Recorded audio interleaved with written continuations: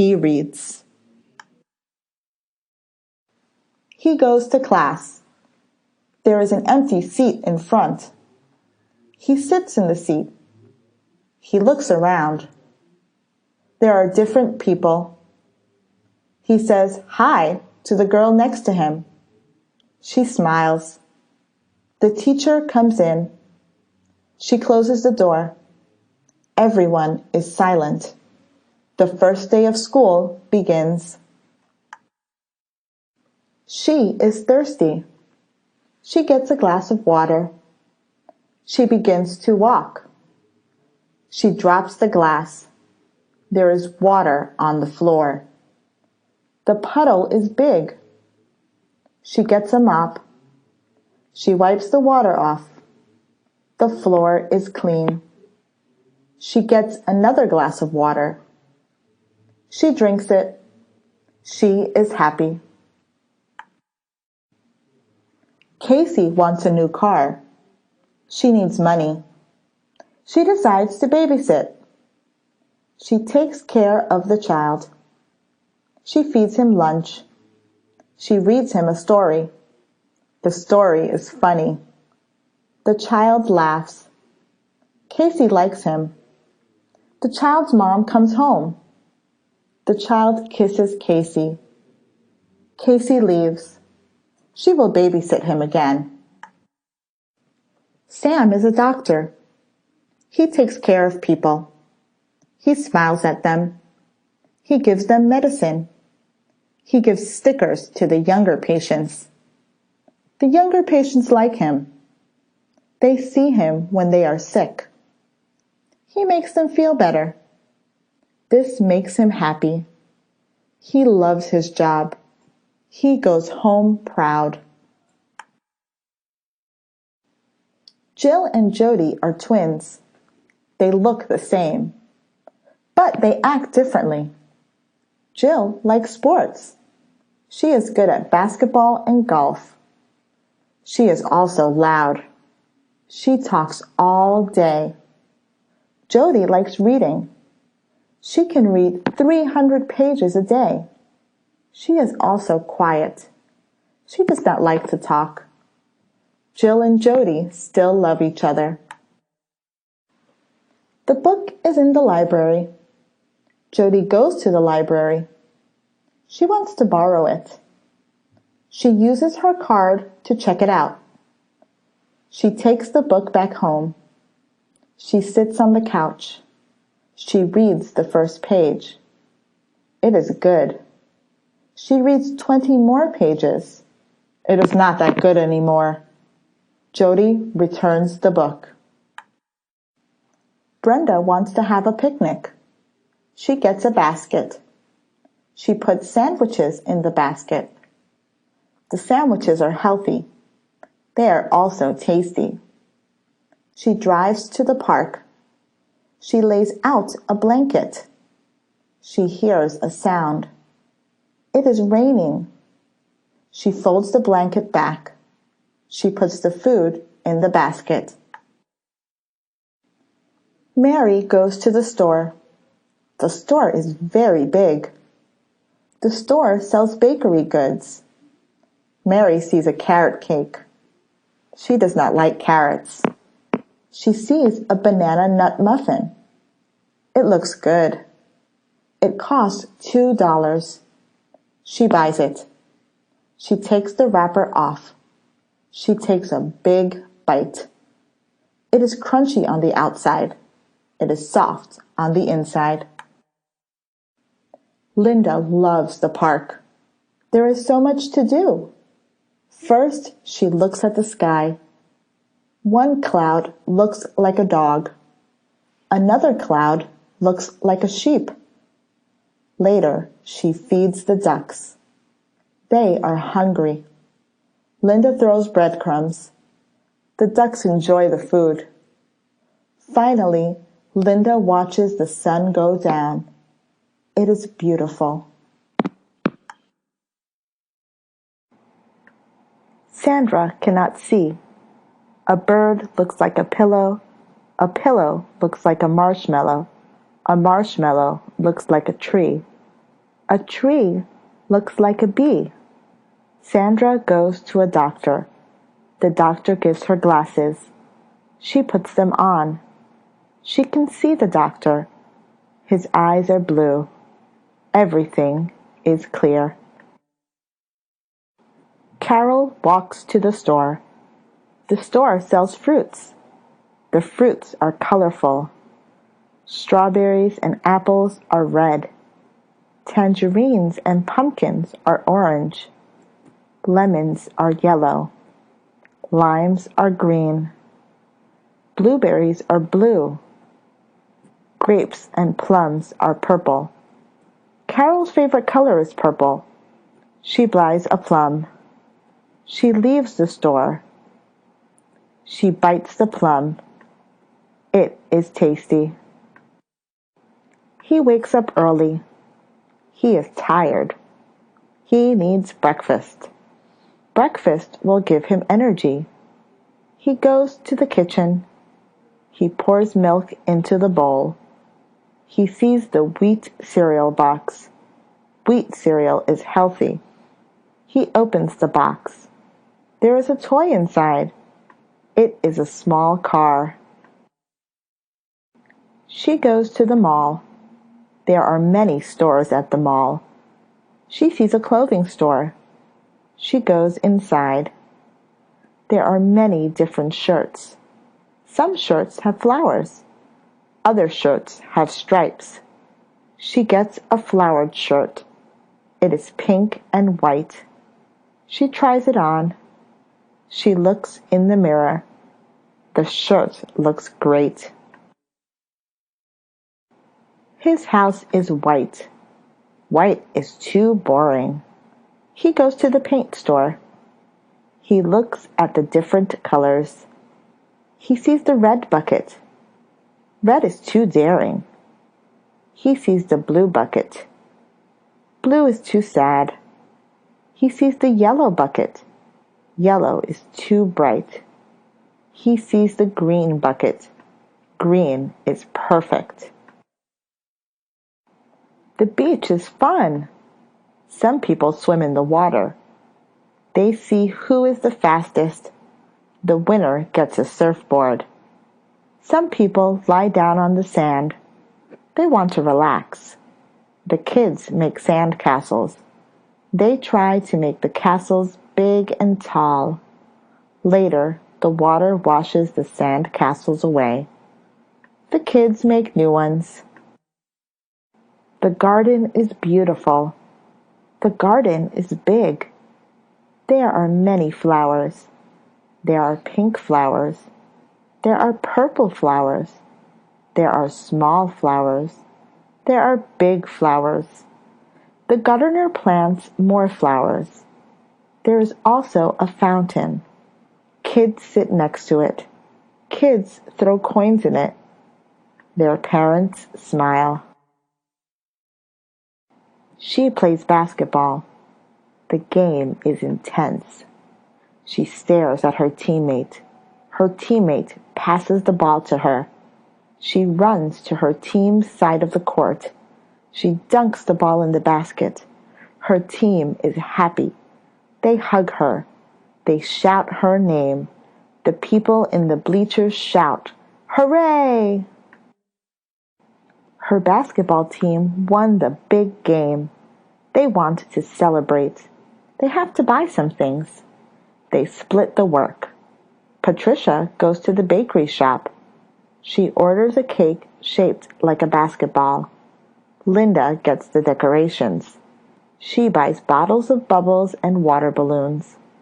All the team members meet at Mary's house. They celebrate. She stands at the starting line. She wishes her competitors good luck. They are racing to see who is the fastest. She is nervous. Her hands are already sweating. The whistle goes off. She starts to run. She starts slowly for a few minutes. Later, she speeds up. Her competitors are slow. They are tired. She reaches the finish line. She wins. Miss Smith is a great teacher. She makes math look easy. She also teaches her students how to be great people. Miss Smith feels sick one day. Another teacher substitutes. Mr. Johnson teaches the class instead. Mr. Johnson is a bad teacher. He makes math confusing. He also yells at the students a lot. The students want Miss Smith back. He likes to collect stickers. He likes the way they feel and look. He has over 500. He has animal stickers. They are shiny and big. He has fruit-shaped stickers. They smell good. He even has stickers of bugs. They almost look real. He shows his sticker collection to everyone. Her family is going to another state. It is far away. It will take them 48 hours to get there. They have to prepare. Her mom brings a map so that she knows where to go. Her dad buys sandwiches and bottles of water. She brings a camera. Now they can remember this moment forever. Karen lives in California. Her brother lives in Ohio. They miss each other. They only see each other once a year. Karen calls him every day. She talks about their parents.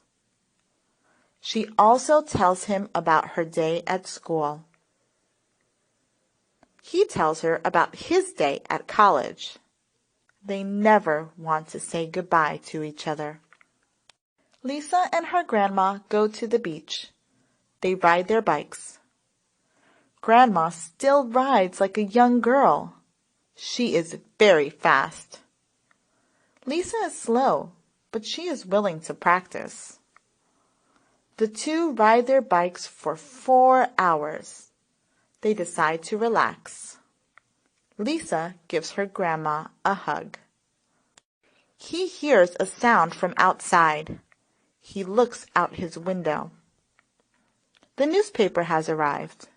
He loves the newspaper. It's just so interesting. He reads the cover story. It is about a homeless man who won the lottery. Then he looks at the cartoons. They are so funny. He loves the newspaper. The Johnsons realize that they have new neighbors. They visit the Taylors and say hello. The Taylors invite them in. They make spaghetti for the Johnsons to eat. The adults talk about the neighborhood. They also talk about what their jobs are. The kids all play in the Taylors' backyard. They get along well. The Taylors feel at home. She goes to the movie theater. The movie starts to play. A monster appears on the screen. She screams. She is scared. She continues to watch. The screen is completely black. She reaches for some popcorn. The monster screams, "Boo!" She jumps and drops all her popcorn. It is time for the show. He plays a doctor in the play. He is nervous. He goes on the stage. He looks at his audience. There are so many people. They are all staring at him. He is about to speak. He forgets his lines. He goes back. Stephen walks around his town. He trips over something. He looks down. It is a wallet. There are $500 cash, credit cards, and a driver's license in the wallet. Stephen needs to return this to the owner. He takes the wallet to his town's lost and found center. Now the owner can find it. I drive my car. It suddenly stops. I go outside to see what is wrong. It's a flat tire. I need to call a tow truck service, but I do not have my phone with me. I see another car coming. I ask the driver if I could borrow his phone. He says, "Of course." What a nice person. David, Jennifer, and Susan try to find something to do.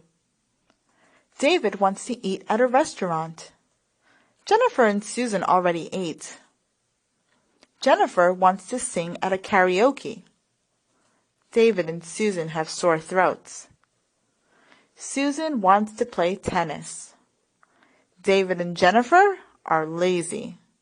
What do they do now? She goes to the market. She wants to buy blueberry muffins. She is not sure if it tastes good. She finds an employee and asks for a sample. The employee cuts a small piece and gives it to her. She tries it. It is good. She buys the pack of muffins. She jumps into her bed. She is ready to sleep. She hears a noise. She looks out her window. She sees a dog howling. She goes outside. The dog is sad. His owner does not feed him. She gets the dog some food. She plays catch with him. His tail wags. Edward is a secretary in a doctor's office. He does a lot of things. He greets patients. He asks for their information. He records their height and weight. He tells them how long they have to wait. He answers phone calls. He always knows what to say. Edward also keeps the files organized. She is a maid for a rich family. She does a lot of things. She does the laundry. She washes the windows. She cooks meals. She cleans the tables. She wipes the floors. She does not like cleaning. However, she likes taking care of the children. She reads to them. She picks them up from school. He walks into his house. The door is already open. The windows are broken. Clothes are all over the place. The furniture is turned upside down. He sees a person in a mask. He is being robbed. He makes sure the robber does not see him. He calls the police. The police arrive quickly. They arrest the bad guy. The hairstylist loves his job. He provides many services. He cuts people's hair shorter. It's very easy for him to do. He charges only $5. He straightens hair. This is hard for him to do. He charges $100. He dyes customers' hair. He lets customers pick any color. He charges $50. People think his prices are fair. She reaches into her pocket. Her cell phone is gone. She looks under her bed. All she sees are some coins. She looks under her couch. All she sees are some pencils. She has an idea. She calls her cell phone number with another phone. She hears a ring. It is coming from the kitchen.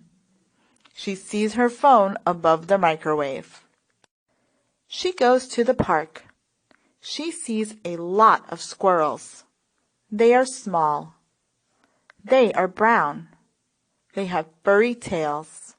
They run really fast. They have big eyes. They are cute. She goes up to a squirrel.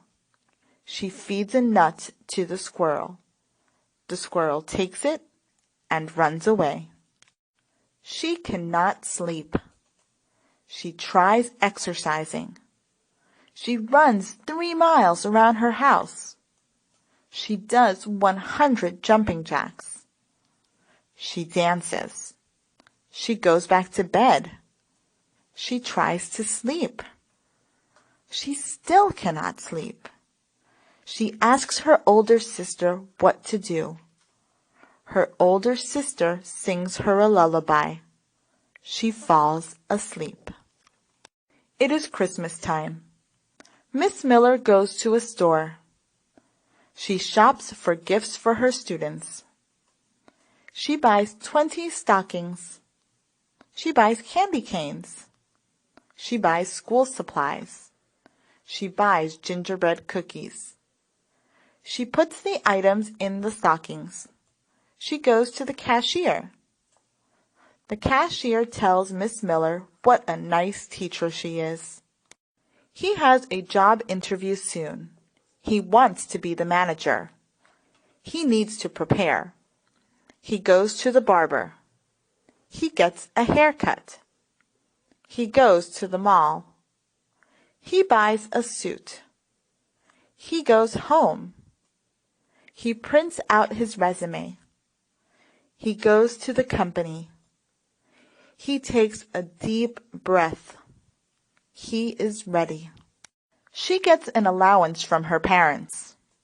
They give her $10 a week. She wants more. She asks her parents nicely. They say no. She tries to change their minds. She washes their cars. She makes them dinner. She compliments them. Her parents decide to give her a raise. She will get $15 a week. The big bully enters the cafeteria. He goes to the front of the line. The students do not say anything. They are smaller than him. They are scared. The lunch lady sees the bully being mean. She tells him to get out. The students cheer for the lunch lady. He opens his new bakery shop. The shop sells cake, bread, and muffins. He puts a large sign outside. It says 50% off everything. He hopes to get a lot of customers. Many people start coming in. He greets the customers. They buy his bakery goods. He thanks them for coming. She eats a granola bar. She drops a crumb in the kitchen. She does not realize it. She goes to watch a movie. She comes back to the kitchen. She sees many ants. The ants are all near the crumb. She gets a broom. She sweeps the ants and the crumb away. People go to the park to see the fireworks. They lay out their blankets. They sit on them and watch. The fireworks are amazing. Some are big and loud. Others are small and quiet. The fireworks appear in different colors. Some are red. Some are green. Some are gold. She goes to the library. She looks at the mystery section. She takes 2 books from the shelf. She goes to the romance section. She does not take any books from that shelf. The romance books seem boring. She takes some cooking magazines. She goes to the checkout desk. It is raining. She wears a yellow raincoat. Her body is warm. She wears a knitted hat. Her head is warm. She wears a gray scarf. Her neck is warm. She wears rain boots. Her feet are warm. She wears mittens.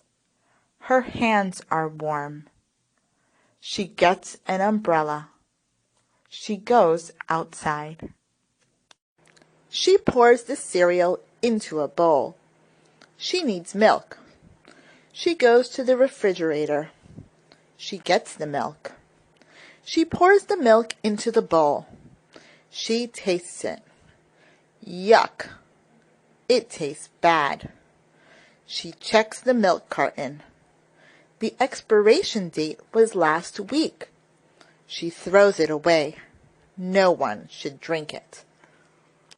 Miss White goes to a clothing store. The dresses are on sale. She buys a dress for her daughter. It is blue with yellow flowers. Miss White takes the dress home. Her daughter tries it on. It doesn't fit. It is too tight. Miss White goes back to the store. She wants her money back. The cashier says, "Sorry, all sales are final." Ruth is a lifeguard. She wears a bright red shirt. She has a whistle. She sits on a tall chair. She looks at the swimmers at the beach. She makes sure everything is okay. She looks out for danger. When people are drowning, she saves them. People like her. She makes them feel safe. Ruth loves her job. Mr. Green wants his students to work together on a project. Anthony, Brian, and Carol are all in one group. Anthony is lazy. He does not do anything. Brian and Carol have to do all the work. They cannot finish. Mr. Green is upset. Brian and Carol tell Mr. Green that Anthony didn't do anything. Mr. Green gives them one more day to finish. She knits a lot of things. She knits scarves. She knits hats. She knits sweaters. She knits mittens. She wears what she makes. She wears them for winter. She stays warm. She gives the stuff she knits to her friends, too. Her friends love them. She also sells what she knits. Her customers buy them. She looks at her phone. It is 3 inches long and 2 inches wide. She loves her phone. She uses it all the time. She brings it everywhere. She talks to her friends on it. She plays games on it. She plans her schedule on it. She checks her email on it. Winter break starts soon. Joseph is so excited. He can't stop smiling. He can't wait. He taps his foot. He plays with his pencils. He looks at the clock. He thinks of the snow. He is ready to make snowballs. He is ready to go skiing. She is thirsty. She wants a smoothie. She gets a blender. She puts the strawberries inside. Next, she pours milk inside. Finally, she adds some sugar.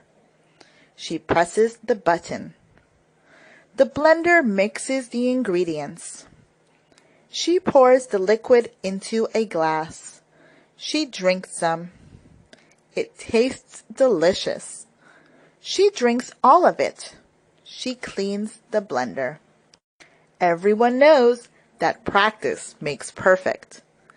Michelle practices swimming once every 2 weeks. She is not that good. She gets 3rd place. Sarah practices once a week. She is better than Michelle. She gets 2nd place.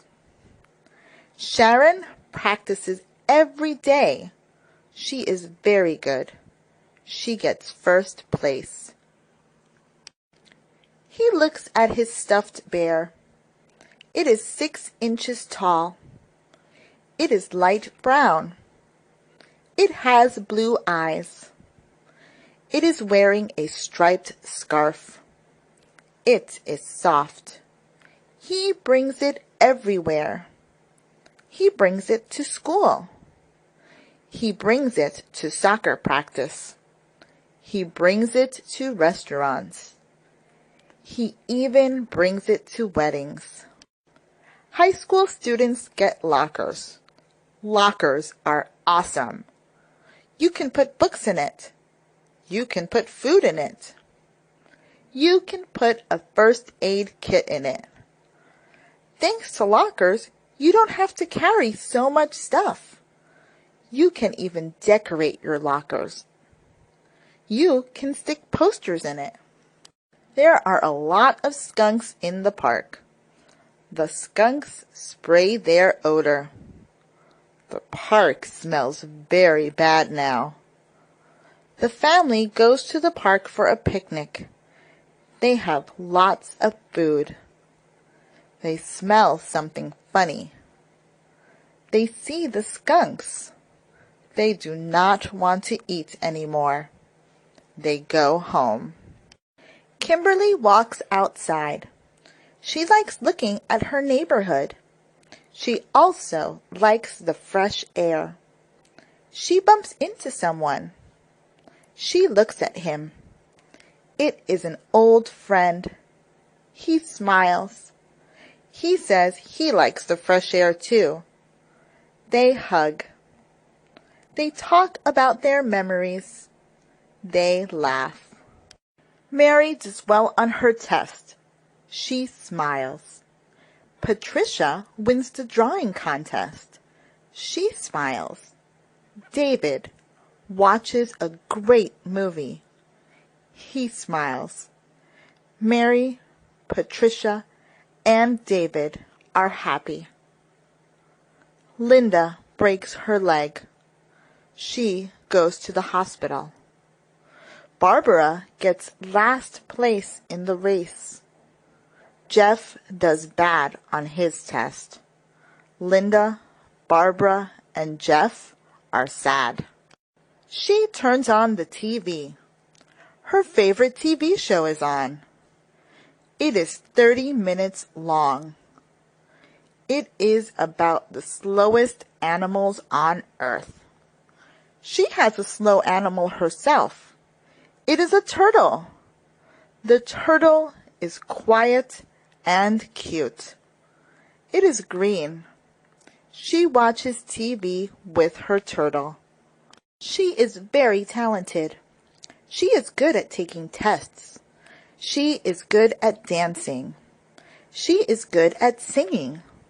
She is good at teaching. She is good at fishing. She is good at playing the cello. She is good at making scarves. She is good at running. She is good at cooking.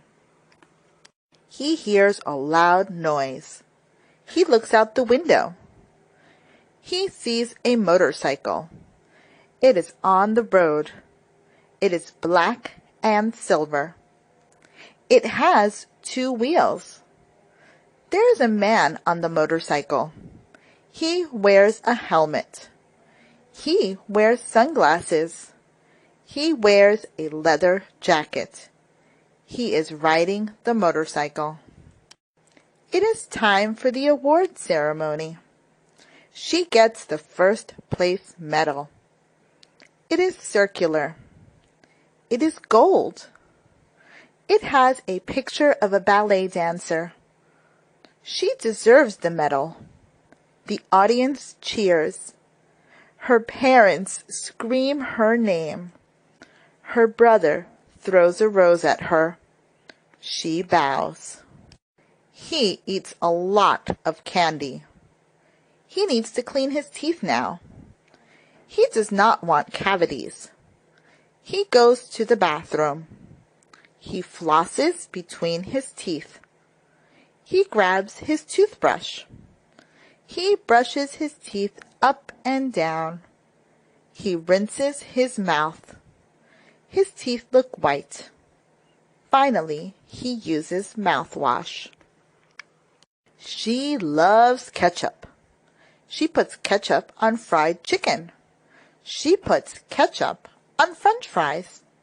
She puts ketchup on eggs. She puts ketchup on hamburgers. She puts ketchup on hot dogs. She puts ketchup on fried shrimp. She puts ketchup on sandwiches. She even puts ketchup on candy. Sometimes she drinks ketchup. She wants to make a peanut butter sandwich. It is easy to make. She goes to the market. She buys what she needs. She goes back home. She goes to the kitchen. She takes out a knife and puts it in the peanut butter jar. She spreads the peanut butter on 2 slices of bread. She puts the slices together and takes a bite. Magazines are fun to read. There is usually someone famous on the cover. Sometimes it is an actress. Sometimes it is a politician. Sometimes it is a chef. You can flip through the pages of a magazine. There are interesting stories. The stories are usually about important events. Some are sad. Some are happy. It is daytime.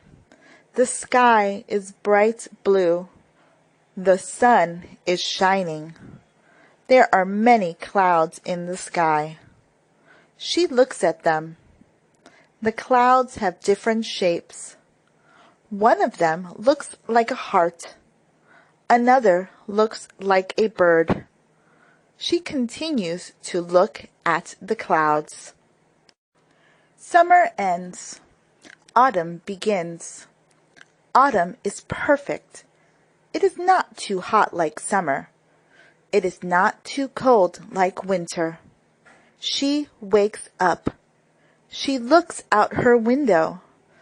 The leaves are falling. Some leaves are orange. Some leaves are brown.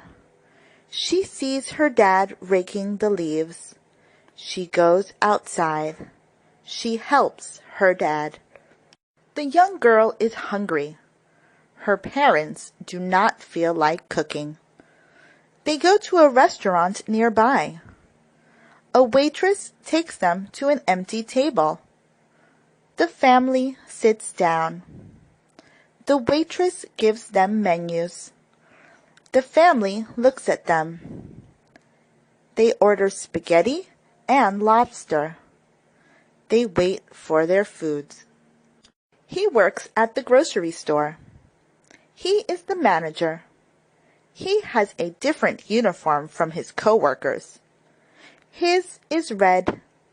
His co-workers' uniforms are blue. He makes sure everyone is doing their job. He tells them how to do better. He goes around the store. He asks customers if they're okay. She is going to a party. She has to dress nicely. She puts on a pearl necklace. She puts red lipstick on her lips. She wears a long white dress. She puts on sparkly shoes. She puts diamond earrings on her ears. She puts a ruby ring on her finger. She is ready to leave the house. It is snowing. She is cold. She puts on a jacket. She puts a scarf around her neck. She puts mittens on her hands. She sits close to the fireplace. Her dad taps her on the shoulder. She turns around. He gives her a cup of hot chocolate. She is excited. He goes to his backyard. He sees something. It is small and slimy. It is a lizard. He puts it on his hand. He brings it inside his house. He shows it to his parents. He tells them he wants to keep it. They say no. They say lizards need to be outside. He goes to his backyard. He lets the lizard go. He likes apples. His neighbor has an apple tree. He walks to his neighbor's house. He knocks on the door. Miss Parker opens it. She says hello. He asks her if he could get some apples. She lets him. He picks the best apples. He tastes one. It is sweet. He lives in a tall building. He lives on the 100th floor. He wakes up. He looks out the window. He sees the sun rise. He sees other buildings. He sees the mountains. He looks down. The people look so small. The stores look small too. What an interesting view. She goes to the carnival. She enters the pie-eating contest. She sits down on a chair. There are many pies in front of her. She cannot use her hands. She begins to eat. She eats the apple pie first. It takes her 5 minutes to finish it. She eats 10 more pies. He has 2 jackets with zippers. One of them is light blue. The other one is brown.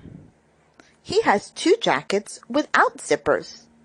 One of them has his name on it. The other one has his high school's name on it. He has 2 long jackets. One of them has buttons. The other one does not. He likes all his jackets. She has 2 pairs of high heels. One of them has laces. The other one has a zipper. She has 2 pairs of running shoes. One of them is shiny. The other one is bright. She has 2 pairs of ballet flats. One of them is pink. The other one is brown. She wears her shoes to parties. He plays basketball. He wants to play for the Los Angeles Lakers. He goes to the basketball court every day. He practices his free throws. He stands before the free throw line. He throws the basketball in the net. He misses. He tries again. It goes in the net this time. He practices for 2 more hours. Basketball is about teamwork. Teammates must be able to pass the ball. Robert is far from the hoop. He passes the ball to Edward. Edward catches it. He is far from the hoop too. He passes the ball to Mark. Mark catches it. Mark is close to the hoop. He throws the ball in. It goes in the net. Laura and Donald play tennis together. They go to the tennis court. Laura wants to practice her serves. She stands behind the line. She throws the ball up. She hits it with the racket. It goes over the net. Donald sees the ball. He hits it with the racket. It goes to Laura's side. The ball keeps going back and forth. She is a waitress. She works at a restaurant. A customer walks in. She walks him to a table. She gives him a menu. She puts a plate, fork, and spoon in front of him. He orders fried chicken. She smiles. She is very quick. She gives him his meal. He finishes eating. He gives her a big tip. Clowns are cool. They look funny. They wear face paint. They wear big shoes. They wear colorful wigs. They do funny things. They juggle balls. They make balloon animals. They do magic tricks. They tell jokes. Clowns work at many places. Sometimes they perform at parties. Sometimes they perform at circuses. They make people laugh everywhere. She wants to get across the lake. She sees a boat. There is a sailor in it. The sailor stops the boat. She gives him some money. He rows the boat. She sits in the boat. It is brown. It is made of wood. The boat reaches the other side. She thanks the sailor. She gets out. She starts reading a book. It is hard to understand. The words are very advanced. She does not know what they mean. She gets a dictionary. She wants to know what facile means. She finds the word. It means too simple. She looks up other difficult words. She rereads the book. She understands it better. Robert plays catch with William. Robert throws the ball to William. The ball is too high for him to catch. The ball goes over the bush. It is in the neighbor's yard now. The boys knock on the neighbor's door. Mr. Carter opens the door. They ask if they can get their ball back. He is mad. They say sorry. He says it is okay this time. He finishes watching a scary movie. His parents tell him to go to sleep. He goes into his bed. He turns off the light. He cannot fall asleep. He keeps thinking about the movie. He is scared of the dark. What if a ghost attacks him? He goes to his parents' room. He sleeps there. Betty opens up her present. It is a snow globe. She shakes it. Glitter falls down. She looks inside the globe. It is Santa Claus. He has a white beard and a big belly. He has a bag of presents. He only gives gifts to good kids. Betty is a good kid. She hopes Santa Claus visits her. She gets into her car. She puts on her seatbelt. She starts to drive. She drives at a good speed.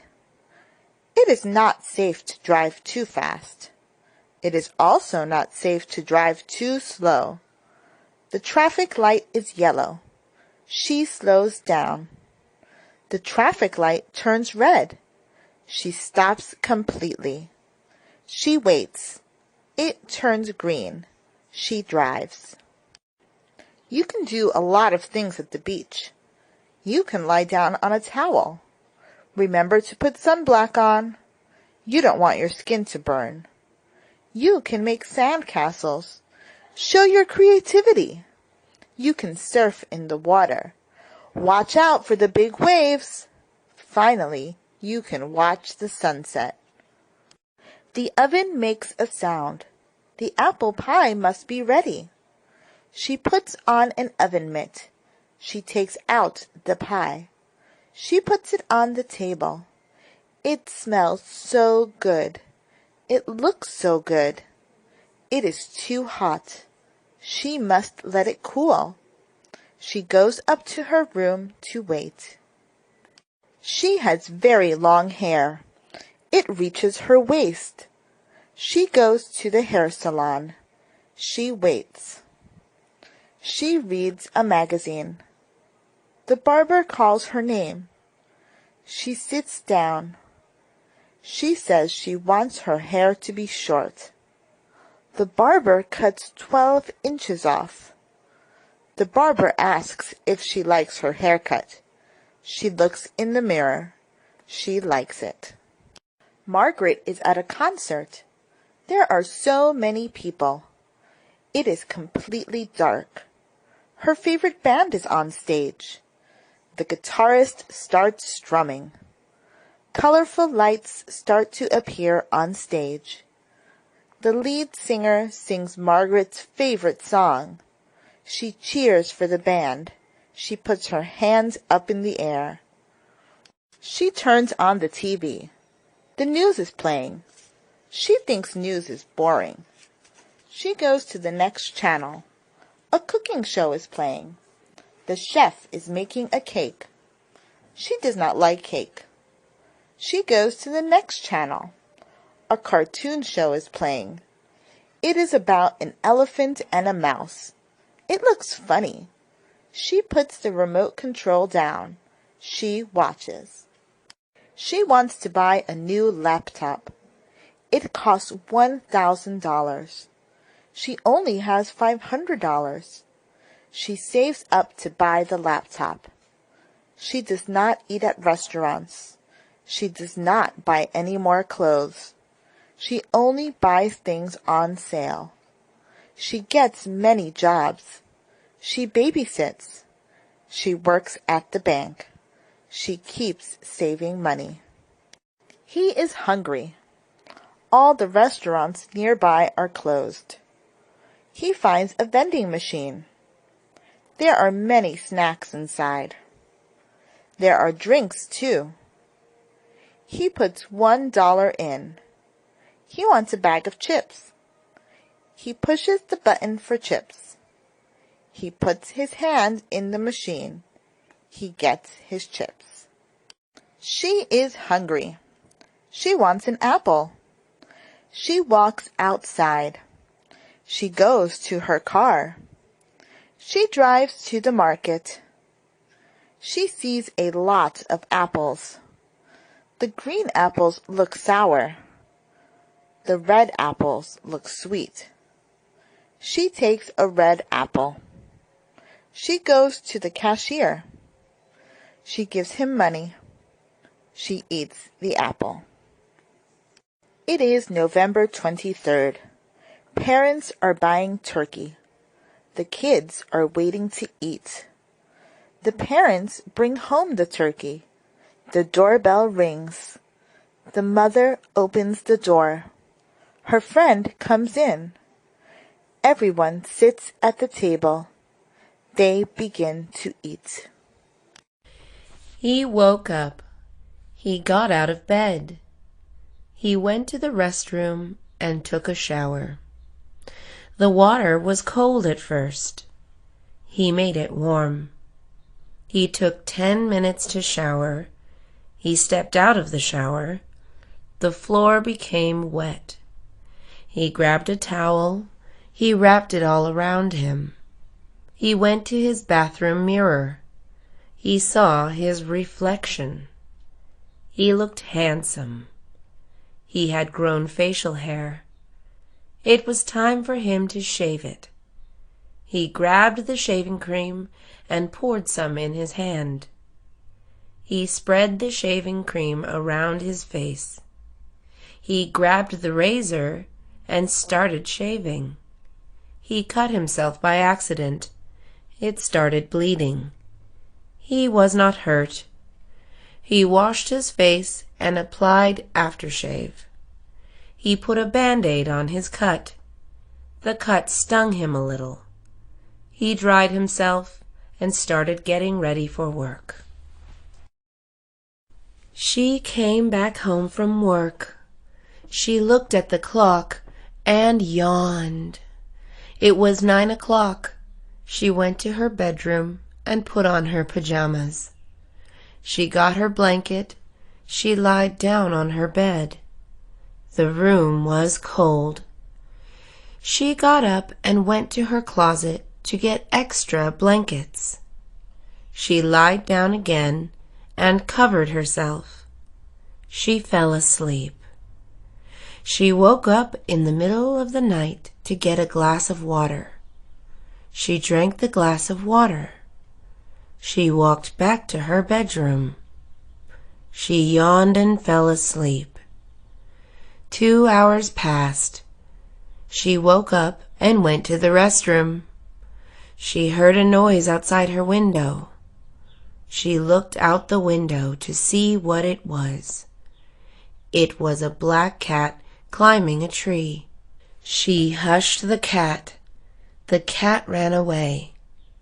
She went back to bed. She closed her eyes and fell asleep.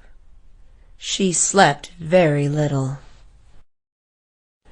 It was night time. He went out to walk his dog. His dog was big. The dog's name was Max. "Let's go, Max," he said to his dog. He walked past his neighbor's house.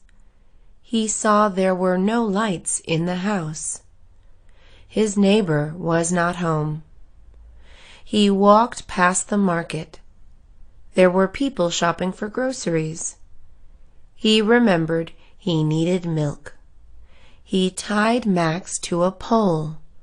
"Wait here, Max," he said. He walked inside the market.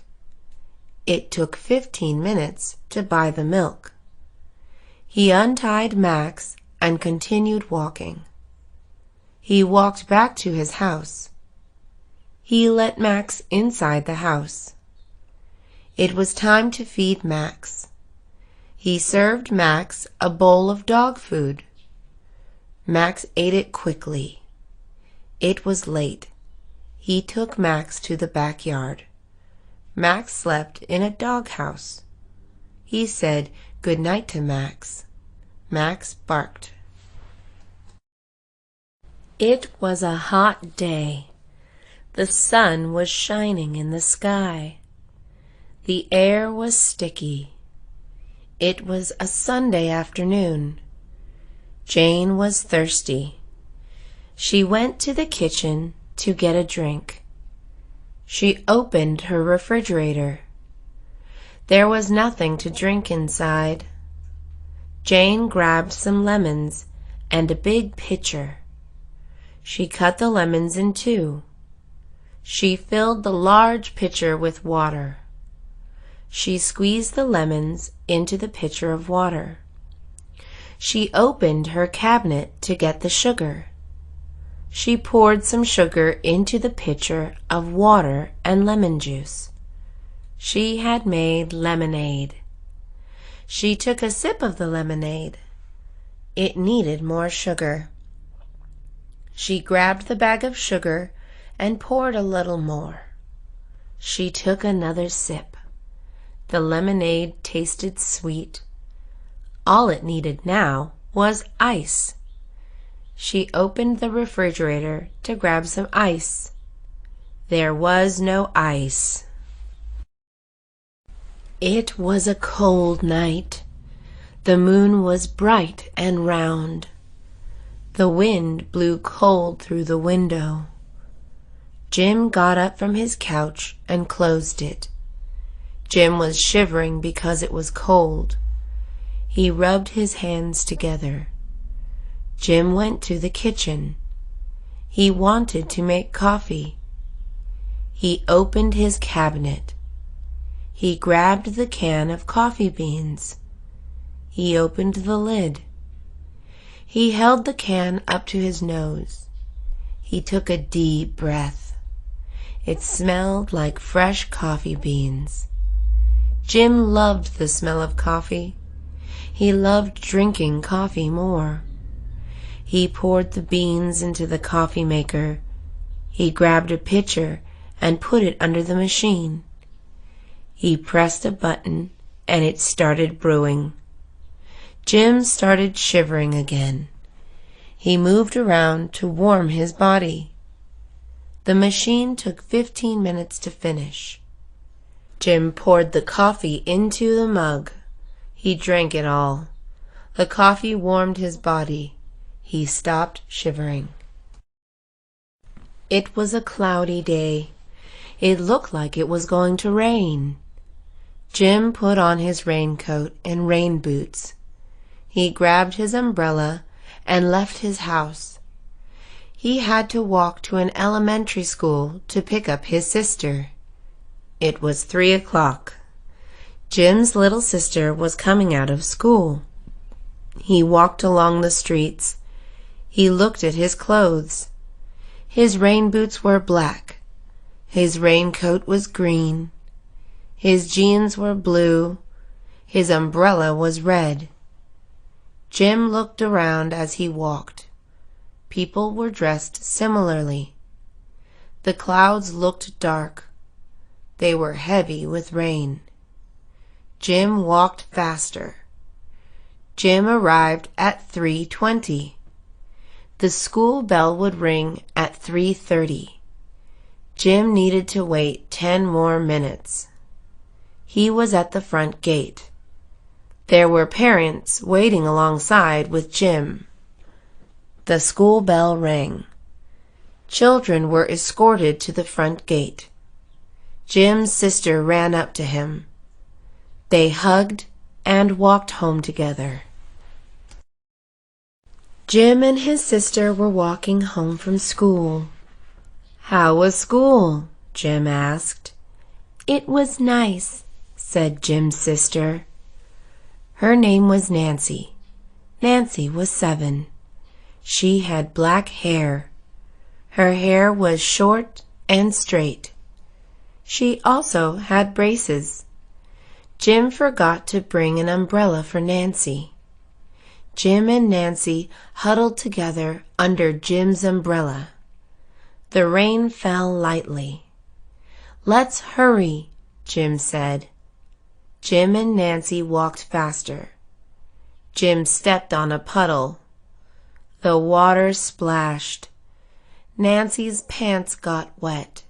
"I'm sorry," Jim said. "It's okay," said Nancy. It started raining more. They soon arrived home. Lightning struck across the sky. It sounded loud. They were safe inside. Nancy's clothes were wet. She changed her clothes. Jim did the same. Nancy looked out the window. It was raining hard. She was glad to be inside. Jim felt the same. His stomach was growling. He had not eaten in 5 hours. He was starving. He went to his kitchen. He took out a loaf of bread. The bread was made from wheat. It was his favorite bread to eat. He grabbed 2 slices. He opened the fridge. He gathered all the ingredients. He laid them out across the table. He opened the jar of mayonnaise. It was low-fat mayonnaise. He spread it across the slice of bread. He used a knife to spread the mayonnaise. He unzipped the container of ham. The ham was honey glazed. He grabbed 4 slices of ham. He put it on the bread slice. He opened the cheese container. He grabbed a slice and put it on top of the ham. He cut some tomatoes and lettuce. He put the vegetables on top of the cheese and ham. He glazed it all with ketchup and mustard. The sandwich was ready for him to eat. She woke up one morning and felt hungry. She did not eat anything last night. She got out of bed and walked into her kitchen. The kitchen was clean. She thought about what to eat for breakfast. She opened her refrigerator and took out a carton of eggs. She opened her cabinet and reached for a bowl. She cracked 4 eggs into the bowl. She stirred the eggs with a spoon. She turned on the stove and placed a pan on the stove. She turned the knob on the stove. The fire was lit. She grabbed a stick of butter from the fridge. She tossed the butter on the hot pan. She grabbed the bowl of eggs and threw them on the pan. She scrambled them with a spatula. The eggs cooked in minutes. They smelled delicious. Reading a book is fun. Books make you smarter. They also make you a better reader. John loves to read books. He reads books on sunny days. He reads books on cloudy days and reads books on rainy days. John has read many books. He read his first book in 2nd grade. His teachers were very impressed. John was a good student. He had the highest grades in class. John learned a lot about reading books. He learned new words. He learned new verbs. He learned new adjectives. John reads every day. He has learned about the world. He has learned about history. He has learned about animals. He has learned about people. John loves to learn. He learns something new every day. John has many books. He has large bookshelves. They are full of books. John collects books. He has bought books at bookstores. John wants to read every book in the world.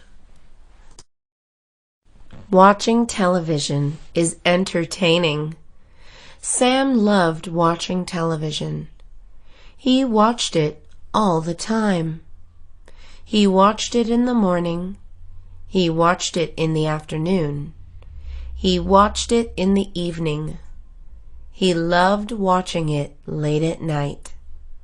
The television was always on in Sam's house. There's always something to watch on television. Sam watched cartoons. Sam watched the news. Sam watched sports.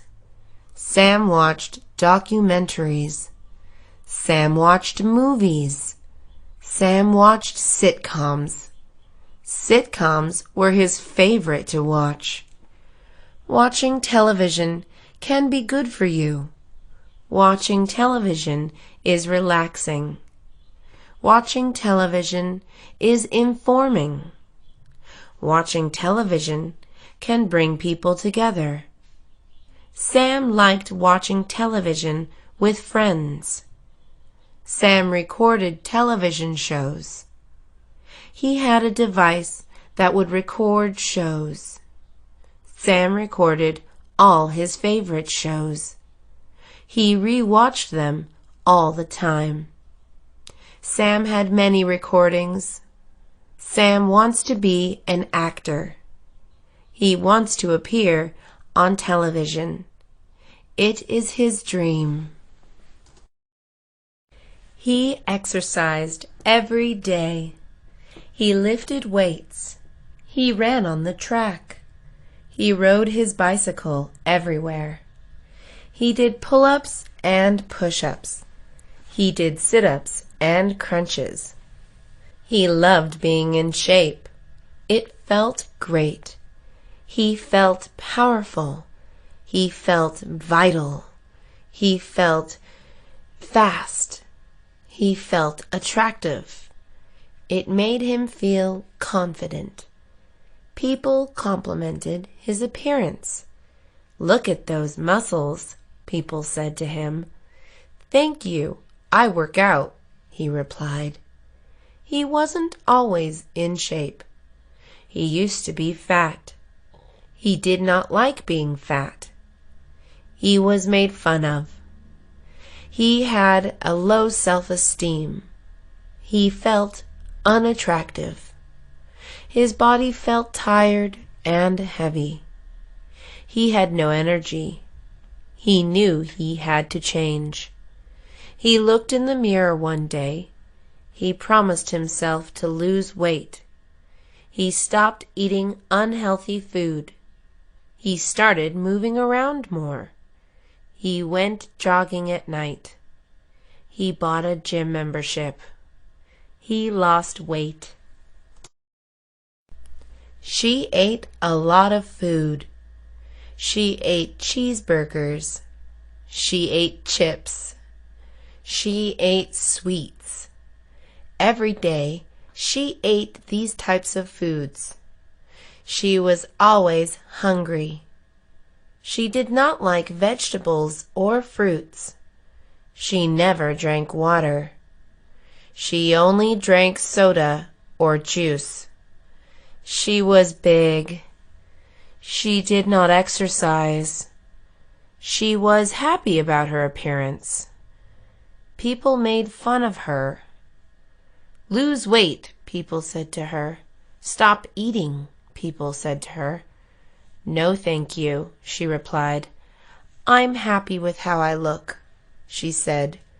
She loved eating fattening foods. Nothing could change her diet. She went to see a doctor. The doctor told her to lose weight. She did not want to lose weight. Her doctor explained why she had to lose weight. She could die. She became scared. She did not want to die. She decided to lose weight. He saw a dog on the sidewalk. The dog looked lost. He approached the dog. He pats his head. "Nice doggy," he said to the dog. The dog wagged his tail. The dog had a collar. He looked at the collar. It read the dog's name. His name was Spike. Spike was a small dog. He looked well-groomed. "Come on, Spike," he said to the dog. The dog followed him home. He brought the dog upstairs to his room. He opened a jar of dog food. He used to have a dog. He poured the dog food into a bowl. He placed it in front of Spike. Spike started eating. "I'll take care of you, Spike," he said to the dog. He knew the dog did not belong to him. He printed posters of Spike. The poster said, "Found dog." He went around hanging the poster. Nobody came to find Spike. Spike was a friendly dog. He was obedient. Spike did as he was told. He only barked when threatened. He never bit anybody. Spike liked to play catch. Spike ran after the ball when it was thrown. Spike returned the ball to his owner's hand. Spike had black fur. Spike was abandoned by his previous owner. He was found by a boy. The boy took care of Spike. The boy loved Spike, and Spike loved him back. The boy walked Spike in the afternoons. Strangers loved to pet Spike. Spike liked being pet. He liked to lick people's hands and faces. "Who's a good boy?" strangers said to Spike. Spike would get excited and jump around. Spike was the perfect dog. The boy never thought of abandoning Spike. Spike never ran away. Spike and the boy were friends for the rest of their lives. He was trying to catch a bus. The bus left without him. He was running. He tripped and fell. He was lying on the sidewalk. "Are you all right?" a girl asked. He was holding his arm. His arm hurt. "I think I broke my arm," he said to the girl. The girl dialed 911. "Help is on the way," the girl said. She helped him up. He sat down on a bench. He wondered why he fell. He looked down at his shoes. His laces were untied. He always forgot to tie his shoes. He never imagined breaking his arm. He started to tear. His arm was in terrible pain. "The ambulance is coming soon," the girl said. She felt bad for the boy. She had broken her arm before. She knew how much it hurt. The ambulance arrived. The paramedics took the boy. "Thank you," he said to the girl. "You're welcome," she replied. It was 3 o'clock. She was learning how to roller skate. She had always wanted to learn. She could not afford to buy roller skates before. Now she was older. She had a job. She bought her first pair of roller skates yesterday. It is never too late to learn anything. She was at the park. She put on protective clothing. She wore a helmet and knee pads. "Always safety first," she said to herself. She slipped on her roller skates. She got on her feet and skated away. She held on a railing at first. It was scary wearing roller skates. With practice, she improved. Days later, she was roller skating naturally. It was so much fun. She tripped and fell a few times. She got up every time and tried again. She never got hurt. Her helmet and knee pads protected her from injury. Roller skating was so much fun. She was lying on the beach. It felt really calm. The sun was beaming down. It was not too hot. The weather was perfect. She was lying on her stomach. She was in paradise. Suddenly, something happened. Someone ran by. Sand was kicked on her back. She was startled. She sat up to see who kicked it. There were a lot of people around. She did not see who ran by.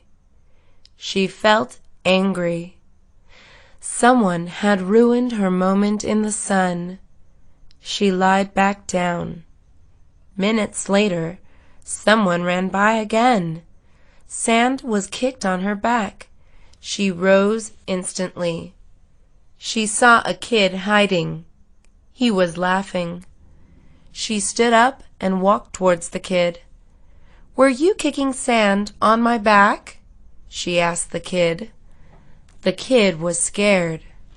He started crying. She felt guilty for making him cry.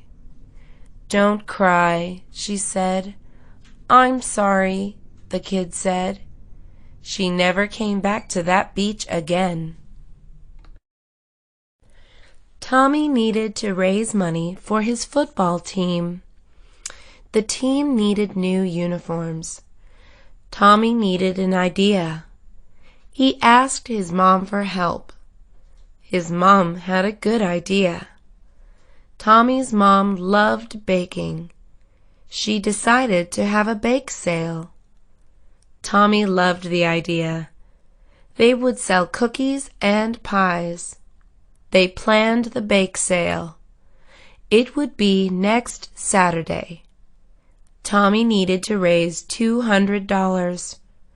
Tommy and his mom got to work. Tommy baked different kinds of cookies. He baked chocolate chip cookies. He baked oatmeal cookies. He baked sugar cookies. Tommy tasted the cookies. The cookies were delicious. His mom baked different kind of pies. She cooked cherry, apple, pecan, and blueberry pies. All the cookies and pies were sold. Tommy raised a lot of money. He raised over $200. The bake sale was a success. The day of the math test was next Monday.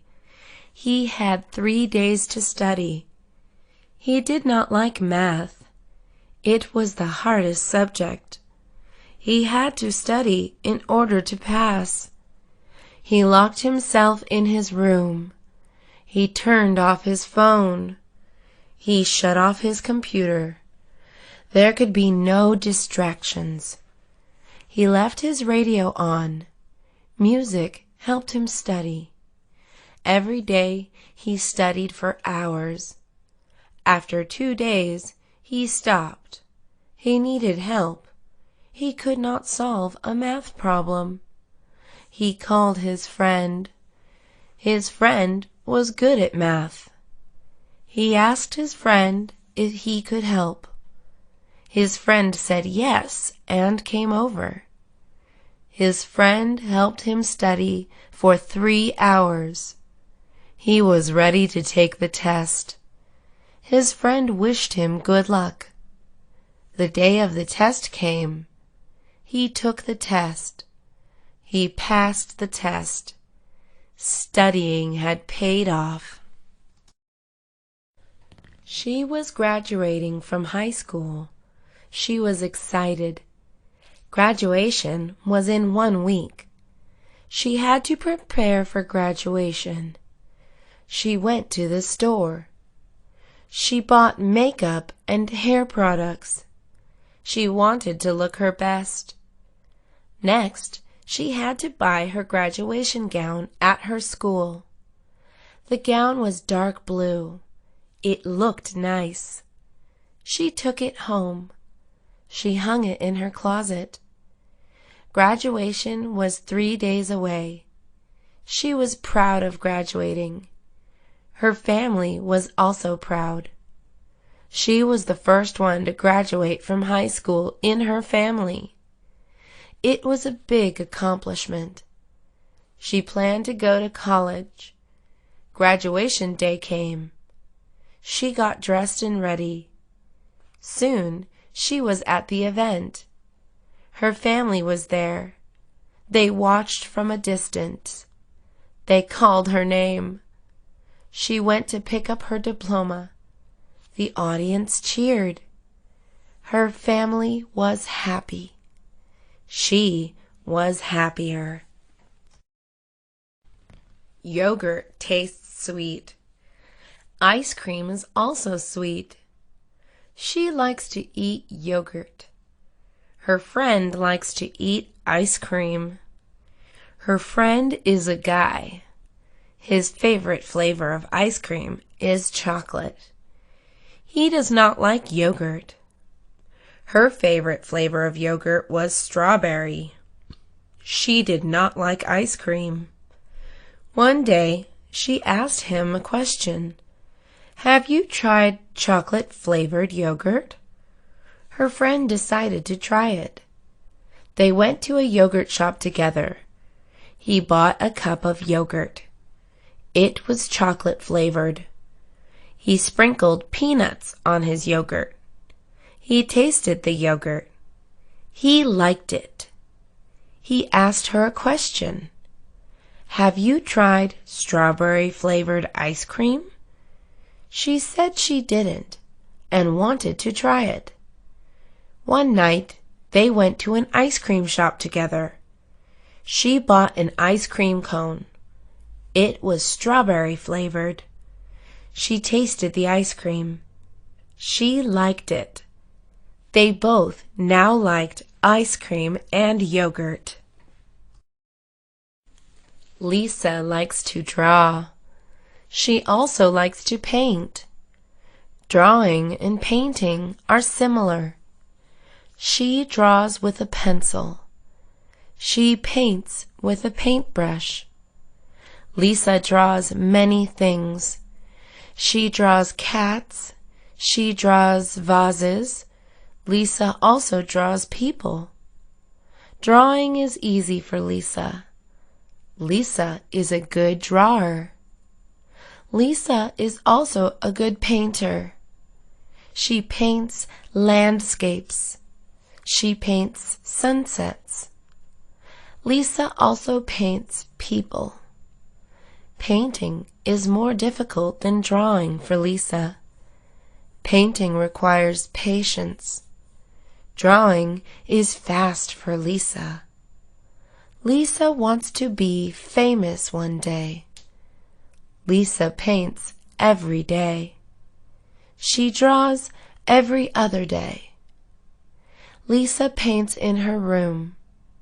Her room is full of art supplies. Her clothes also have paint. Lisa does not mind. Her favorite color is green. Green is the color of leaves. Lisa loves nature. She is painting a big tree. He heard his name. He turned around. "Hello, who is there?" he asked. He was working late. It was his turn to close the store. He was alone. He was at the register counting money. It was midnight. He was sleepy. His feet were tired. He had been standing for 8 hours. He was almost finished. He turned around again. He heard footsteps. He was scared. He put the money down. He started walking towards the footsteps. "Who is there?" he said. No one replied. He saw movement. It was a person. "I see you!" he yelled. The person appeared. He started laughing. It was his girlfriend. She surprised him. "What a nice surprise," he said. She was laughing too. He finished counting the money. They went home together. Oatmeal is good for you. It has fiber. Fiber is good for you. It keeps your colon clean and healthy. Oatmeal also contains whole grain. Whole grain is also good for you. It reduces the risk of heart diseases. It is recommended you eat 48 grams of whole grain every day. Oatmeal is easy to make. First, you grab a clean bowl. Second, you pour 1 serving of oatmeal into the bowl. Third, you pour a cup of milk into the bowl. Lastly, you put it in the microwave for 3 minutes. You can also cook it on the stove. Milk is also good for you. It contains calcium. Calcium is good for your bones. Oatmeal is a delicious breakfast.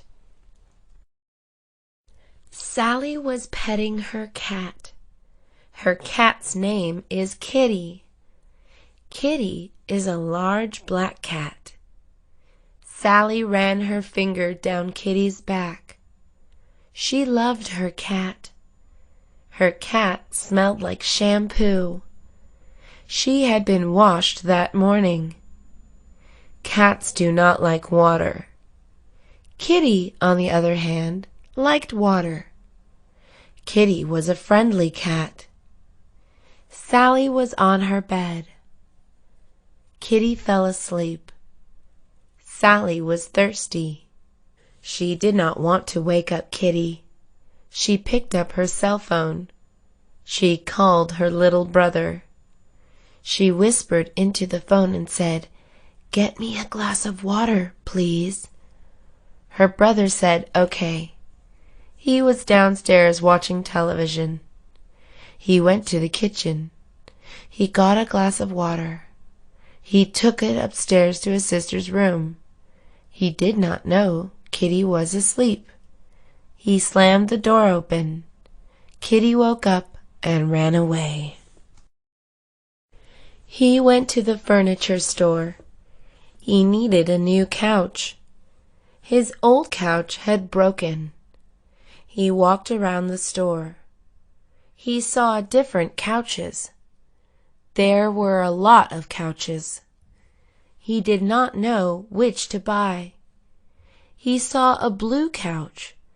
It looked comfortable. He sat down on it. He stood up. He did not like it. He saw another couch. It was red. It looked soft. He sat on it. He rose to his feet. He did not like it. A person walked up to him. The person was a salesman. "Can I help you, sir?" asked the salesman. He told him he needed a couch that was comfortable. The salesman showed him a couch. The man tested it. He liked it. The couch passed the test. He bought it and took it home. It was the 4th of July. It came once a year. It is a day of celebration. It was Tom's favorite holiday. Tom bought many fireworks. His family had gathered together. They were all on his front yard. His nephew was excited. He was 6 years old. He wanted to light the fireworks. Tom handed him a sparkler. "Be careful with that," Tom said to his nephew. "I will, Uncle Tom," his nephew said. The fireworks started lighting up the sky. Tom and his family saw different colors of fireworks in the sky. They saw blue fireworks. They saw red fireworks. The fireworks were loud. They exploded in the sky. Everybody loved the fireworks. Tom was cooking hot dogs and hamburgers. He went inside his house and came back with Coke in plastic cups. Everyone ate and drank soda. The 4th of July is a fun holiday. Thanksgiving is a national holiday. It is celebrated once a year. Mark loved Thanksgiving. It is his favorite holiday. Every year, he cooks a turkey. Mark's wife helps him. Mark cooks other dishes too. He makes stuffing, potato salad, and ham. Mark invites his family to his Thanksgiving. Mark has a large family. Mark's wife also invites her family. She has a small family. Everybody brings food to the table. There is always leftover food the next day. The doorbell rings. Mark invites his family inside. "Happy Thanksgiving," everybody says to each other. The food is cooked. They wait for Mark's in-laws to arrive. The doorbell rings. Mark's in-laws come inside. Everybody sits at the table. The food is served. Everybody is smiling and talking.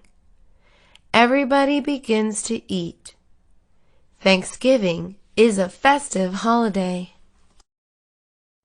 David ran a marathon. He could not believe it. It was a big achievement. Running a marathon is not easy. David had to train all year long. David woke up every morning. He would put on his running shoes, drink a lot of water, and run out the door. David ran for hours. He stopped only when he finished. David ran again at night. He had a lot of energy. He never got tired.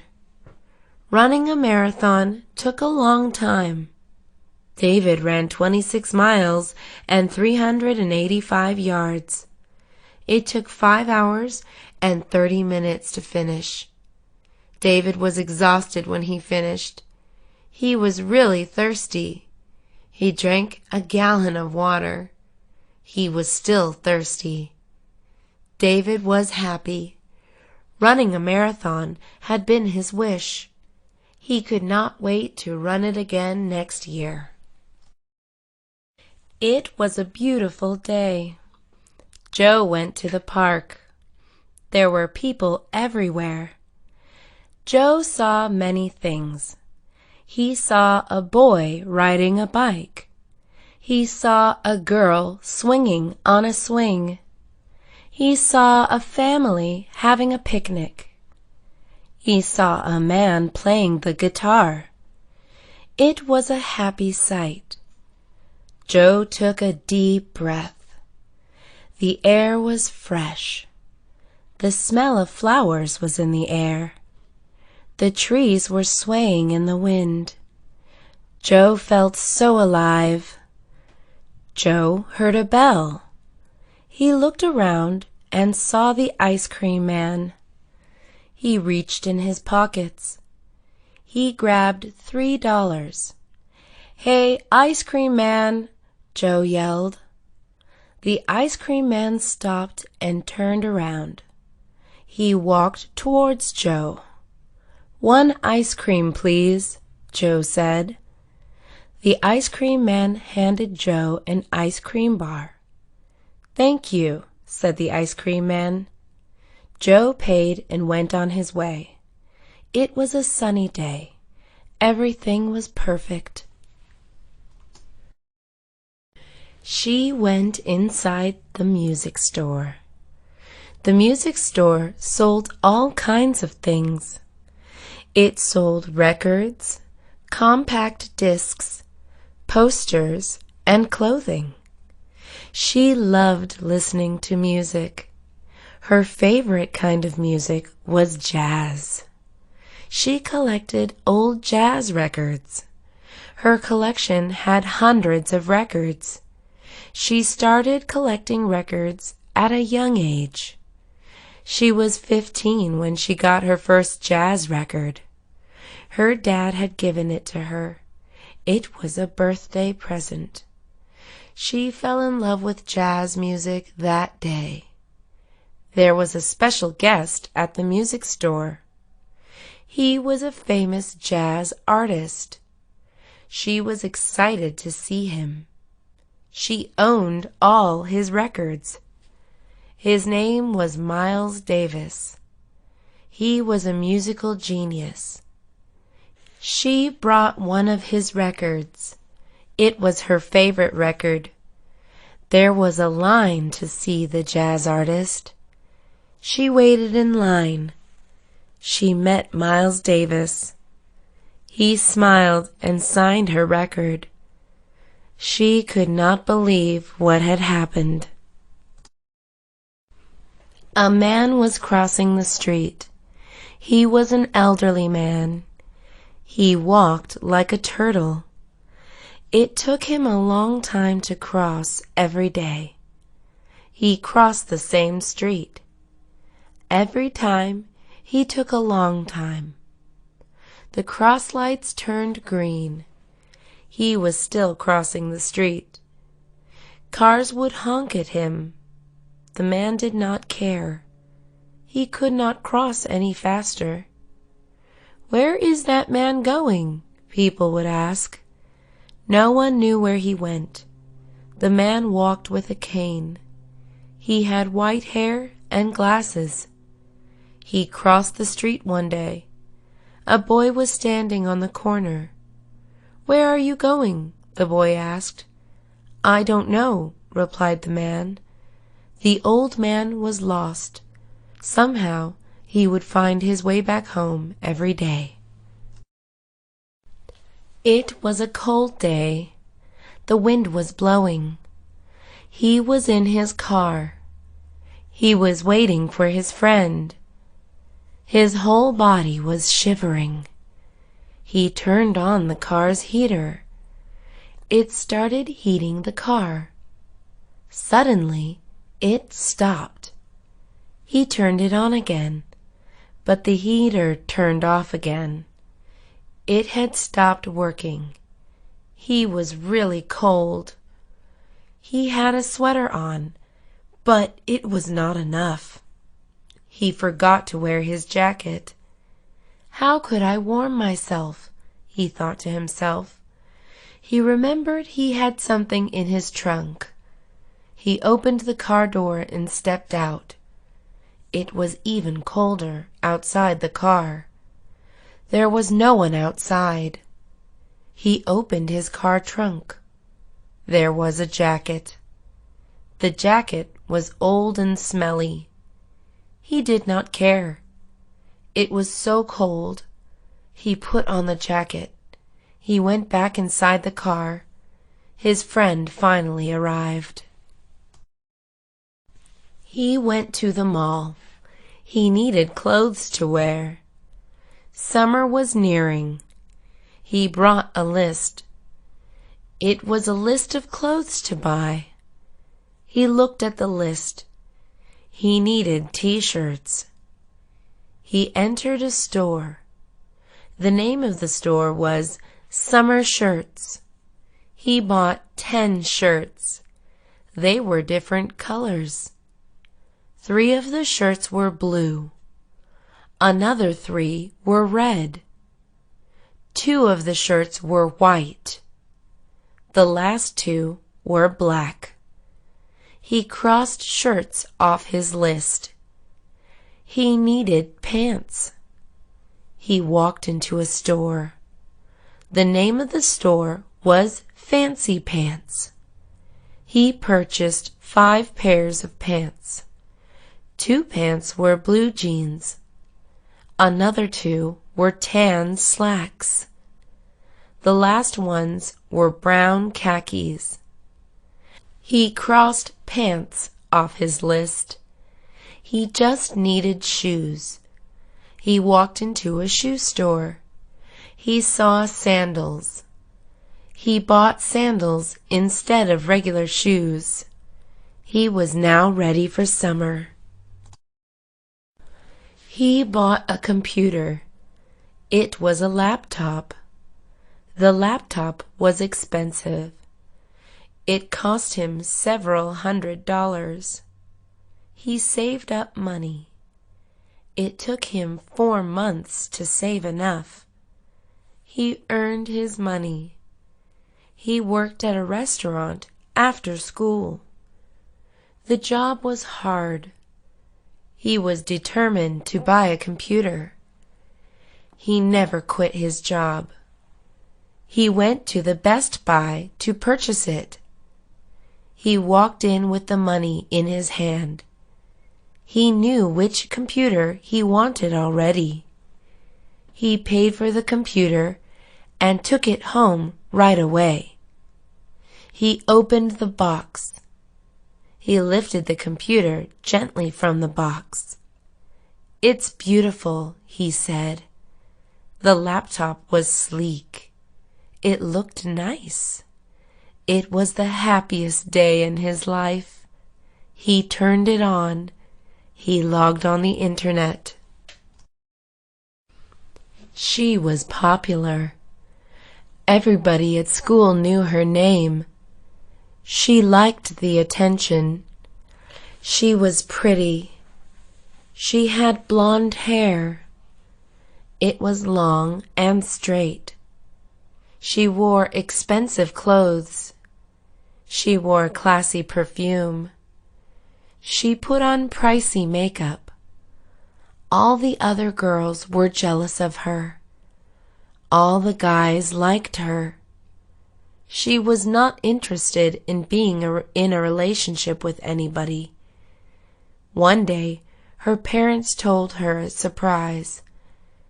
They said they were moving. She was devastated.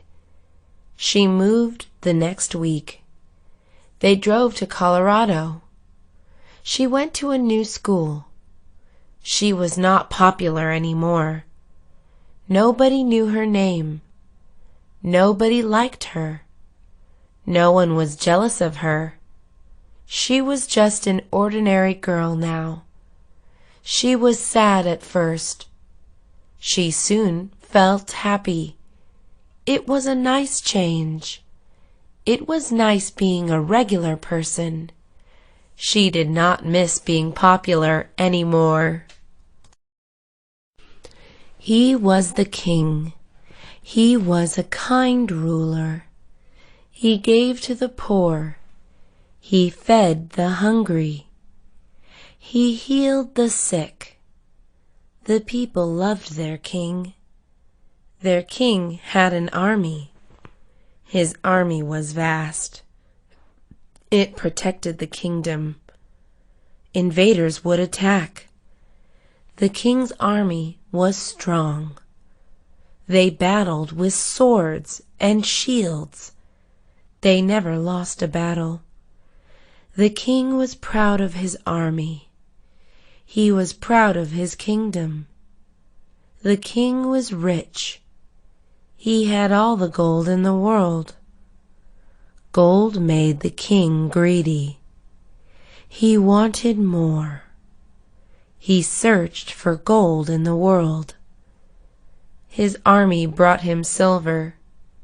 He did not want silver. He wanted gold. The king grew mad. His people revolted. The king was overthrown. The king was banished from his kingdom. He left this world. She liked to talk. Talking was easy for her. She talked to friends. "Hello, how are you?" Her friends replied, "I am fine." She was always polite. "Bless you," she would say when someone sneezed. "Have a nice day," she would say after saying goodbye. She was a good talker. She was skilled at talking. She talked all the time. She talked over the phone. She talked during class. She talked at her work. Her job was to talk. She helped customers buy things. "Can I help you, sir?" she would ask. Every day she talked to customers. She was always helpful. "Thank you for taking the time to talk to me," a customer said one day. "You are very welcome," she said and smiled. Talking is a good skill to have. She practiced it every day. The world is a big place.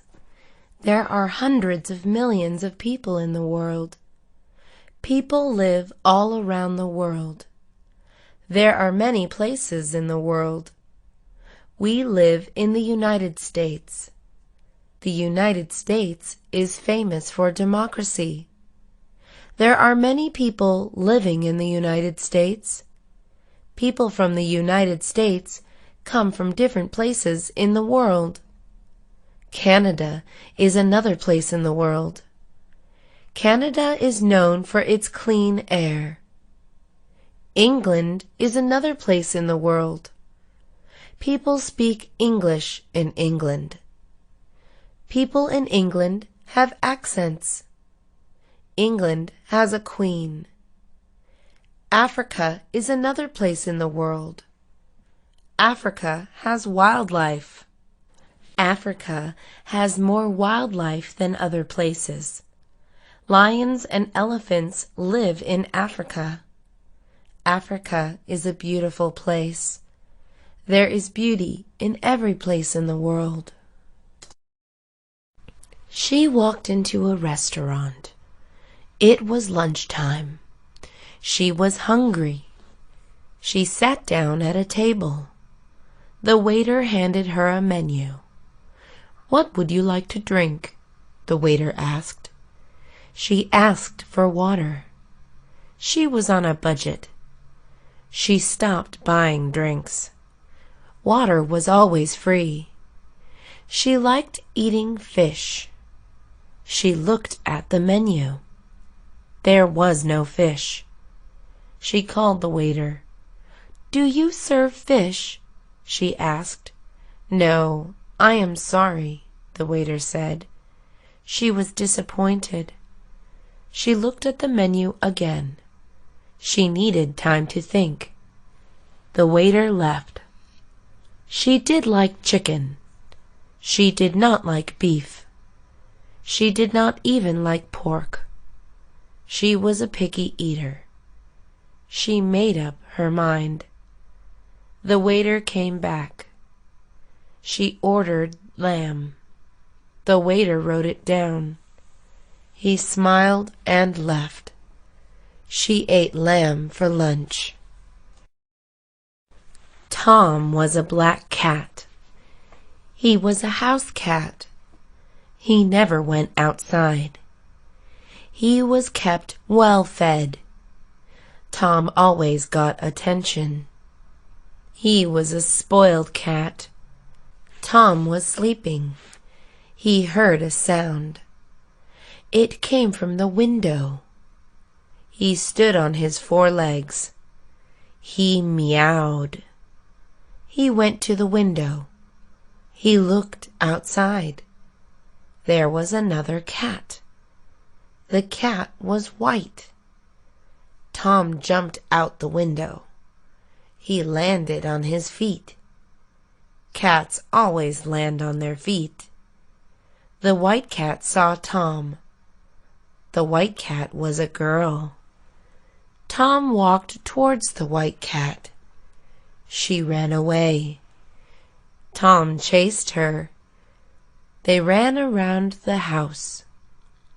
Tom was having fun.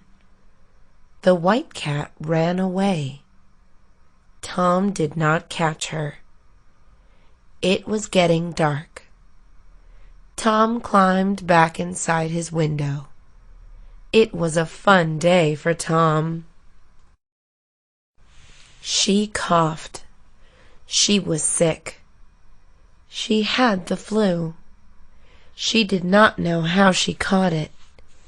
She went to see her doctor. She did not like the clinic. The clinic was small and damp. There were always people waiting. She sat in the waiting room. Kids were running around. People were sitting next to her. They were coughing and sneezing. She was coughing and sneezing too. She felt terrible. She waited for hours. They finally called her name. She quickly went to the nurse. "The doctor will see you now," the nurse said. She went into a small room.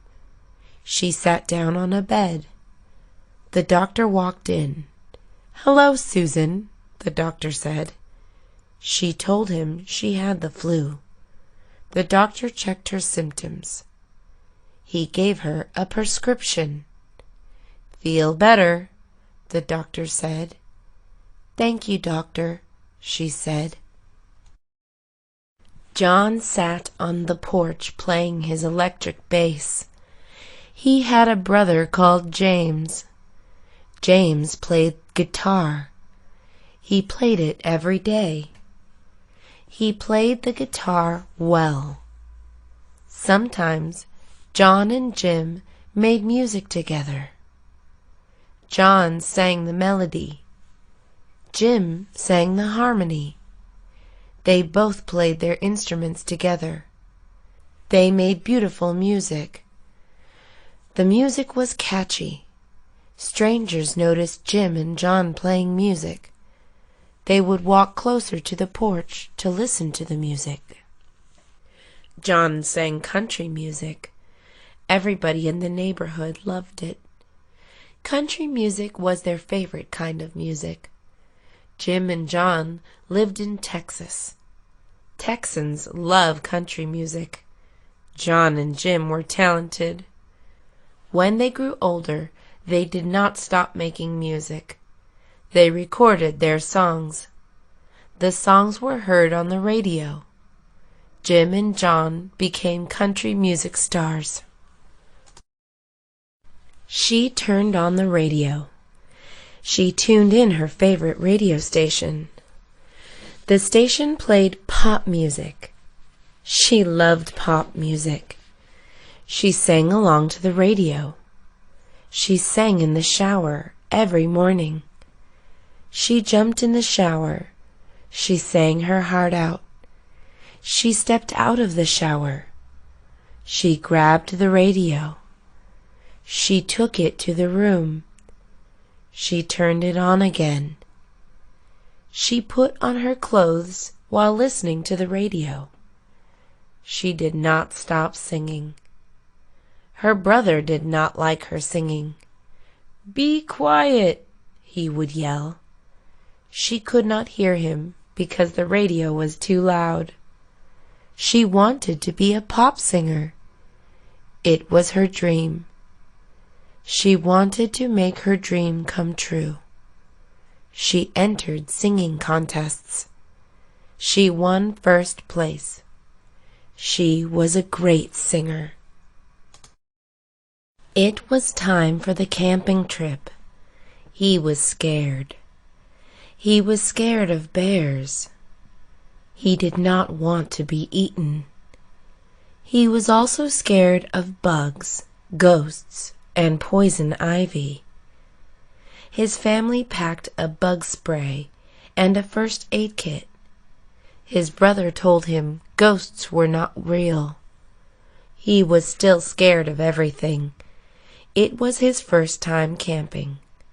He was also excited. He brought his journal. He wrote in the journal, "Dear Journal, I hope I do not get eaten by a bear." It was his worst fear. Bears were huge. He saw one on television. They had sharp teeth. They had big claws. They roared loudly. It was the night before the trip. He could not go to sleep. He could not stop thinking about the bear. He went to sleep. He dreamed about bears. It was not a nice dream. He woke up. He was tired. He had a hard time going to sleep. He tossed and turned all night. He was scared. He had bad dreams. He dreamed about bears. It was the first day of the camping trip. It was early morning. He hid in his blankets. His family called his name. "Henry, it's time to get ready," called the family.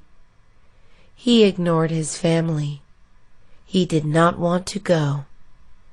He stayed in bed. He was excited about going camping before, but now he was too scared. "I do not want to go any more," he said. His dad came in his room. He took off Henry's blankets. He picked him up. He put his clothes on. He put him in the car. "Do not be scared," he said to Henry. Henry was still scared. The camping trip lasted 3 days. Henry was not scared. There was nothing to be scared about. There were no bears. It was a nice camping trip. He liked her. He liked her smile. He liked her voice. He liked her hair. He liked her nature. She did not know that he liked her. She did not know him. He was a stranger to her. It did not matter for him. He wanted to talk to her. He waited for the right time. She was always with her friends. He waited until she was alone. She was walking down the street.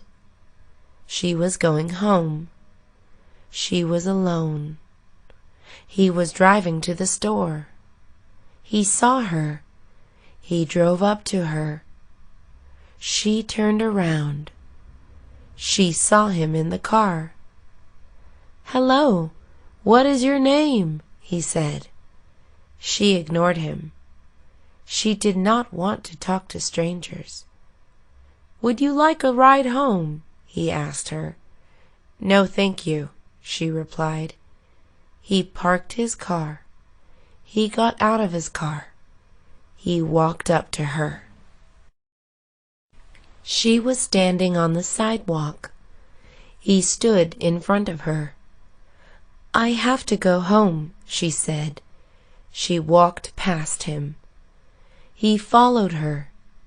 He wanted to talk to her. She did not know him. She did not want to talk to strangers. "I know you," he said to her. She stopped walking. She looked at him. She had a puzzled face. "We went to school together," he said. She tried remembering. She could not remember him. It was such a long time ago. He told her more. He said he always liked her. He liked her during school. He liked her after school. She was struck. She did not know what to say. "Want to go out?" he asked her. She thought about it. She gave him her phone number. She smiled and left. He was happy. He smiled. He woke up late. His alarm rang, but he did not hear it. He was late for work. He jumped out of bed. "I'm so late," he said. He ran to the restroom. He quickly brushed his teeth. He hopped in the shower. He took a 5-minute shower. He dried his body. He quickly shaved.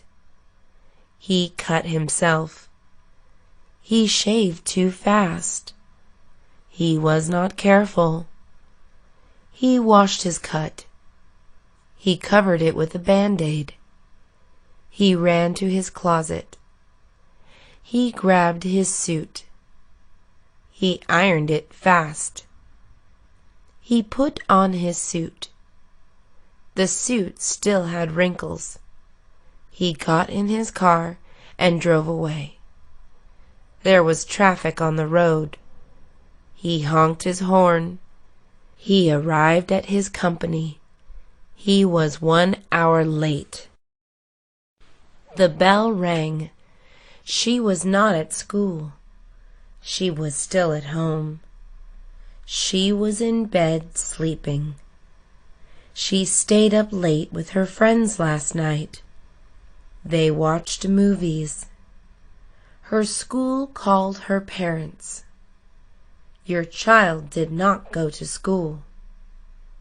Mom was surprised. She was upset. She was at work. She went back home. She slammed through the door. "Wake up!" she yelled at her daughter. "You are late to school," Mom said. She got up from bed. She changed quickly. She was scared of her mom. She knew she was serious. Mom did not fool around. She drove her to school.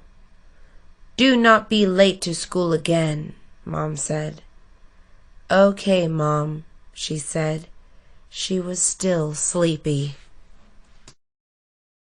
Today was a big day. 5 friends had planned to go out. The plan was to go to a restaurant. It was a good restaurant.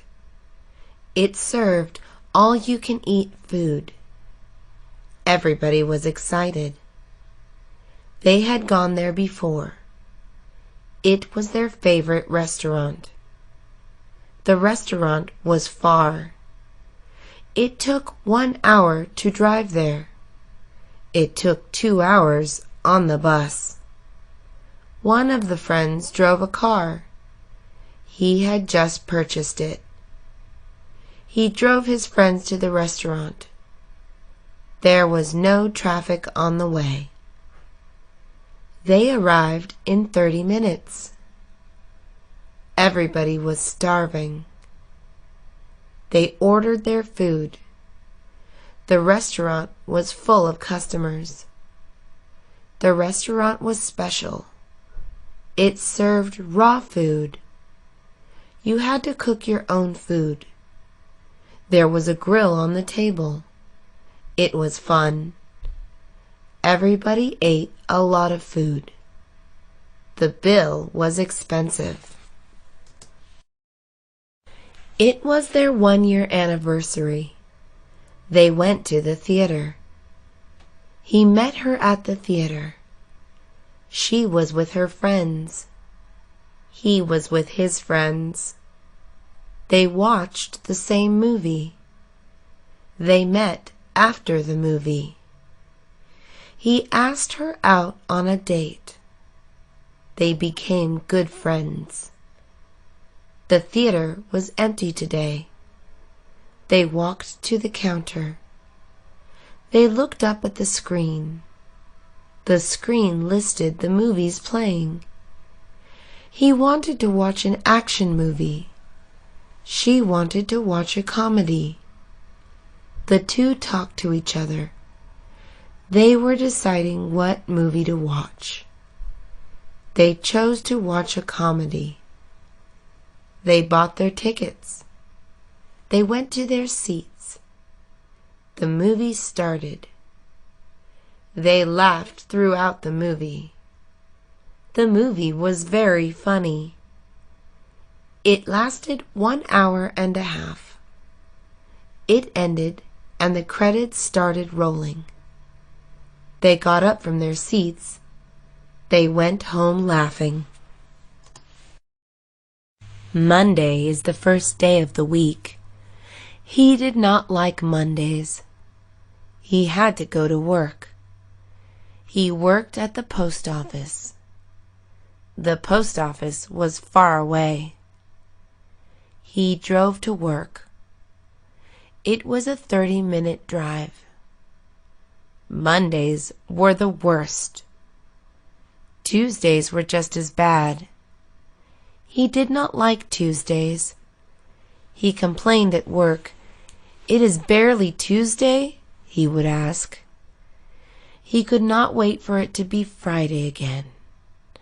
Wednesdays were better than Tuesdays. Wednesdays were far better than Mondays. Wednesday is known as the hump day, which means it is the midpoint of the week. Wednesday is the day after Tuesday. He still did not like Wednesdays. Thursdays were better. He liked Thursdays. Thursday is the unofficial start of the weekend. Thursday is the day after Wednesday. More importantly, it is the day before Friday. Friday is his favorite day of the week. Lisa bought a car. It was her first car. She was happy when she bought it. It was a birthday present. Her parents bought it for her. She was thankful. She deserved the car. She was a good girl. She was a good student. She listened to her parents. She never got in trouble. She was a good daughter.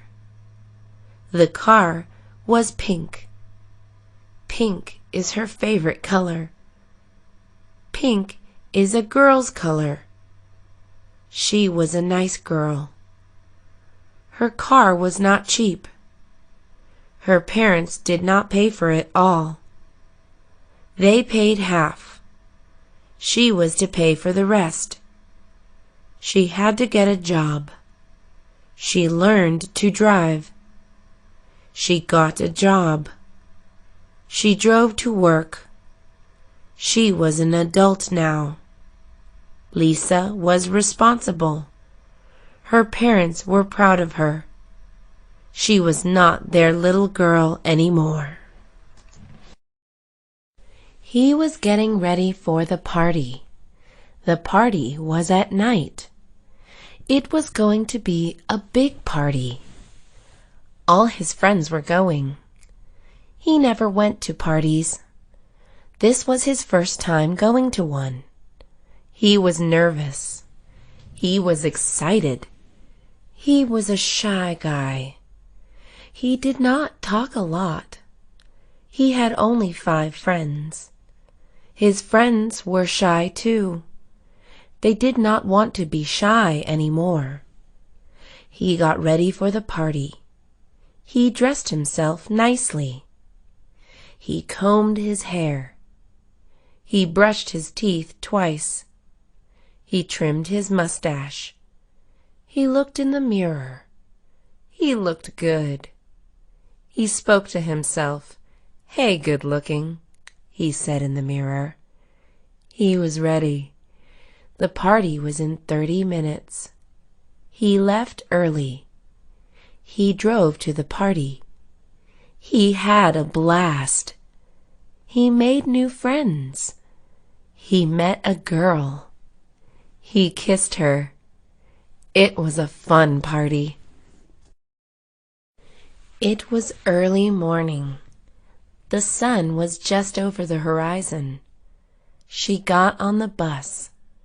The bus was smelly. It smelled foul. Bus fare was $1.50. She paid her fare. "Good morning," said the bus driver. "Good morning," she said back. The bus driver was friendly. This was odd. She mostly met mean bus drivers.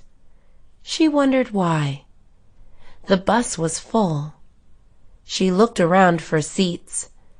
There were no seats in the front. She looked to the back. There was 1 seat available. She made her way to the back.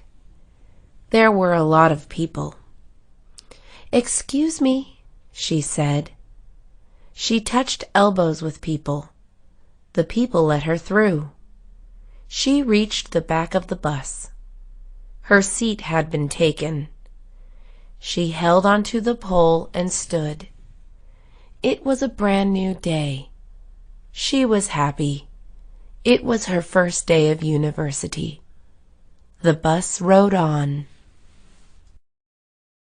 He took a deep breath. He looked down. The water looked cold. He was nervous. "Come on, jump," said his friends. He was on a ledge of a cliff. It was a big drop. All his friends had jumped. They were swimming in the water. His friends waited for him. 15 minutes had gone by. He had not jumped. "What are you, chicken?" teased one of his friends. He was scared indeed.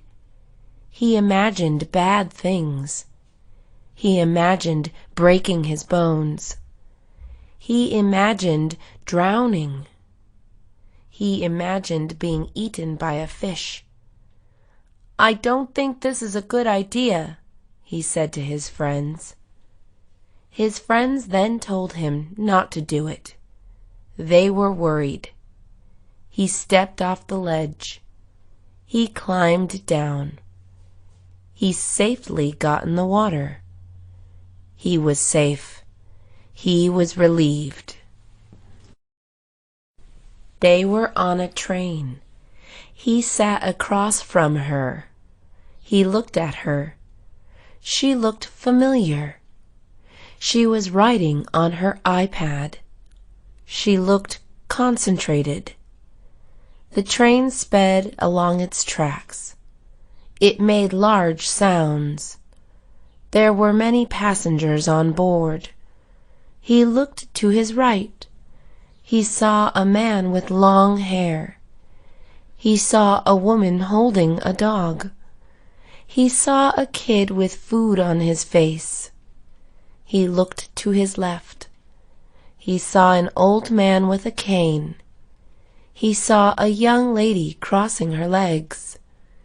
He saw a fat man eating peanuts. No one looked familiar except her. She sat in front of him. He thought for a minute. He could not remember. The train had come to a stop. It had reached its destination. Passengers were exiting the train. He lost sight of her. He looked around to see where she went. She was nowhere in sight. It had been a long train ride. Her bottom was sore. She stretched her legs and neck. She grabbed her luggage. She got off the train.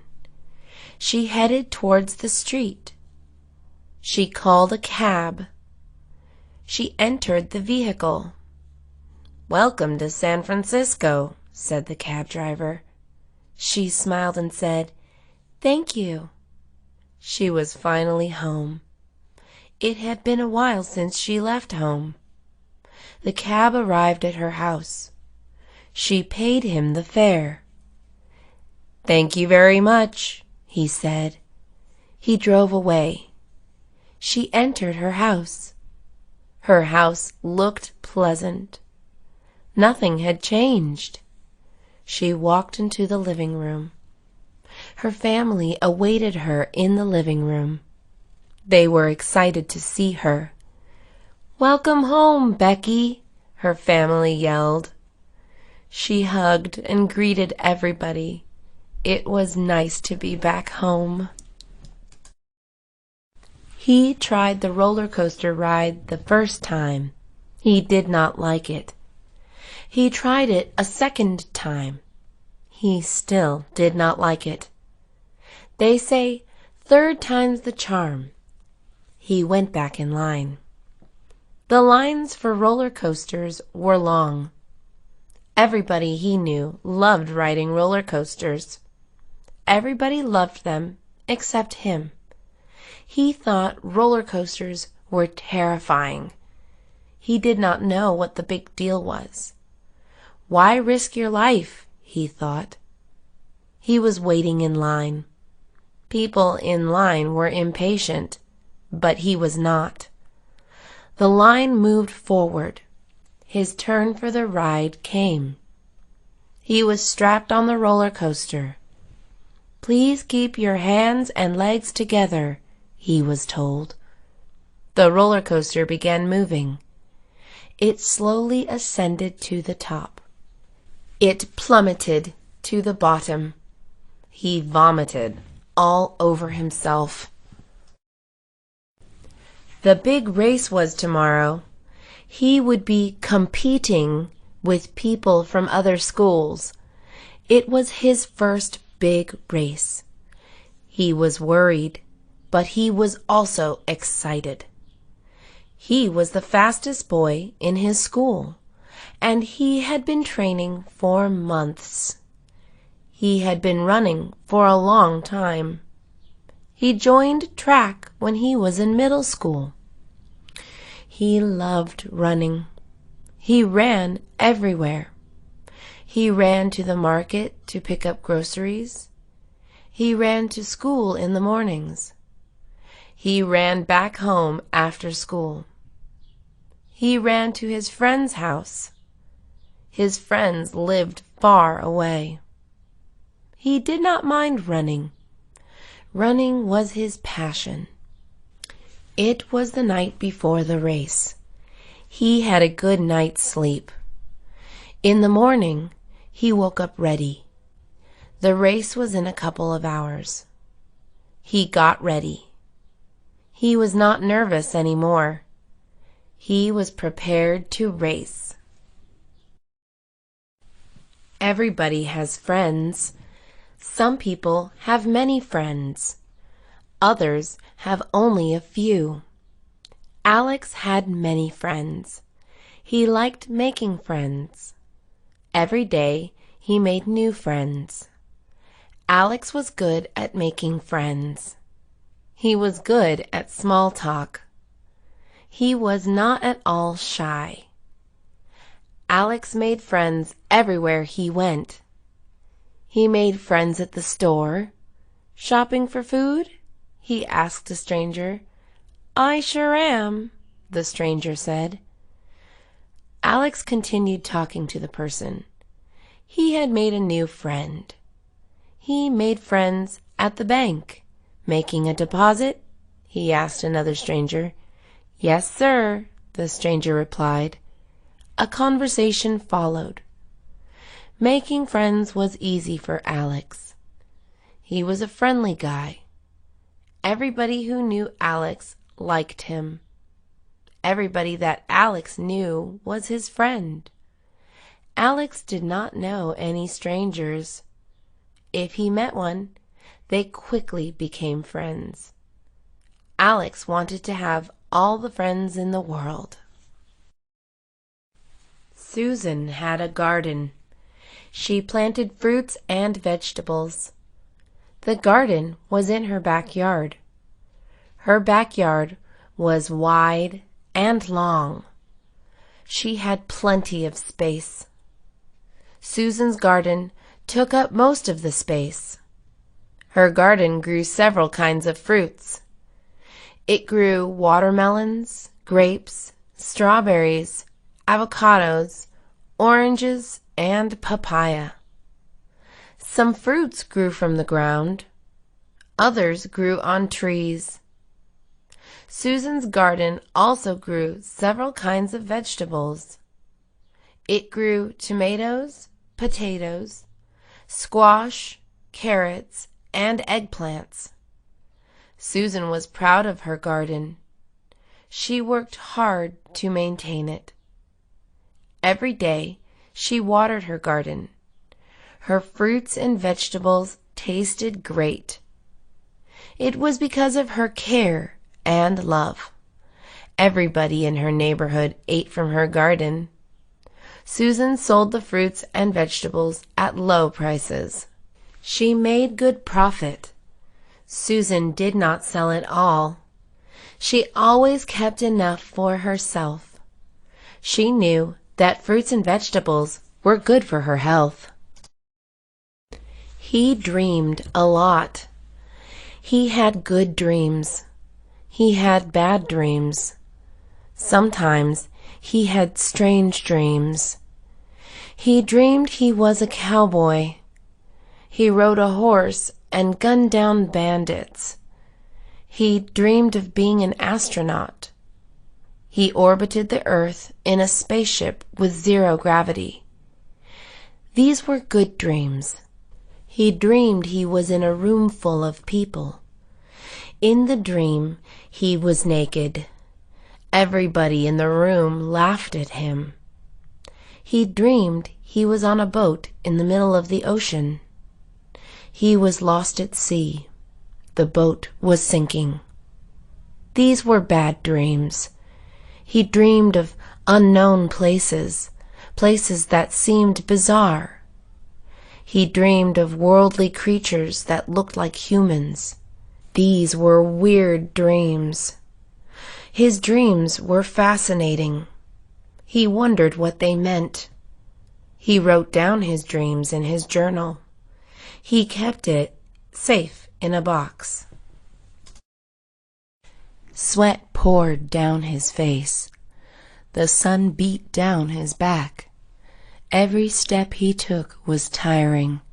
He was worn out. He kept moving forward. It was a steep hill. He looked up ahead. There were more hills. He was hiking up a canyon. There were rocks everywhere. He saw a stream below. The plants were all around. He had been hiking for over an hour. He was high up. The view was wonderful. He could see for miles and miles. He saw wildlife in the distance. He had not reached the very top. He needed to hike for 1 more hour. He took a drink from his canteen. He reached into his backpack. He pulled out a banana and ate it. He pressed on. The hills were slippery. He almost slid a couple of times. He got to the top. He looked around. It was breathtaking.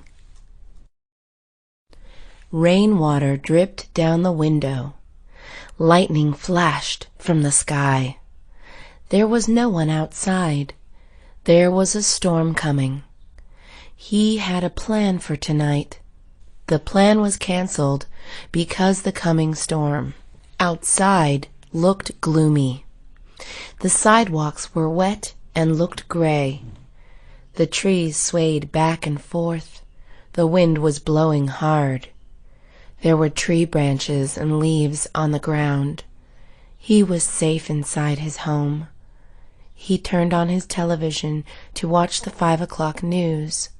The weatherman came on. He warned everyone to stay inside. The storm was to last all through the night. It was cold inside his home. He turned on the heater.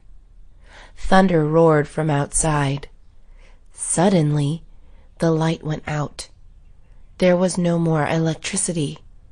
He lit some candles and grabbed a flashlight. The storm was going on. He fell asleep on the couch. He woke up in the morning. The storm had ended. It was a sunny day. There were 5 of them. They were good friends. "What time is it?" one of them asked. It was almost 9 o'clock. They all looked at each other. It was time to leave. They were all excited. They entered the car. One of them drove. Everybody put on their seat belts. The radio was turned on. Rock music blared loudly. The car drove off into the distance. It was a road trip to San Francisco. It was everybody's first road trip. It was going to be a long trip. They brought snacks and drinks. They planned to stay for a week in San Francisco. It was a fun trip. They laughed and sang along to the radio. They stopped to eat at diners. They planned where to go next on a road trip. He went to a bicycle shop. He wanted to buy a bike. His old bike was too old. It had stopped working. He entered the bike shop. There were bikes all around. There were bikes on the walls. There were bikes in the aisles. Some bikes were even hung upside down from the ceiling. He knew what bike he wanted. He approached the salesman. He told him what bike he wanted. The salesman took him to a room. There were more bikes in the room. He liked what he saw. He quickly chose a bike to buy.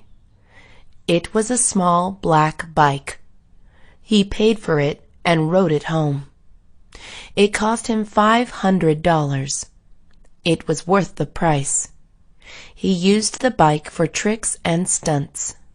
He never fell. He was a professional bike rider. She went to the library. It was close to home. The library was quite small, but it was a nice library. She needed to check out a book. It was a book for her school. She did not want to buy it. It is free to check out books at the library. The library is open to the public. Libraries provide access to knowledge. She walked inside the library. It was nice and quiet. The library was also cool. She went to the front desk. She asked for her book. A librarian helped her find it. She was thankful for the help. The librarian was happy to help. She talked to the librarian. They spoke about libraries and librarians. It was an interesting conversation. She learned a lot of things. She left the library and went back home. The librarian had inspired her. She wanted to be a librarian one day. He was from Tennessee, but he did not want to stay there. He traveled all around. He left at the age of 18. He had no money. He had no car. He hitchhiked to California. His family could not stop him because he was an adult. It was his dream to wander. He was a good-looking man. He did many odd jobs. He met many people. California is a big state. There are a lot of people in California. He lived in different places. He never stayed in one place. He kept traveling. He did not think about the future. He lived his life one day at a time.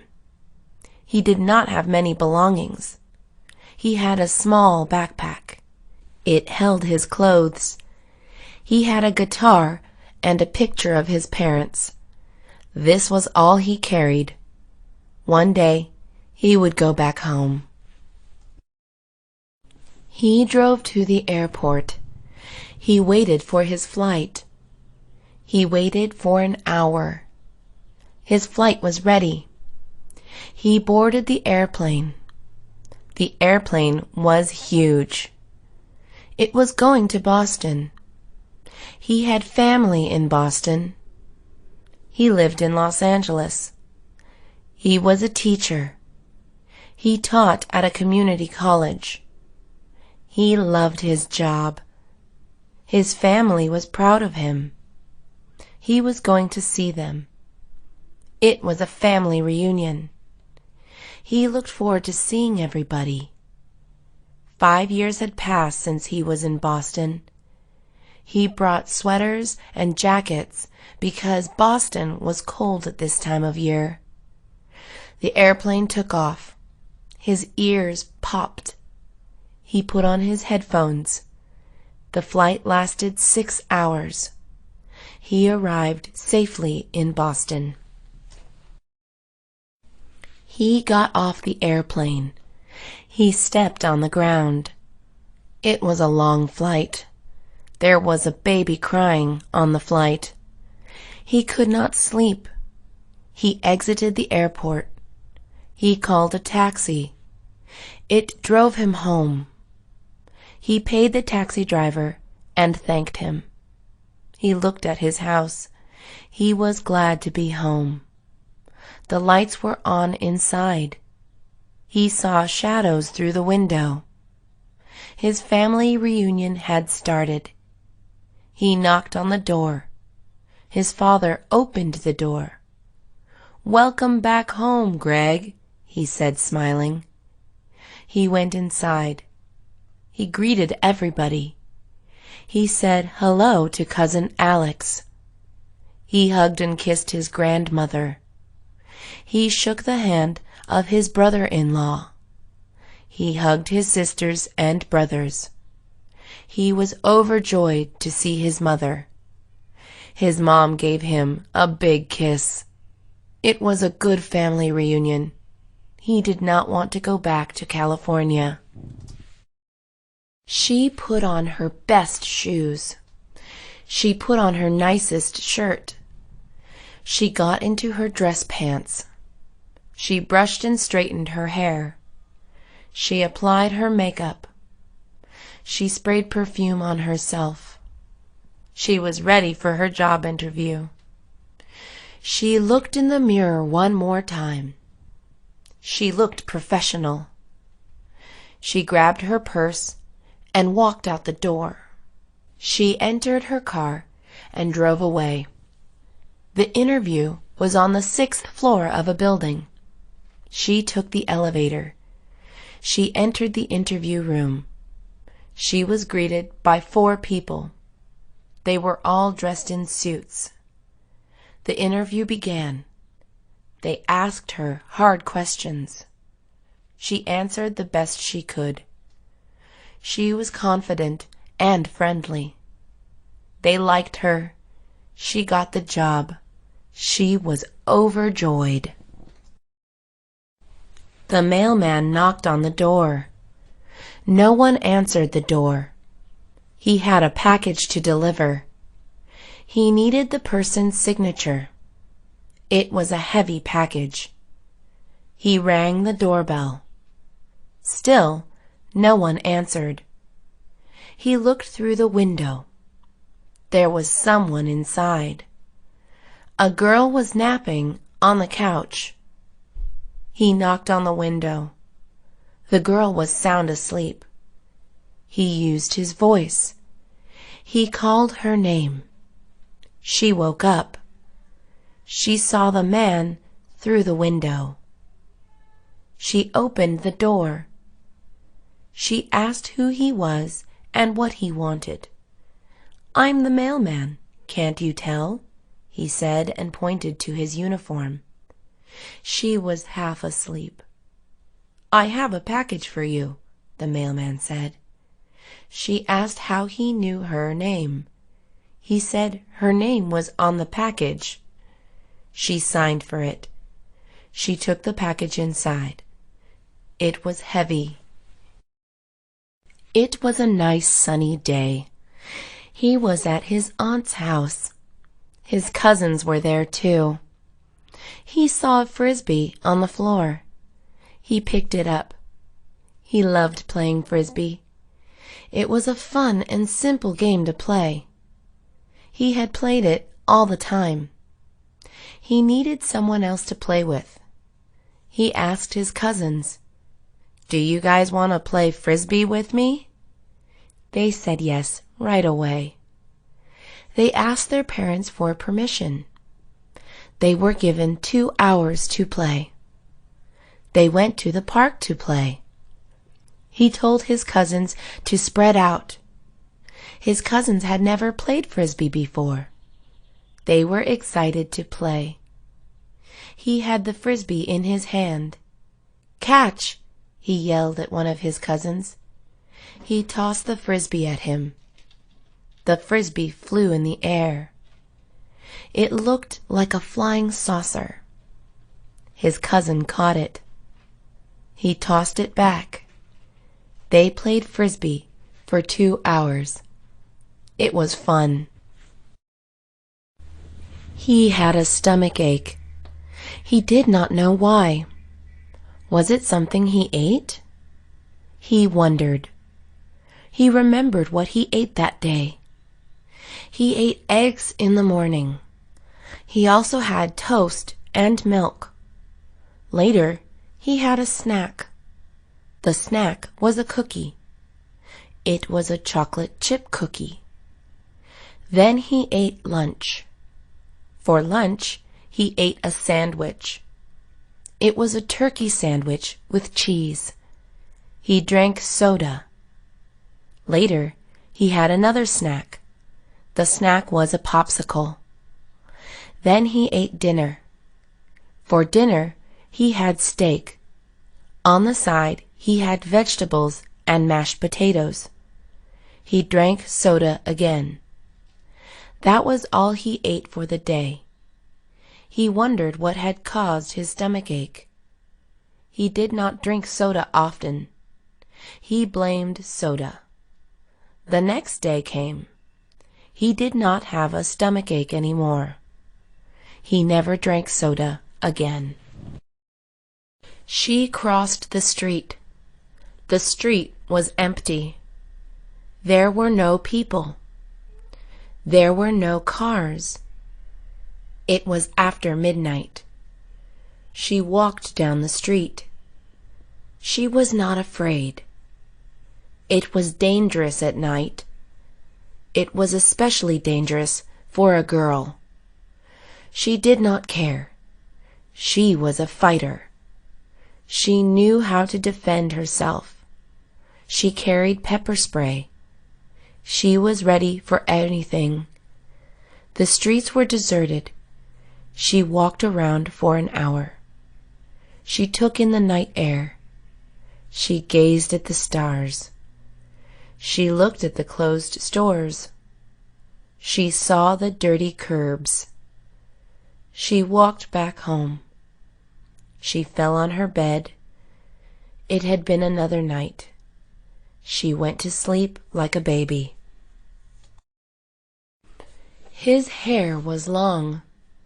It was getting too long. It bothered him sometimes. The hair would get in his mouth.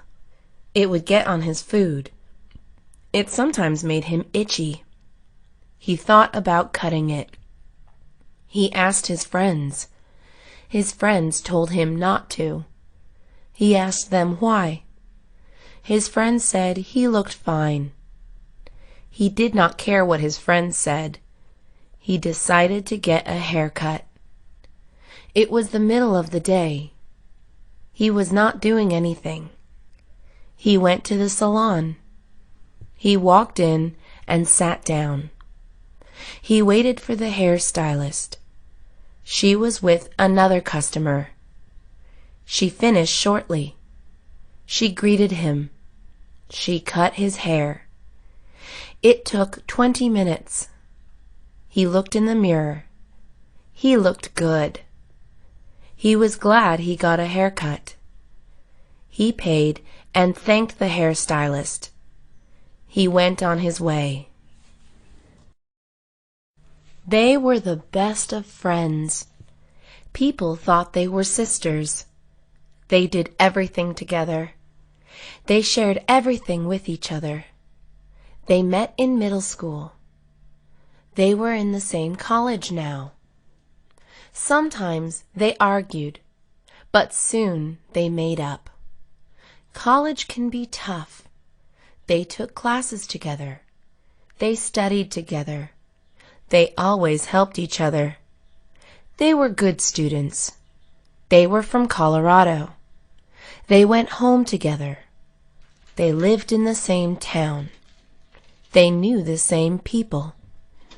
Their family knew each other. They went back to college together. They shared one room. They acted like sisters. It's nice having a best friend. Everybody should have a best friend. It was her birthday. She was turning 16. She was born on the 5th of August. She was having a birthday party. Everybody was coming. She invited her friends. She had a lot of friends. She also had a lot of aunts and uncles. This made her happy, because it meant more presents for her. She was getting ready for her party. She dressed up in her best outfit. Her mom prepared the food. Her dad went to pick up the cake. Her brothers set the tables and chairs. The party was happening in the backyard. The party was in 4 hours. They were almost ready. Dad brought back chocolate cake. Mom cooked all the food. Her brother got the backyard ready. The birthday party was a success. He lived in a big house. It was white. The rooftop was blue. It had a white fence. There were plants in the front. There was a tall tree in the backyard. The house had a fireplace. He lit it on cold nights. He lived with his wife. They were grateful for what they had. They had to work hard. Hard work pays off. The house had 3 floors. It also had a basement. There were 5 bedrooms. They planned to have a family. The house was big enough for a family. The house had brown carpet. It also had wooden floors. There were a lot of windows. The house had nice views. The house had a reading room.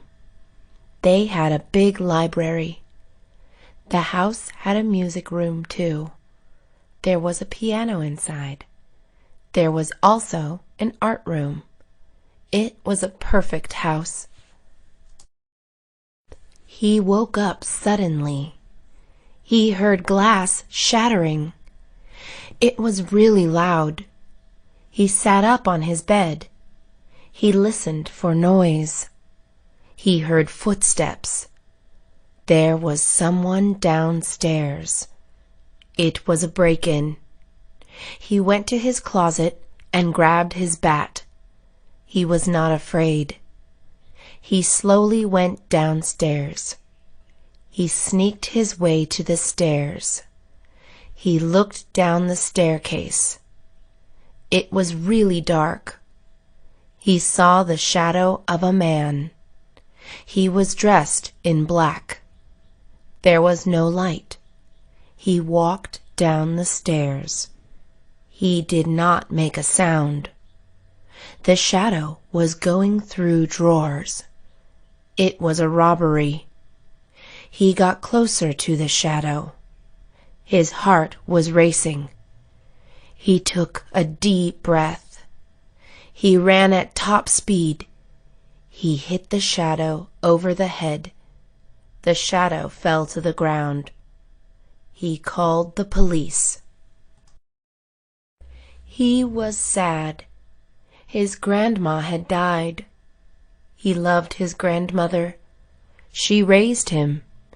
She took care of him. She had seen him grow into a man. She was the sweetest woman. She was kind to all. Everybody loved her. She departed at the age of 76. She had lived a long life. He was happy for her, but he was also sad. His grandma was no longer here. He could not believe it. He remembered the last words he said to her, "I love you, Grandma. I'll come to see you soon." He hugged and kissed her goodbye. She died a few days later. He cried. Her funeral was held shortly. All her family was there. Friends had also gathered. He helped carry the coffin. It was a hard thing to do. He would never forget his grandmother. The circus was in town. It was a big attraction. Everybody in town went. The circus was a lot of fun. They had clowns. The clowns juggled bowling pins and danced around. The kids liked the clowns. The circus also had magicians. The magicians performed magic tricks. The teenagers liked seeing the magician perform. The circus had animals. The animals had handlers. The handlers made the animals do tricks. A tiger went through a hula hoop. A monkey rode a tricycle. An elephant stood on 2 legs. Everybody liked the animal show. There were also rides. The circus stayed in town for 3 days. It went from town to town. It was fun to go to the circus. Henry was a strong man. He could carry heavy things. He had no problem helping you move. Mary asked Henry if he could help her. He said sure. Mary owned a lot of furniture. Henry carried it all. He put it in the moving van. He did not struggle. He was strong and able. "Thank you, Henry," Mary said. "Not a problem," Henry said.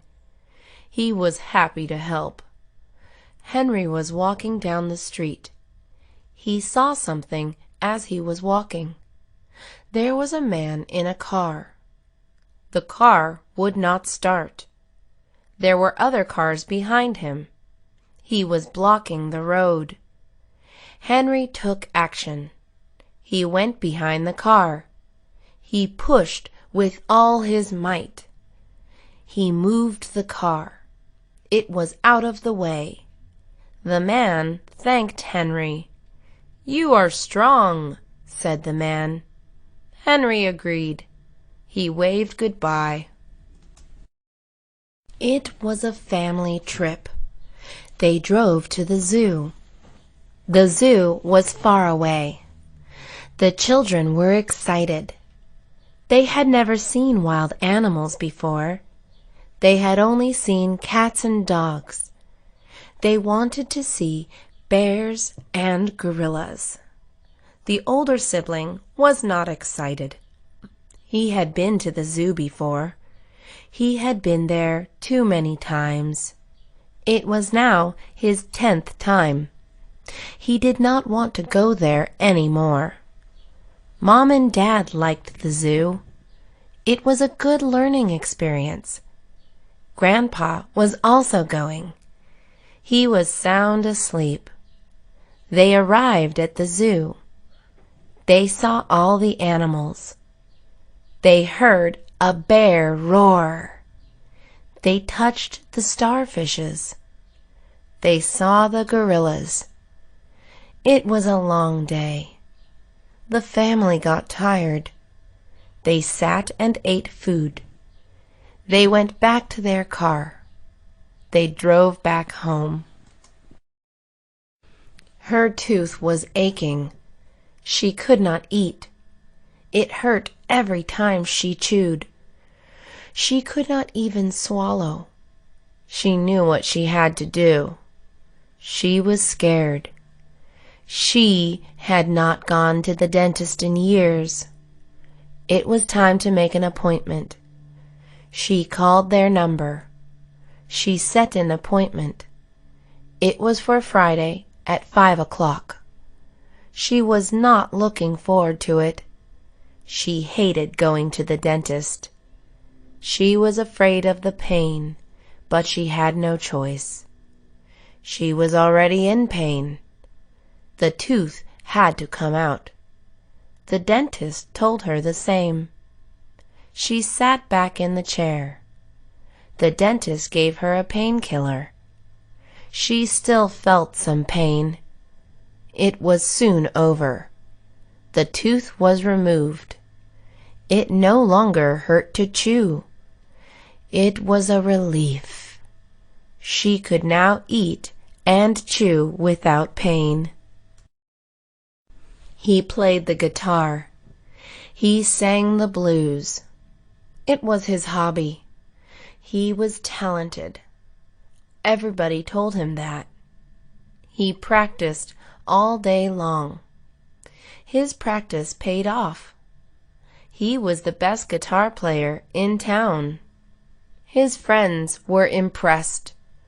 He always carried his guitar. He carried it behind his back. He took it to the park. He sat down on a bench. He began to play. People walked by. They noticed his music. He would get tips. It was fun for him. Performing in front of others is great. He sometimes felt nervous. The feeling of excitement was greater. People called him the Guitar Man. He was known all around. It was his nickname. He played his guitar at school. He played his guitar on the train. Playing the guitar was his passion. He played until his fingers hurt. He stopped for a minute. He would start to play again. They camped out in the woods last night. They were alone in the woods. When they woke up in the morning, they did not know where they were at. They were lost. There was no one else around. It was just the two of them. They panicked at first. They calmed themselves down. "Everything will be okay," they said to each other. They left their cell phones at home. They lit a smoke signal. No one saw it. They decided to walk back. They retraced their footsteps. It took a long time. They had walked a long distance. They got thirsty. They stopped at a stream. They drank from the stream. They continued walking. There were no signs of life. It was getting dark. They had to find people soon. Eventually, they met somebody. He was another camper. He helped them find their way to safety. It was a scary camping trip. She dropped her phone. She picked it up. She looked at the screen. She gasped. The screen was cracked. She was upset. Her phone was important. She texted on her phone regularly. She frequently made phone calls. She had internet access on her phone. It was her world. The phone was not cheap, but she had to buy a new one. She did not have enough money. She went to the store and talked to the salesperson. She told him that she had dropped her phone. He asked to look at the phone. She handed it to him. "Can you fix it?" she asked. He said yes, he can. She paid to repair it. It cost less than a new phone. Her cell phone was repaired. She was very happy. She bought a protective case for it. She dropped her phone. She picked it up. She looked at the screen. She gasped. The screen was cracked. She was upset. Her phone was important. She texted on her phone regularly. She frequently made phone calls. She had internet access on her phone. It was her world. The phone was not cheap, but she had to buy a new one. She did not have enough money. She went to the store and talked to the salesperson. She told him that she had dropped her phone. He asked to look at the phone. She handed it to him. "Can you fix it?" she asked. He said yes, he can. She paid to repair it. It cost less than a new phone. Her cell phone was repaired. She was very happy. She bought a protective case for it. He looked up. He saw the night sky. There were many stars in the sky. He looked for a while. The stars were beautiful. They were shining brightly. They looked like diamonds. He remembered a song. He looked at the moon. The moon was in the night sky. It gave the moonlight. The moon looked white. It looked like cheese. He wondered about it. A man had walked on the moon. He imagined walking on the moon. He imagined the moon being cold. He looked at the constellations. There were many of them. Constellations are what groups of stars look like. They have different names. He saw the Big Dipper. He saw the Little Dipper. He could also see Orion's belt. It was an amazing sight. He looked up every night. He believed in aliens. He hoped to see one. The night sky is full of wonders. The house phone was ringing. She went downstairs. It was dark. She watched her steps and slowly went down the stairs. Who is calling? She wondered. She got downstairs. The phone was in the kitchen. She reached for the light switch. She turned on the lights. She squinted her eyes. The light was bright. She was blinded by the lights. The phone was still ringing. She walked to the kitchen barefoot. She stepped on a toy. She jumped in pain. She looked at the floor. She had stepped on a Lego toy. She had a son. He never picked up his toys. She reached the kitchen. The phone was still ringing. She picked up the phone. She looked at the caller ID. It was an unknown number. She answered the phone. Hello? There was no reply. The phone clicked. It was a wrong number. Comic books are illustrated stories. He loved comic books. He had many comic books. They were all on a shelf. His friends collected comic books too. He sometimes traded comic books with them. He read comic books all night. He turned off the lights. He grabbed a flashlight.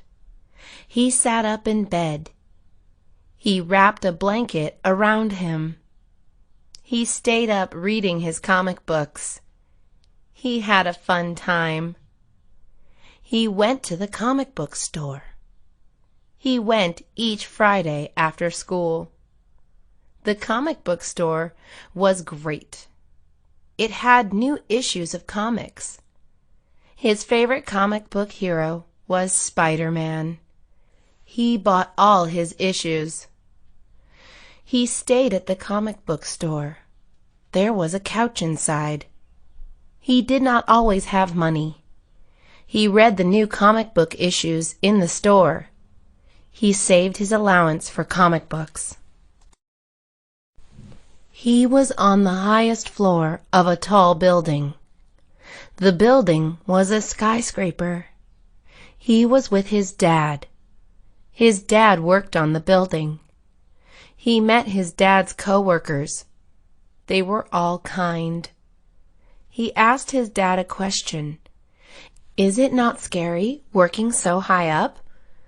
Dad answered no. He said it was not noticeable. His son noticed. He kept thinking about it. They were so high in the sky. He imagined the building falling down. He was scared of heights.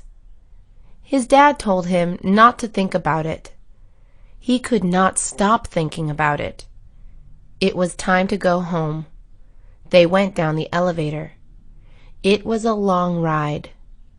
He did not want to come back. It was too frightening for him. Her name was Jane. She lived in Los Angeles. She was born there. She loved Los Angeles. She went to work in downtown Los Angeles. There are many people in Los Angeles. She drove to work every day. She looked out her window. There were people walking down the street. Some were white, some were black, and others were brown. This did not matter. They were all natives of Los Angeles. She went out with friends. They went to restaurants and shows. Los Angeles had many restaurants. Her favorite were Indian restaurants. Los Angeles has many performers. She saw famous artists and bands. It was fun going out in Los Angeles. She often came back home late. She was always safe. She never spoke to strangers. She avoided walking on streets that were not safe. Jane did want to live in Los Angeles. It was her home. It was fun going to the parade. He went to the parade every year. He never missed going. The parade was tomorrow. He was going with his girlfriend. His girlfriend's name was Mary. This year, he planned on bringing his little sister. His little sister had not gone to a parade. It was her first time going. She was excited. It was the day before the parade. They made their plan. They had to wake up early. They had to bring snacks and water. They also had to wear comfortable shoes. The parade lasted all day. The day of the parade came. Everything went according to plan. The parade was amazing. They saw marching bands. They saw parade floats. Some of them were big. The parade ended in the afternoon. They were tired, but they were happy. They went back home. "Can we come back again?" his little sister asked. He smiled at her. She knew the answer already. The music festival was today. He was ready to go. His favorite singer was performing. He packed his autograph book. He hoped to get close enough. He wanted his autograph. He was determined to get it. He left early to the music festival. He arrived in 1 hour. He had a hard time finding parking. He parked far from the festival. It was the closest parking he could find. He walked half a mile. He got to the festival. He found a seat near the front of the stage. He waited for the music festival to begin. It was not long before it started. The music festival began. He looked around. There were hundreds of people. Everybody was moving and jumping. The music started playing. His favorite singer went on stage. He wanted his autograph. He got onto the stage. He got his autograph. It was winter time. The snow was coming. She was excited. She waited for the snow to start falling. She looked out her window every day. The snow had not come. She asked her brother why. Her brother said it was coming. She had to wait. She waited for a few weeks. She was giving up hope. One day she woke up. She went to her window. She did not believe it. It was finally snowing. She jumped for joy. The snow looked beautiful. She ran to her closet. She put on her winter clothes. She ran outside. She played in the snow. It was so much fun. She played all day in the snow. She made snowmen and igloos. Tomorrow she would play again. She loved the snow. He stood in the hall. He looked around him. There were many doors. He did not know which door was the right door to enter. He was lost at school. It was going to be 12. He was going to be late. It was his first day of college. His class was in room 190. He looked at all the doors. They each had a number, but there were no rooms numbered 190. He did not know what to do. He asked a stranger, "Where is room 190?" The stranger did not know. He asked another stranger. She also did not know. No one knew where room 190 was. He checked his notebook, where he wrote down his classroom number. It was not room 190. It was room 140.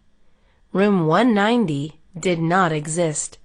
He ran to room 140. He was 1 minute late. He entered his classroom. He quickly took a seat. He was a minute late. The professor was calling names. It was his first day of college. He was sweating. He had been running around looking for his classroom. It took him some time to find the classroom. "David," the professor called. He raised his hand. He was out of breath. He took out his inhaler. He took a puff from his inhaler. It gave him breath. He took out his notebook and a pen. The professor started talking. He took notes. He always took notes in class. It was a good habit. He studied his notes after class. He was a good student. He wanted only good grades. Class ended at 2 o'clock. The teacher dismissed the students. Anna rose from her seat. She grabbed her things. She had a backpack and a sweater. She had a question to ask. She waited for the teacher. Some students also had questions to ask. There was a line to see the teacher. She got in line. She had a question about an assignment. The teacher spoke to students one at a time. She waited a while. It was finally her turn to ask. "How can I help you?" the teacher asked. She asked her question. The teacher gave her the answer. She was glad to hear it. She thanked the teacher, who smiled and said, "No problem." She went on her way. It was a hot day. The sun was shining brightly. There were no clouds in the sky. He walked along the street. He was going home. He was hot and tired. He could not wait to get home. He was almost there. It was nearly 100 degrees. There was not another soul in sight. Everybody was at home. His car was not working. He had to walk to his bank. He did not know it was so hot. The bank was not too far. The heat made it seem far away. His throat was dry. He was thirsty for water. He walked with sweat on his back. He arrived home. He went straight to the kitchen. He drank a big cup of water. He took off his clothes. He went to the bathroom. He took a cold bath. It was so refreshing. He stayed in the bath. "What is your name?" he asked her. "My name is Linda," she answered. "What is your name?" Linda asked. "My name is Brian," he answered. They knew each other's names. They became friends. Brian was tall and skinny. Linda was a little shorter than Brian. She was also skinny. Brian and Linda had black hair. Brian asked Linda if she was busy. She told Brian she was not. "Want to go to the coffee shop?" Brian then asked. Linda said sure. They walked to the coffee shop. It was nearby. Brian opened the door for Linda. Linda said thank you. They bought their coffee. They sat down to drink it. They talked to each other. Brian learned about Linda. Linda learned about Brian. The two were alike. Brian walked Linda home. "It was nice meeting you," Linda said to Brian. "Likewise," Brian replied. It was a hot summer day. She was in her room. The fan was on, but it blew hot air. She did not want to be home. It was too hot. She thought of what to do. Her cell phone vibrated. She picked it up. She received a text message. It was from her friend. The text read, "Let's go to the pool." She replied with yes. She got ready immediately. She grabbed her towel, sunscreen, sunglasses, and shampoo. She also packed her bathing suit. She went to the pool. Her friends were in the pool. She went to the lockers. She changed into her bathing suit. She applied her sunscreen. She jumped in the pool. The water was cool and refreshing. She splashed around with her friends. She no longer felt hot. She stayed in the pool all day. It was winter. The streets were covered with snow. The air was cold outside. She was at a friend's house. They did not know what to do. She sat in the living room. Her friend sat beside her. They put on a movie. The movie was boring. They stopped playing the movie. She got out a board game. They started playing. The board game was missing pieces. They stopped playing. "What do we do now?" she asked her friend. "Let's go ice skating," the friend said. They went to an ice skating rink. They left in a car together. They arrived at the place. There were a lot of people skating. They bought their pass. They put on their figure skates. They skated on the ice. She slid a couple of times. They ice skated for hours. It was so much fun. They left around 8 o'clock. They went back the next day. It was night time. He was home using his computer. His friend messaged him. The message was an invitation. He was invited to the theaters. He said yes to the invitation. He shut down his computer. He got ready to leave.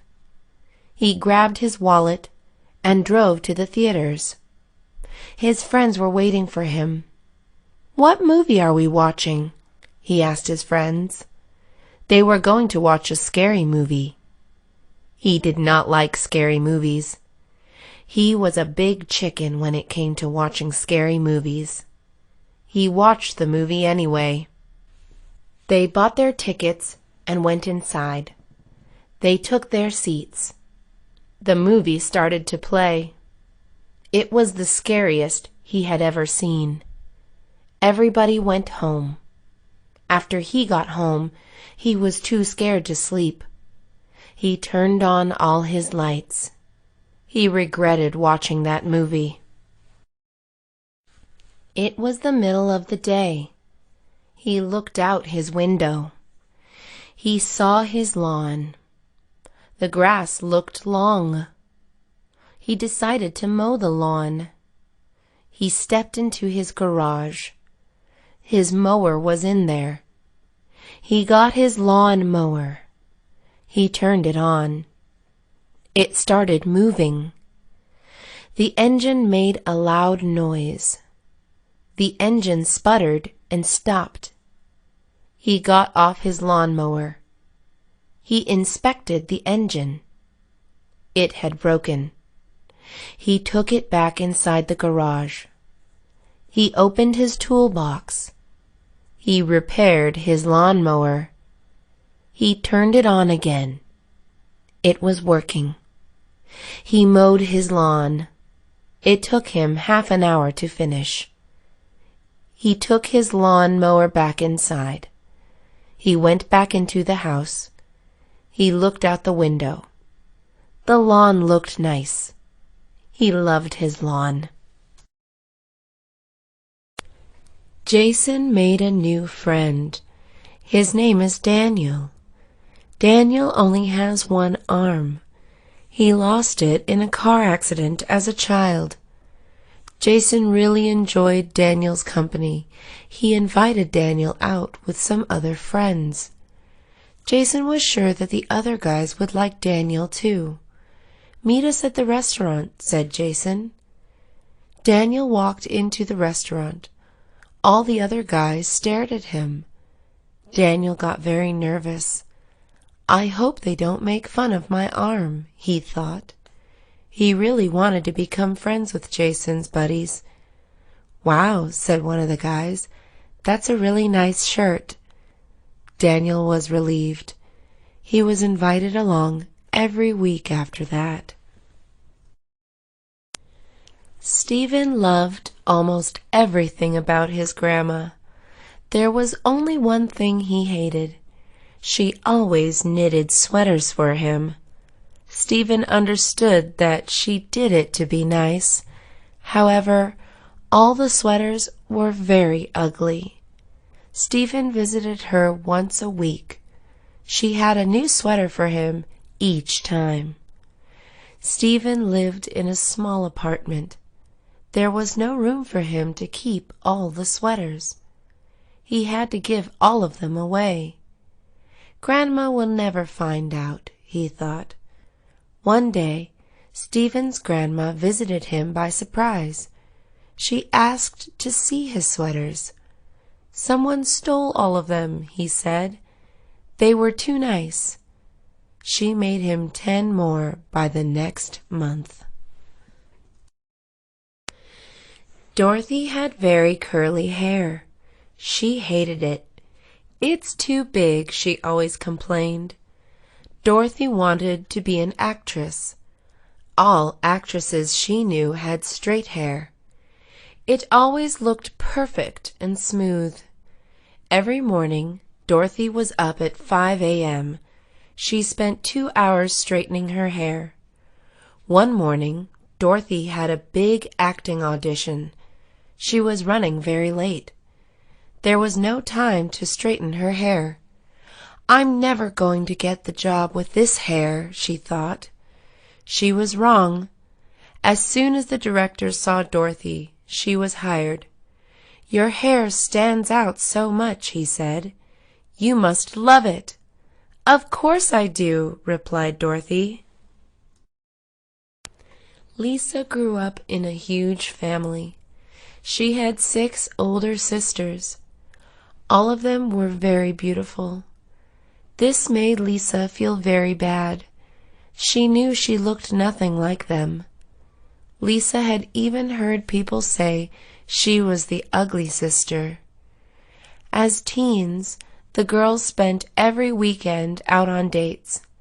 Lisa always stayed home alone. Her sisters spent their days combing their hair and putting on makeup.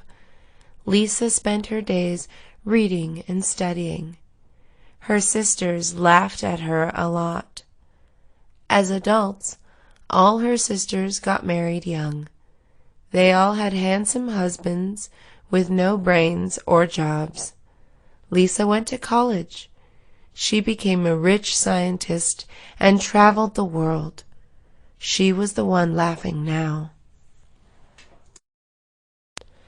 Kevin asked Michelle on a date. He wanted to go snowboarding. "I love snowboarding," said Michelle. This was a lie. She had never been snowboarding. She wanted to impress Kevin. "That's great," said Kevin. "Then we can go to the advanced slope." Michelle was terrified. The top of the advanced slope was extremely high. It was too late to say the truth. "This can't be that hard," she thought. "I just have to keep my balance." Michelle flew off the hill. She stayed standing for less than 2 seconds. She looked like a giant snowball by the time she reached the bottom of the slope. Kevin felt bad for her. He hugged her tight to get her warm. Her plan worked out after all. John and his friends were going on a road trip. They were driving from Los Angeles to Washington. John had everything planned out. He had prepared CDs with their favorite songs. They would sing along to them the whole way. He even packed his trunk full of their favorite snacks. John picked up his friends early in the morning. He showed them a map. It was full of dots. "These are all the stops we should make," he said. John wanted to see the Golden Gate Bridge, the Grand Canyon, Old Faithful, and many other monuments. "What song should we hear first?" asked John. All his friends were already asleep. They stayed this way the whole trip. George's best friend was visiting him. Joseph lived in Arizona. George moved to Los Angeles 2 years ago. He hadn't seen Joseph since then. George wanted his friend to have fun. He wanted to convince him to move to Los Angeles with him. George had a great idea. He would take his friend to Six Flags. They didn't have big roller coasters in Arizona. George and Joseph got on a ride called Tatsu. It was huge and had more than 5 loops. Joseph screamed more than any other people. "Isn't that great?" asked George. "If you move here, we'll be coming here all the time." Joseph never returned to Los Angeles again. SeaWorld is one of the most famous parks in the world. Thousands of people visit each year. Most of them go to see the dolphins and whales perform tricks. This is something they could never see in the wild. SeaWorld has been under a lot of pressure lately. Thousands of people have been protesting the parks. These people say that dolphins and whales should not be forced to live in such small places. They should also never be forced to perform pointless tricks. Most people are starting to agree with this. SeaWorld will hopefully start listening to the protesters soon. Helen had nothing to do one Saturday night. "Let's go to a drive-in theater," said Donna. Helen had no idea what that was. Donna told her she would love it. Helen agreed to go. Drive-in theaters play movies outdoors. People park their cars in front of a giant screen. They each get a pair of speakers. Everyone watches the movie from their cars. Helen had seen many of them in old movies. "This is where people used to go on dates," she said.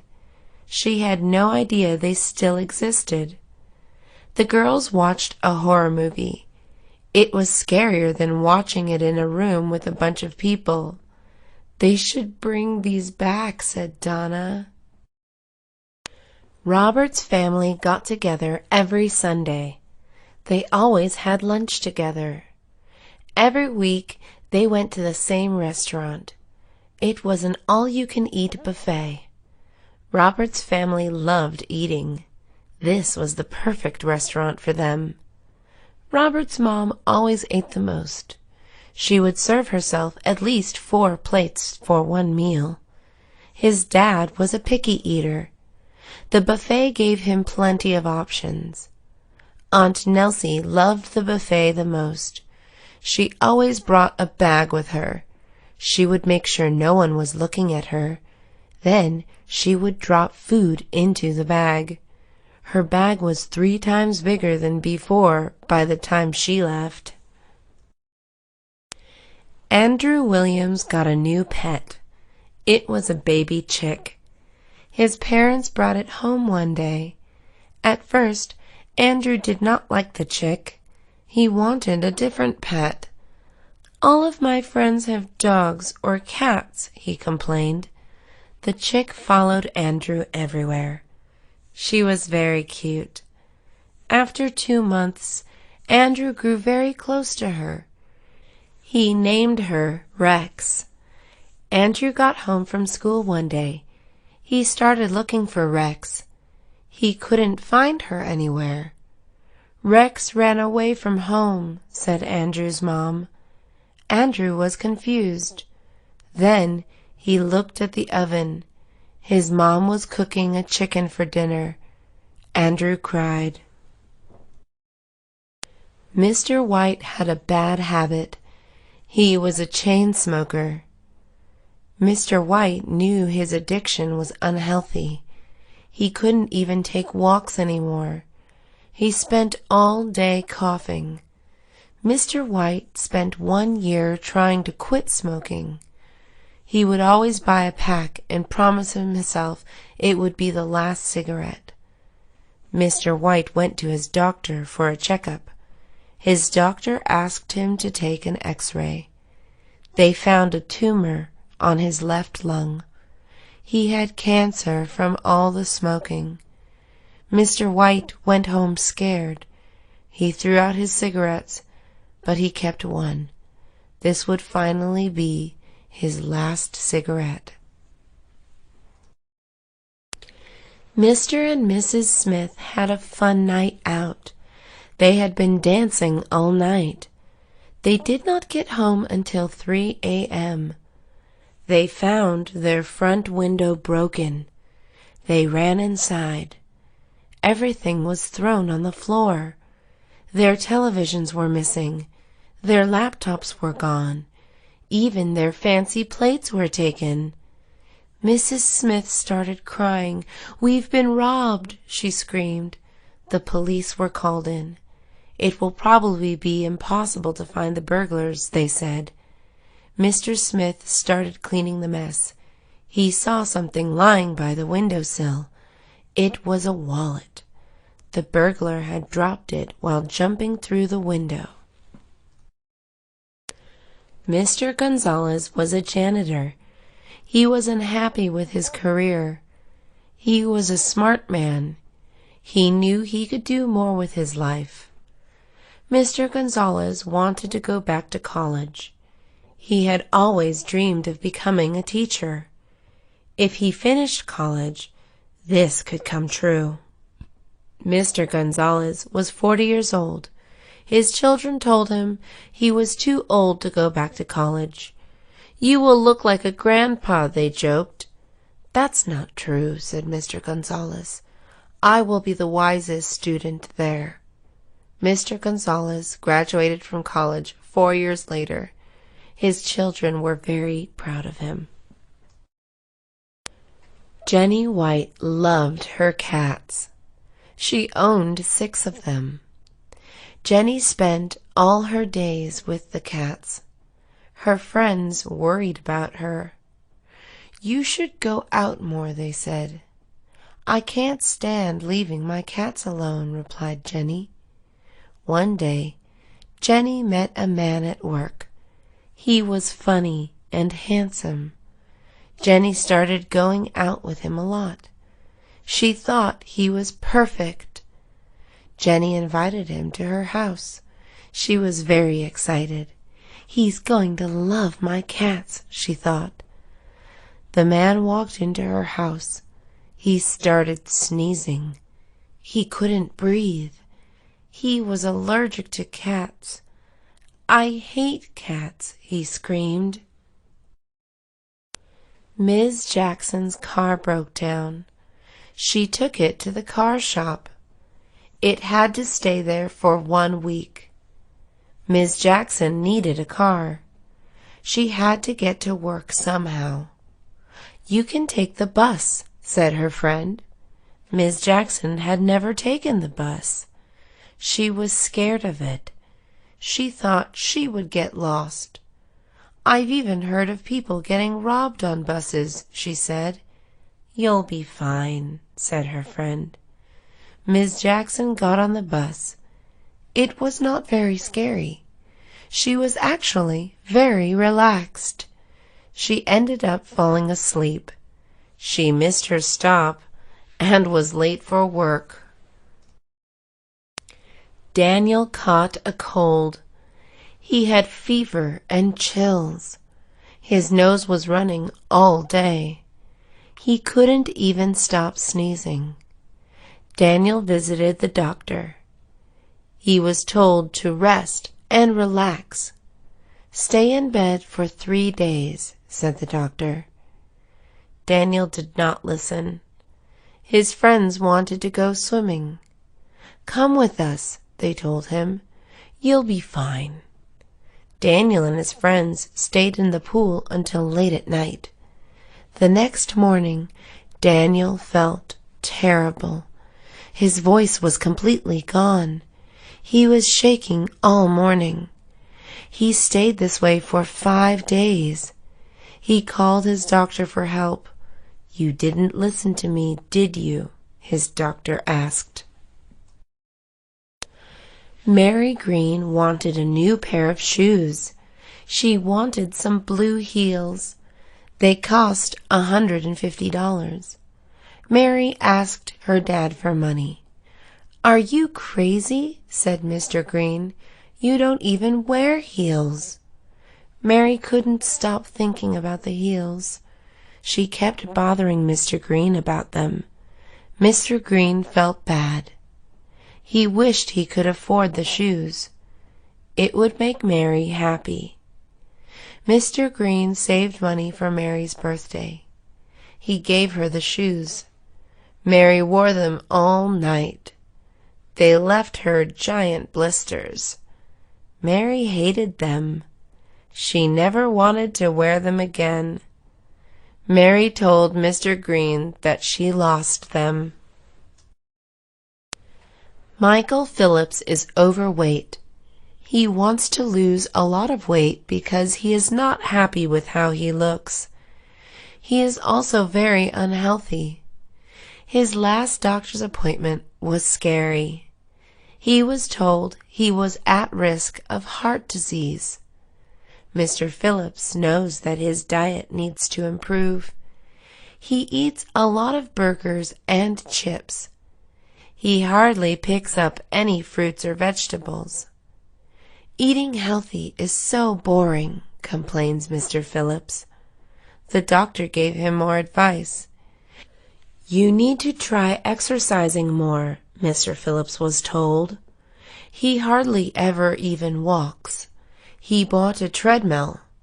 Mr. Phillips was very determined to succeed. It was a big day for Ms. Wilson. She had just gotten her paycheck. She was on her way to buy her first bicycle. Ms. Wilson grew up in a poor family. They could never afford to buy her a bicycle. Ms. Wilson was now 30 years old. She had a good job and 2 children of her own. She wanted to teach them how to ride a bike, but first she had to learn herself. She chose a big blue bike from the bicycle store. Now it was time to practice. Her first day on the bike was terrible. "This is so much harder than it looks," she yelled. After many, many falls, Ms. Wilson got it down. She felt very proud. "I can't wait to teach my kids now," she said. Mark Smith needed to get a job. There was one problem. Mark was a bit lazy. He wanted to do something easy. "I know," he said. "I can be a waiter." "I don't think that's the best job for you," said his mom. "Why not?" Mark replied. He thought the job looked very simple. "All I have to do is clean tables," said Mark. "Plus, I would get big tips." Mark got hired as a waiter in a small cafe. He soon realized his mom was right. Everyone who ate left a big mess on the table. Mark hated cleaning up. He was very slow at it, too. he kept dropping plates on the floor. To top it off, he wasn't very nice to customers. They left him small tips. Mark was fired after 3 days. Sharon Carter wanted to take a pottery class. She didn't want to go alone. She invited her husband to go with her.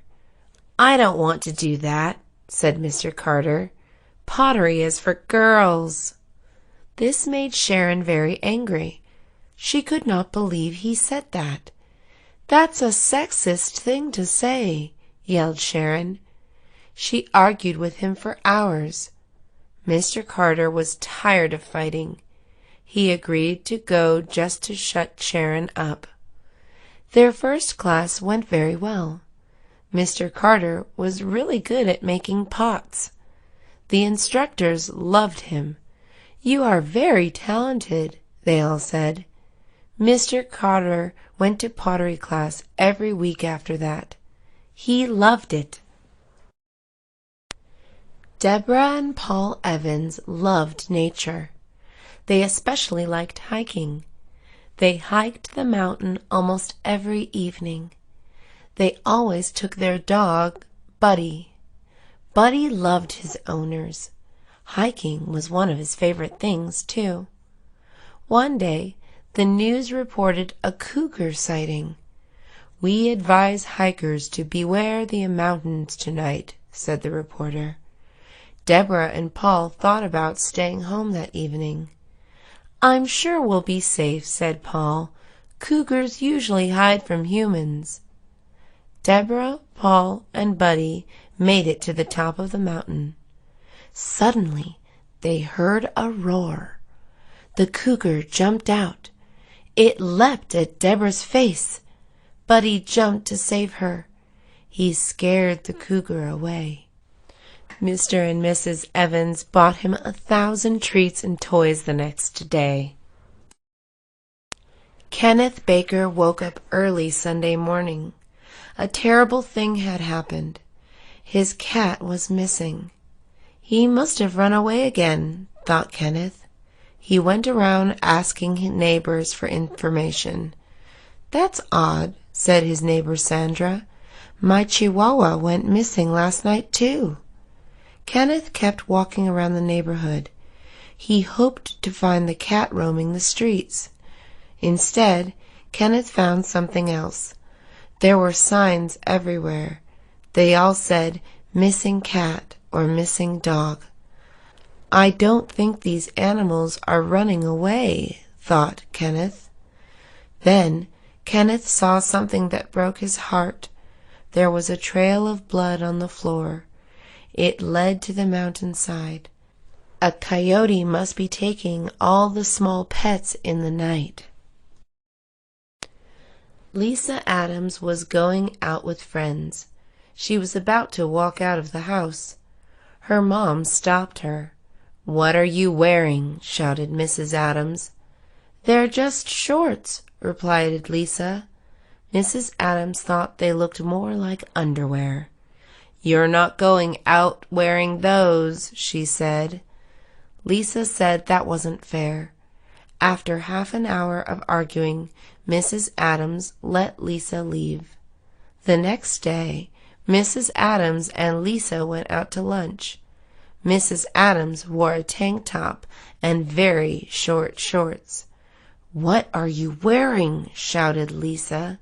She was embarrassed to walk around with her mom showing her butt. "They're just shorts," replied Mrs. Adams. Kevin Turner wanted to get a tattoo. He couldn't wait to get his first one. Tattoos are expensive. Kevin couldn't afford to go to a professional. "Don't worry," said his friend. "I know a guy who will do it for free." Kevin wasn't sure that was safe. He agreed to it anyways. Kevin asked the tattooist to draw a rose on his arm. The tattoo hurt a lot. Kevin couldn't take the pain. He shut his eyes tightly. He did not open them until the tattoo was finished. "What is that?" yelled Kevin. "It's a rose," said the tattooist. It looked more like a rock to Kevin. He never got a free tattoo again. Helen Young was an unlucky woman. So many bad things happened to her. She was always getting into accidents. None of them were her fault. 1 year ago, there was a small earthquake. It caused a telephone pole to crack. The pole landed on top of Helen's car. Another time, there was a small storm. Helen loves the rain. She walked outside to enjoy it. She was struck by lightning within 1 minute. Everyone laughed at Helen's bad luck. One day, that all changed. Helen tripped on the sidewalk. She found a lottery ticket laying on the ground. It had the winning numbers. Helen was now an unlucky millionaire. George Hernandez had 2 best friends. They had been friends since elementary school. Now they were all grown up. George was moving away to a university. Stephen was starting a family in another city. Charles got a job in another state. They had to say goodbye. George didn't want them to ever forget each other. "Let's make a time capsule," he said. They all went home. They looked for things that held memories of their being together. They found old toys, pictures, and CDs. They put them in a box. Then they buried the box in a park. The boys promised to get together in 10 years. They would dig up the box and feel like children again. Betty Scott got big news. Her only son was going to have a baby. "I'm finally going to be a grandma," she thought. Betty was very excited. She couldn't wait for the baby to arrive. "I need to get the baby something special," Betty said. She decided to make a blanket. She would knit it herself. Betty was an elderly woman. Her hands weren't as strong as they used to be. They shook a lot and hurt often. Knitting was much harder than she remembered it. Still, Betty kept working on the blanket. "Anything for that baby," she thought. Betty struggled with the blanket for many months. She finished it right before the baby was born. It was the best present the baby ever got. Brian Nelson was late for work. He had been stuck in traffic for half an hour. The cars were finally starting to move. Brian had to make it to work in 10 minutes. If he was late, he would be in big trouble with his boss. "There's no way I'll make it in time," said Brian. Suddenly, a car raced past him. 3 seconds later, another car raced past him. They were going around 80 miles per hour. Brian knew that speeding was the only way he would make it to work on time. He looked around him. There were no cops in sight. He decided to push the speed up to 70. 2 seconds later, he heard sirens behind him. Linda has a younger sister. Her name is Ruth. Linda is usually annoyed by Ruth. She tries to get away from her. Ruth follows her like a lost puppy. Linda is used to that by now. Ruth always looks up to Linda. She tries to do everything that Linda does. One day, Linda was getting ready to go out with friends. Linda didn't notice that Ruth was watching her when she was putting on her makeup. When Linda got home, Ruth was waiting for her in her room. Her face was covered with permanent markers. "What did you do?" shouted Linda. "I painted my face like you," answered Ruth. Elizabeth Williams was a beautiful girl. She grew up with her dad. Her dad was overprotective. He knew a lot of guys were interested in Elizabeth. Mr. Williams did his best to scare them all away. Boys would try to get Elizabeth's attention. Some would throw rocks at her window. They thought Mr. Williams wouldn't catch them. Mr. Williams bought 2 guard dogs. He trained them to attack boys who tried this. Some boys would try to walk Elizabeth home. Mr. Williams made sure this didn't happen. He parked right in front of her school every day. He brought his dogs with him each time. Elizabeth was single for a very long time. Donald Campbell needed to go to New York. He lived in Los Angeles. Driving there would take 3 days. His only other option was to take an airplane. That would take around 6 hours. Donald was afraid of airplanes. He had never been on one. "That's a dumb fear," said his friend. "Cars are more dangerous than airplanes." Donald was sure this was a lie. He didn't trust something so big in the air. Donald ignored his friend. He was going to drive for 3 days. Halfway through the trip, Donald got very sleepy. He was on the highway. He crashed into a giant trailer. Kimberly and Jason were surfing. They did this every weekend. They were far into the ocean. Suddenly, something touched Jason's foot. Jason froze. "Is something wrong?" asked Kimberly. "Don't move," Jason replied. "I think there's a shark under us." Kimberly panicked. She put goggles on. Then she looked under the water. When she came back up, she had a big smile on her face. She was laughing very loud. "This isn't funny," said Jason. Suddenly, a baby seal jumped onto Jason's surfboard. Jason screamed and jumped into the water. He hid there for almost a minute. "That's the shark," said Kimberly. Jason was very embarrassed.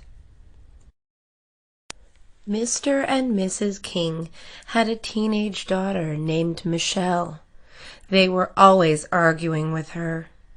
Michelle was a good daughter.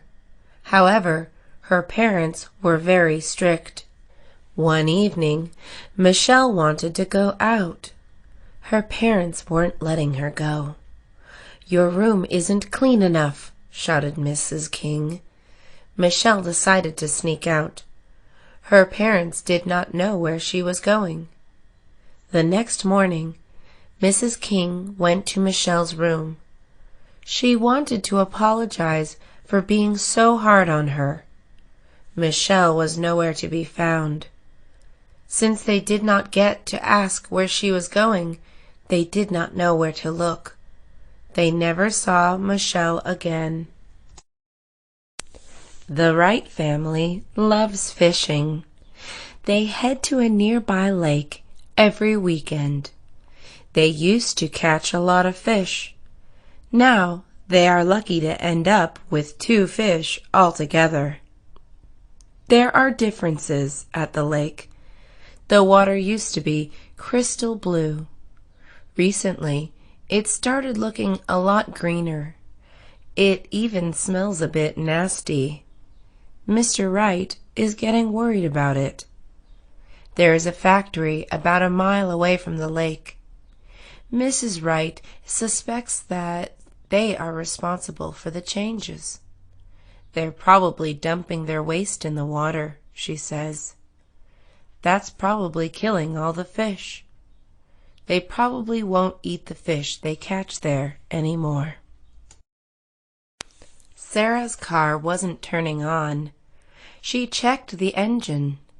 She saw the problem. One of her pipes was loose. She would have to buy a new piece to fix it. Sarah headed to the local auto shop. After she bought the pipe, an employee offered to help her put it in her car. "No thanks," said Sarah. "I can do it myself." The employee laughed when she said this. "What's so funny?" asked Sarah. "Girls don't know how to fix cars," said the man employee. Sarah was furious. She almost smacked him with the pipe.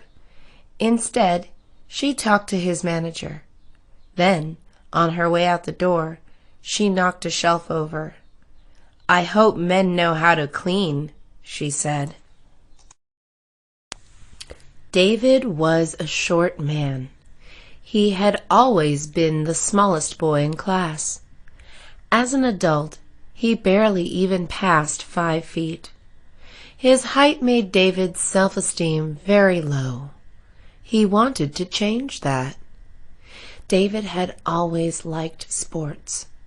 Sadly, short people have a hard time fitting in on most sport teams. "Have you thought about becoming a horse jockey?" asked a friend.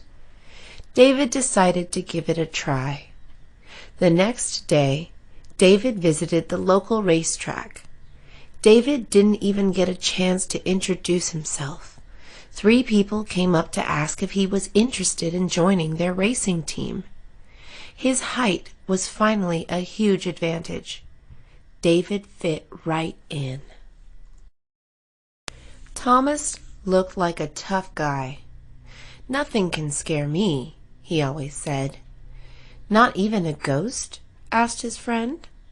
"Of course not," said Thomas. "Ghosts aren't even real." The next day, Thomas and his friends were bored. They went to go explore the neighborhood. They ran into an old abandoned house. They dared Thomas to go inside. He had to stay there for 5 minutes. Thomas was very brave at first. He couldn't see anything in the dark. Suddenly, he started hearing things. It sounded like a woman screaming. Thomas ran out of the house, crying. Michael lived in Minnesota. He was visiting the West Coast. His friends were going to show him around.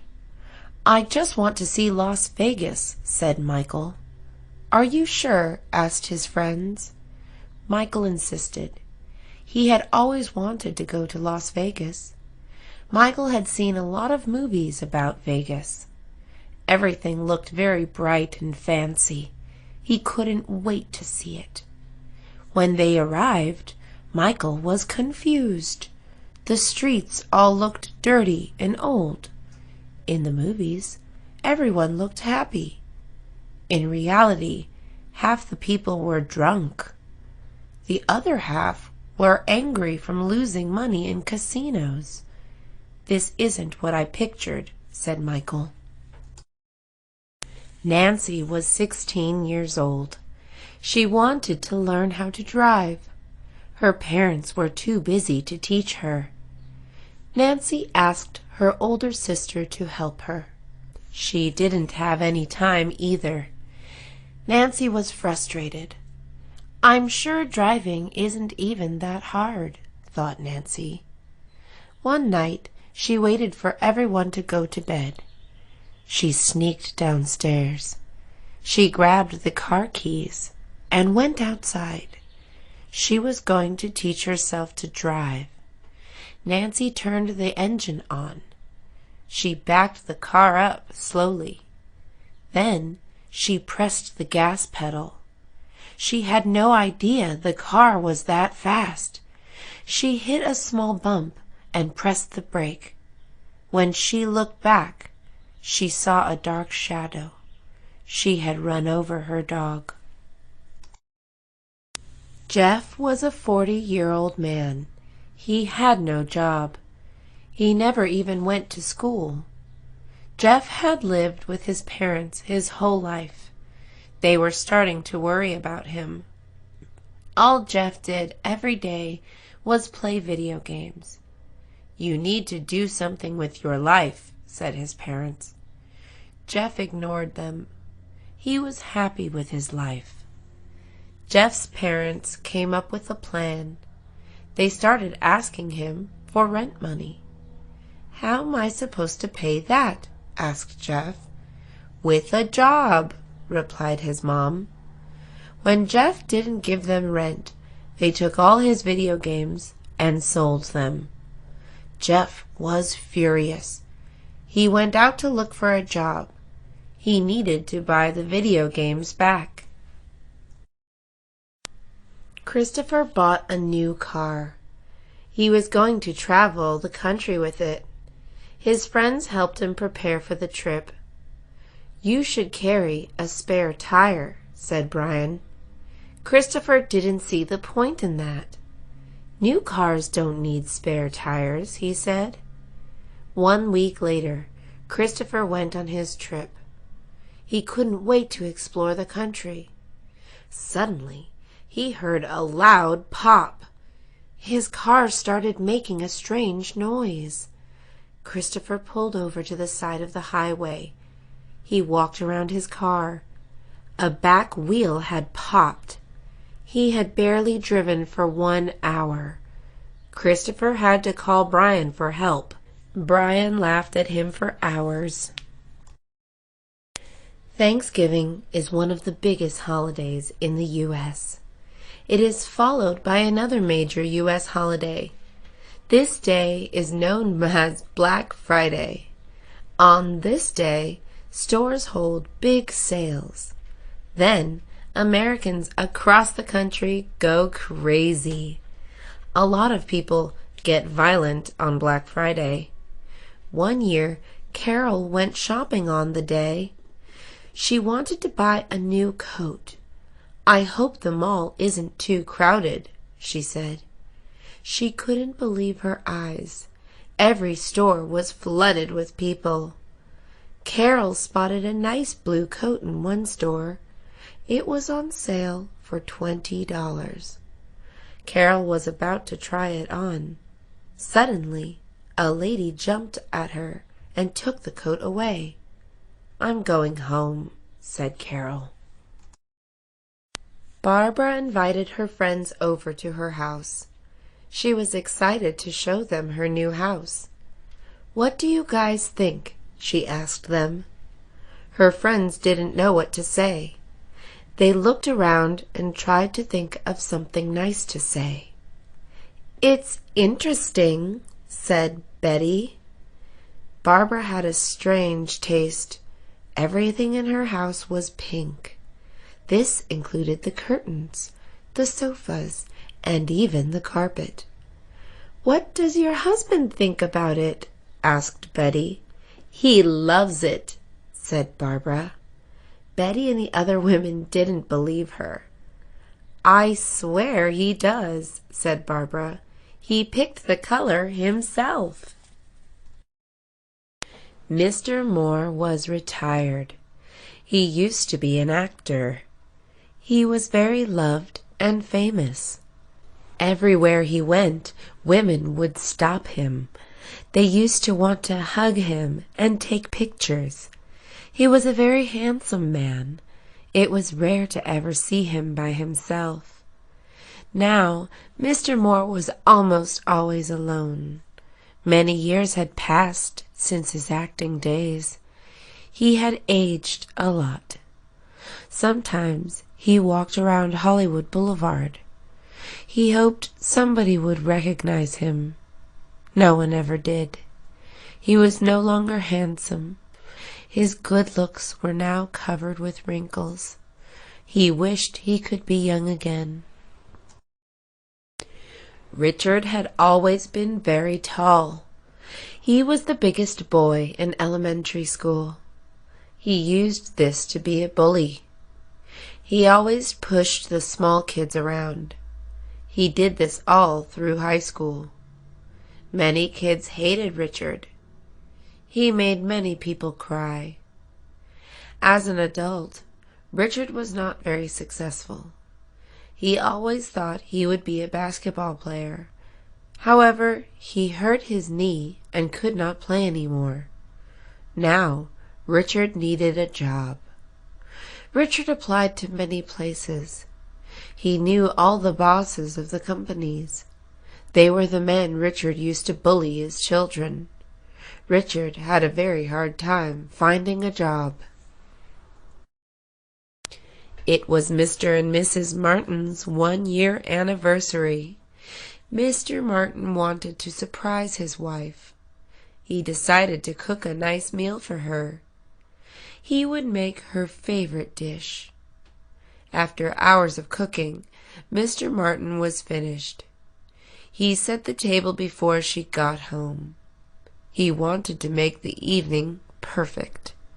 He lit a lot of candles around the house and turned off the lights. Soon the doorbell rang. Mr. Martin ran to the door. On his way there, he tripped over a candle. The flame landed on a curtain. The fire grew quickly. Soon it spread to the carpet. Mr. Martin ran out of the house. Mrs. Martin was definitely surprised. Patricia went to a private university. She couldn't afford it herself. She was lucky to receive a scholarship to pay for her. Many other people at the school were very rich. This made Patricia uncomfortable sometimes. All her classmates dressed in expensive clothing. Patricia could barely even pay for her books. The last thing she was going to do was spend money on clothing. Her classmates all drove fancy sports cars. Patricia took the bus to school. She was embarrassed for not having money. "Don't worry," said her mom. "Soon you're going to graduate. You will get a great job with your degree. One day you will be as rich as them. Maybe you will be even richer." James and Susan grew up together. They had always been best friends. Now they were going to turn 30. So much had changed. Susan was about to get married. James had introduced Susan to her fiancé. He knew they would get along great. It made James very happy to see Susan happy, too. However, James felt very strange. Susan's wedding was near.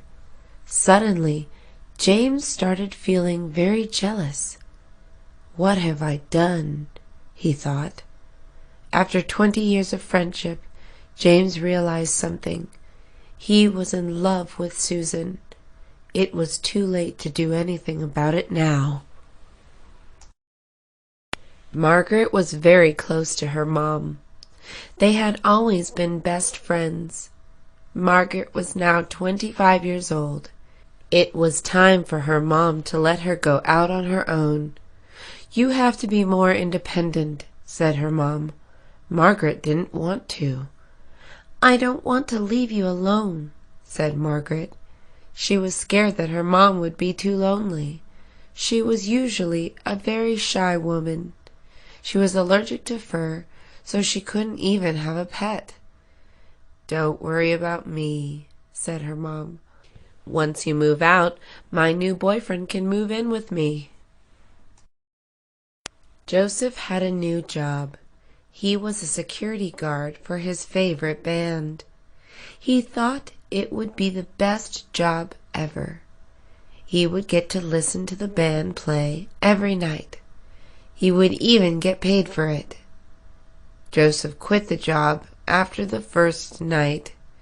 He was walking the band into their tour bus. Suddenly, a mob of crazy girls started chasing them. He thought he could handle the girls. He was very wrong. They were much stronger than they looked. Joseph ended up with a black eye and a scratched-up face. "The pain isn't worth the money," said Joseph. Paul hated sports. He was very bad at them, too. Yet suddenly he started practicing for football and basketball tryouts.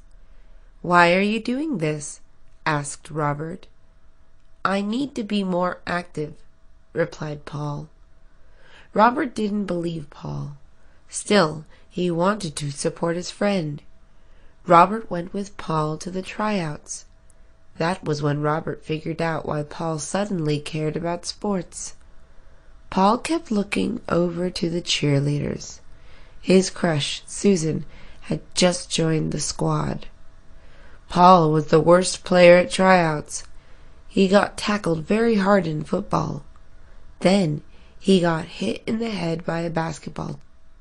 He had no chance of making the team.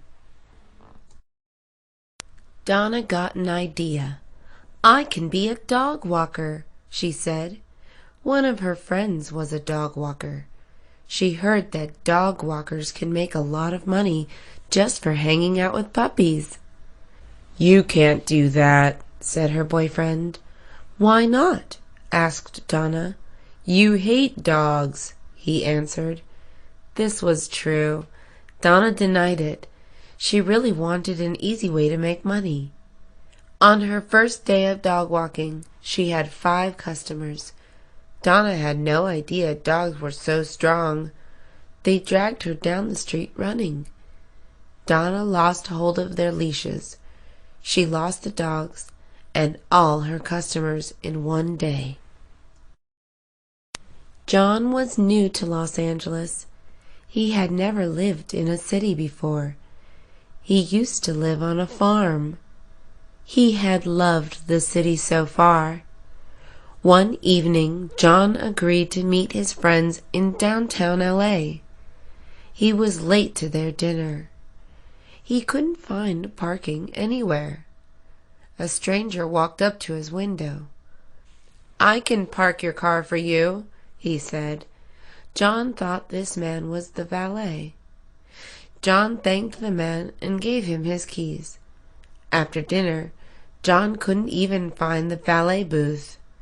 "We don't have a valet," said the waiter. John's car had been stolen.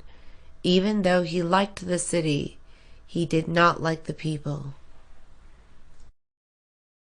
Ronald was moving to college. He needed a place to stay. Every apartment around the school was very expensive. "I'm going to be a homeless college student," he joked. Ronald thought of a solution. He posted an advertisement online. He wrote, "Looking for a roommate around college campus. Must be neat and sane." Within one day, he had 20 replies. Ronald didn't really want to share an apartment with a stranger. However, this was the only way he could afford anything. "I just hope he's not dirty or crazy," he thought. After interviewing everyone, he picked a guy he really liked. They ended up being friends their whole lives. Laura cared a lot about the environment. She worried about the future of the planet. She made sure to recycle everything she could. She even rode her bike everywhere she went. Laura wanted to do whatever she could to prevent pollution or global warming. One day, Laura was riding her bike home. A truck in front of her threw a bag of trash out their window. This made Laura furious. She picked up the bag and followed the truck. When it finally parked, she threw the bag into the window. The driver of the truck turned out to be a cop. He charged her on 2 accounts. One was for assault of an officer. The other was for littering. Karen hated wearing makeup. She felt fake and weird when she wore any. All her friends laughed at her. "Don't be a little boy," they would say. "You're going to look ugly without it." Karen believed them. Apart from not liking how it felt, Karen hated the price. Makeup is very expensive. She did not want to waste money on it, but every girl she knew wore it. I guess I have to buy it, Karen thought. One day, Karen met a boy she really liked. He thought Karen was nice and funny. Still, he didn't want to ask her out. Why not? Asked his friends. She wears too much makeup, he replied. Mr. and Mrs. Green were new parents. Their baby was born 2 months before. For 2 months, they hadn't gotten any sleep. The baby took every minute of their days. They needed a break from parenting. "We're going to go crazy," said Mr. Green. Mr. Green's mom told them to go on a vacation. She would take care of their baby while they were gone. "That sounds like a great plan," said Mrs. Green. The couple packed up their bags and were on their way quickly. The new parents thought they would love their first time away from the baby. They were very wrong. All they could do was worry about whether he was okay. They drove back home after one day. Stephen had just moved to California. He had so many things to see and do. He wanted to go camping by the beach. He wanted to visit Hollywood. But above everything, he wanted to go to Disneyland. Stephen drove to Anaheim the first chance he got. He had been dreaming of seeing Disneyland since he was 5 years old. He was now 25. As soon as Stephen walked into the park, he turned into a 5-year-old again. He was so full of excitement that he cried. Stephen went back to Disneyland at least once every month. He loved his new home. Mr. Robinson was a cool grandpa. All the neighborhood kids loved him. He always had funny jokes to tell. He taught them how to play fun games. He even gave them ice cream every Sunday. The kids never wanted to leave his side. One Sunday morning, the kids were waiting for him to open his door. He never showed up. Mr. Robinson had passed away. Every house was filled with crying kids that night. The kids would meet at his grave every Sunday afternoon. This went on for many years. They would sit around and tell old jokes. They always brought ice cream. Mitchell buys a cup of coffee at his local cafe every morning. He always sees the same homeless man sitting outside.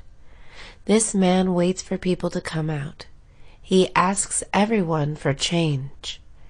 Although the homeless man is very friendly, Mitchell does not like him. "He is useless and lazy," Mitchell always said. One morning, Mitchell was running late to work. He stormed out of the cafe doors. Then he ran across the street to his car. Since he was in a hurry, he did not check for traffic. Suddenly, all he saw was a big white truck about to run him over. Luckily, the homeless man pushed Mitchell out of the way just in time to save his life. Mitchell gave him $5 every morning after that. Samantha Williams was a young and pretty woman. Men were always asking her out on dates. Samantha did not want a boyfriend. She nicely said no to every man that asked her out. This broke many men's hearts. However, most of the men would just move on. One day, a man asked Samantha out for a cup of coffee.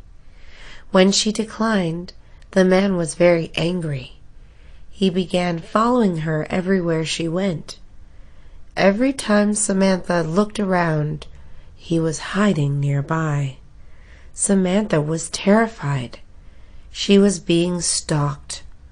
Samantha called the police to ask for help.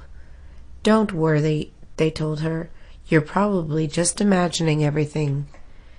2 days later, Samantha went missing. Harris had just turned 75 years old. He was feeling so ancient. He wanted his youth back. He used to be strong and handsome. Now he was wrinkly and flabby. He used to love adventure. He even wrestled an alligator once. Now he was too lazy to even go for walks.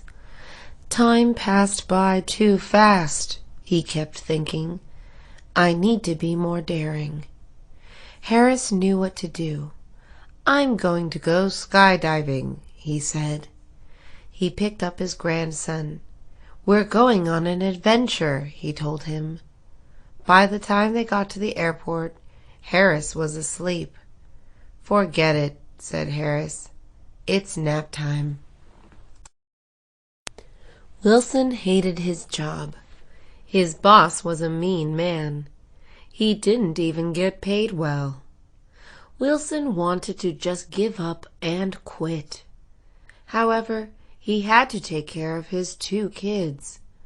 I want to give them a better life, he always said. Finally, Wilson decided to start changing their lives. He enrolled into college. He took classes every night. He quit his awful job. He eventually became a doctor. He started getting paid a lot.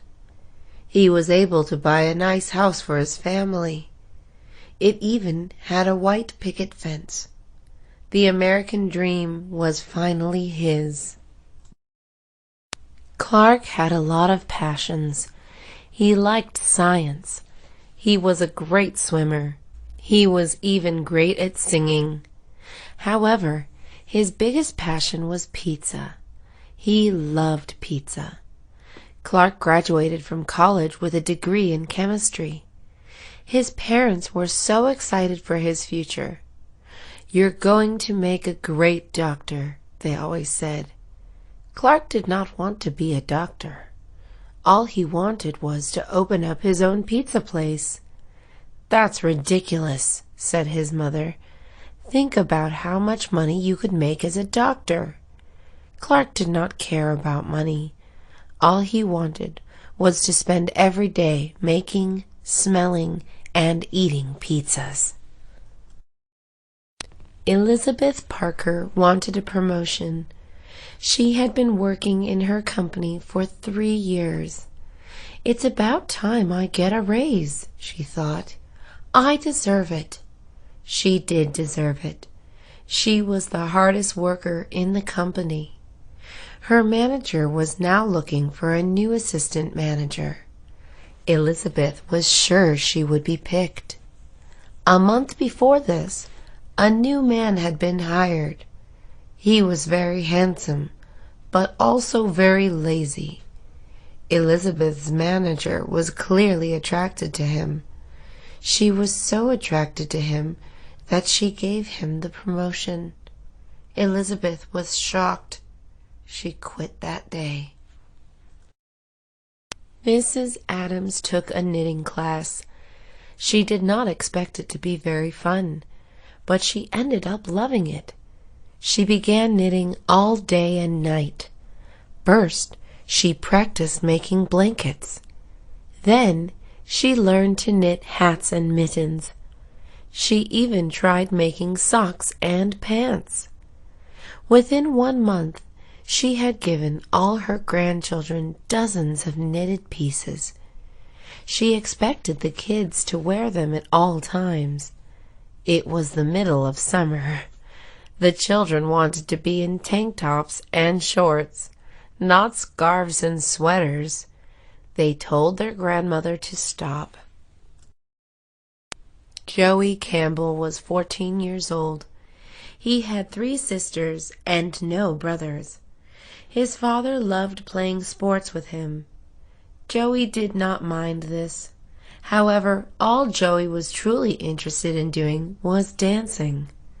All his sisters were allowed to take ballet classes. Joey wanted to sign up too.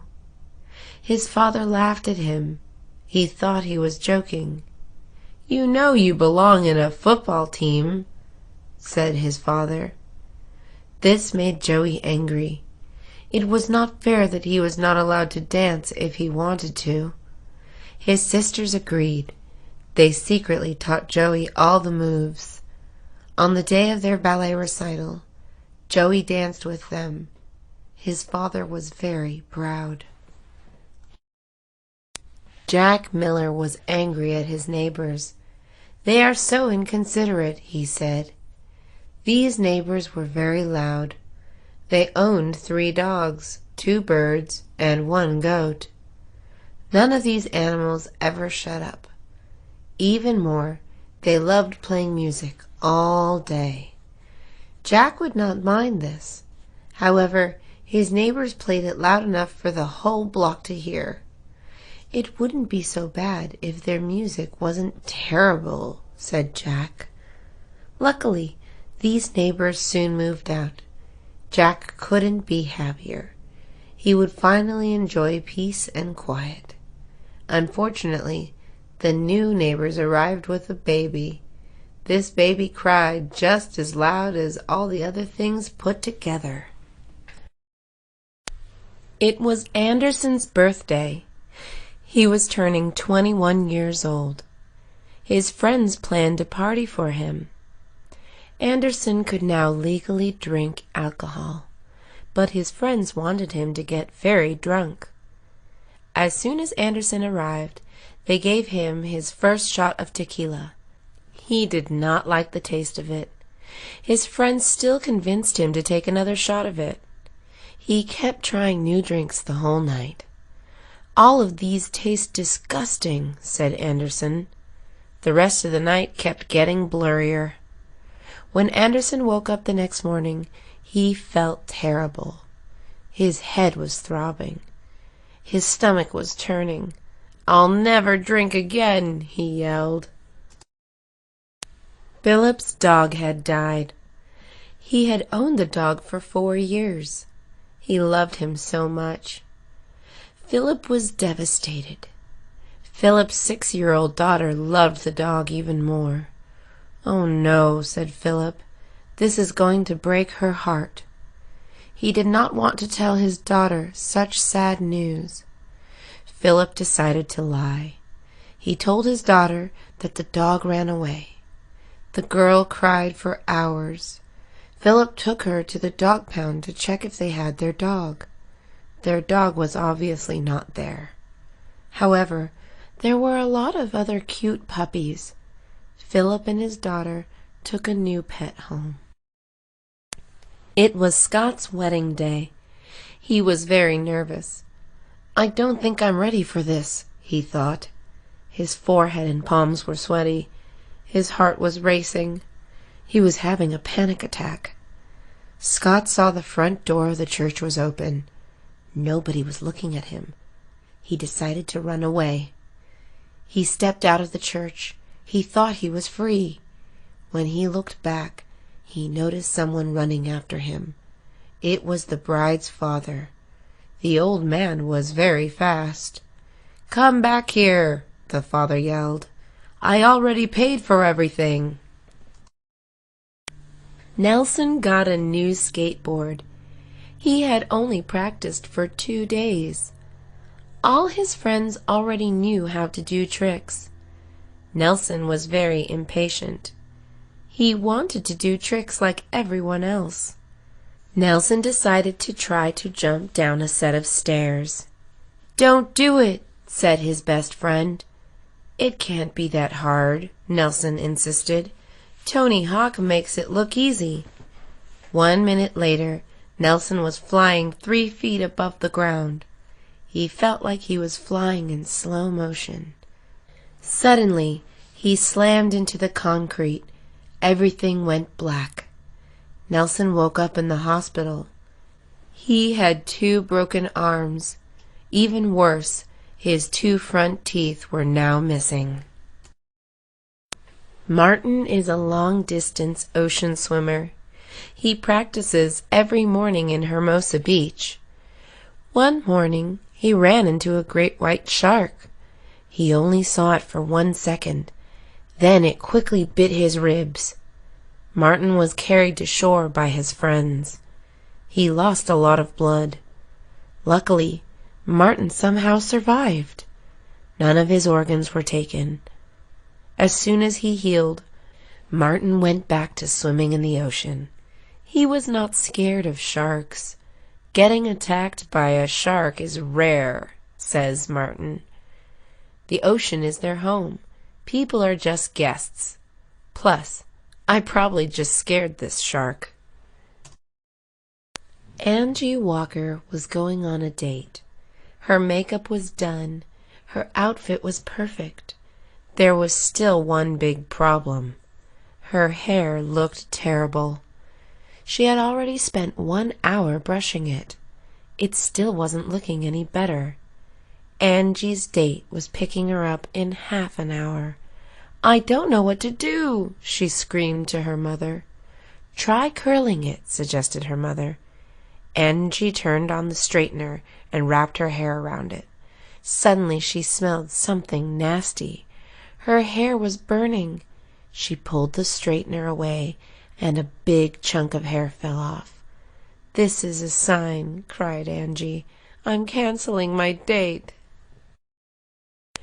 John Thompson finally got a girlfriend. She was very pretty. John wanted to do everything he could to keep her. On Monday, his girlfriend wanted to go jogging at 6 a.m. John wanted to sleep longer. He went with her anyway. On Tuesday, his girlfriend wanted to go shopping. John hated shopping. However, John still went with his girlfriend. On Wednesday, John's girlfriend wanted to have a picnic. The park gave John allergies. He still went just to keep her happy. By Thursday, John was very tired. He got a call from his girlfriend. John decided not to answer. "I think I like my couch more than my girlfriend," he said. Chris Miller hated his college life. He was very fat. All his classmates made fun of him. It was hard for him to lose weight. People wouldn't stop laughing at him. After he graduated, he finally had time to go to the gym. He worked out every day. Eventually, Chris was hired to be a swimsuit model. He was very successful. 15 years later, his college reunion arrived. No one was able to recognize him at first. He looked very fit and handsome. He couldn't recognize anyone else either. They had all gotten fat and ugly. Jackie Davis had never owned a pet. She had always wanted one. She decided to go to the pet store. She bought a fish. This should be pretty easy to take care of, she thought. The fish died after 1 week. The water must have been dirty, Jackie said. She had only fed the fish once. Jackie went back to the pet store. She decided she was ready for something bigger. She bought a bird. The bird died after 2 weeks. "He was probably sick," said Jackie. She ignored the empty food plate. Jackie visited the pet store one more time. She bought a dog. Within 1 week, the dog ran away. He was very hungry. He had run after a taco truck.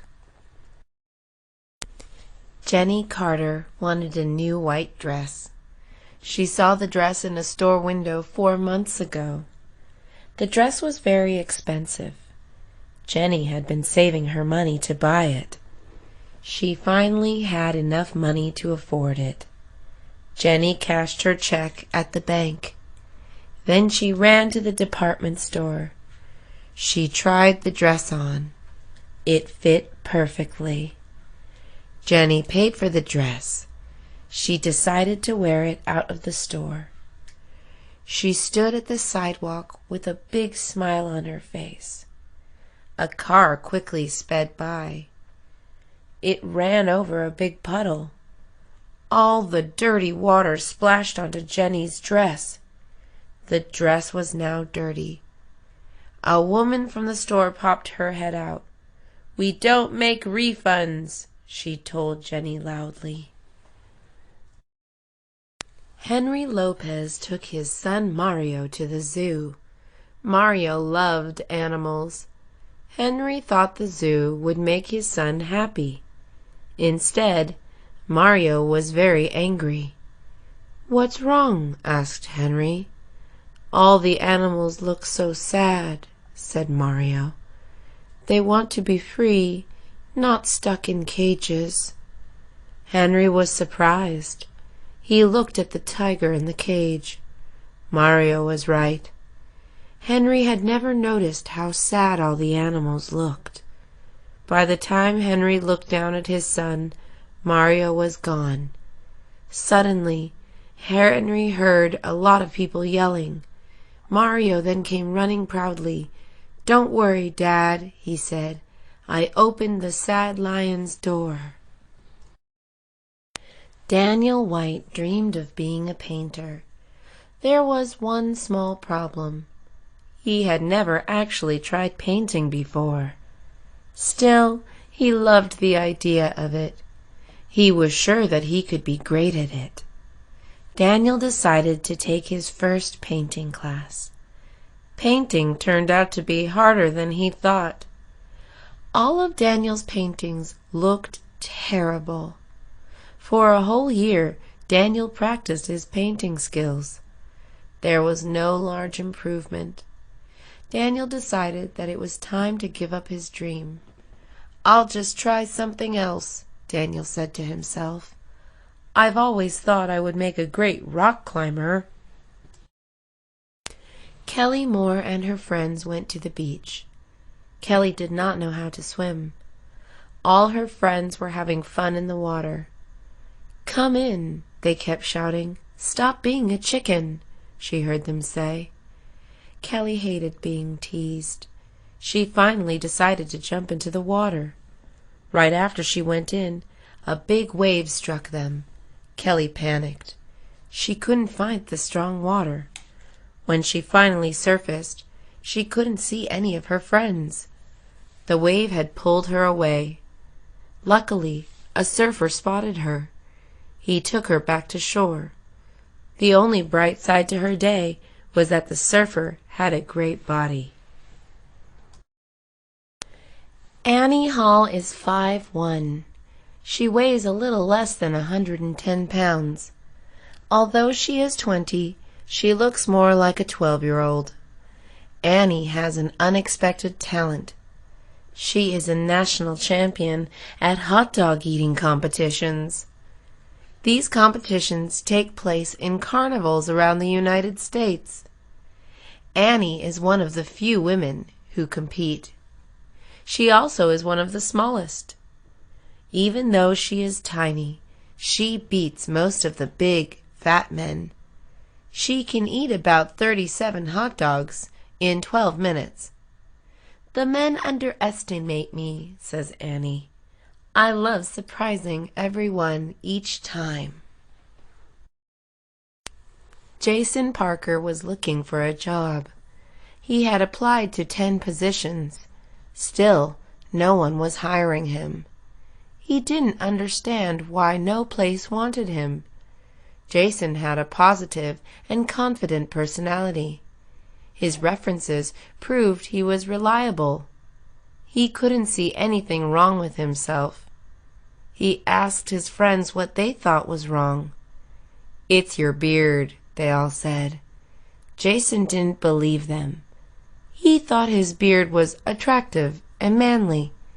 "It doesn't look good on you," his friends said. "You look homeless and dirty."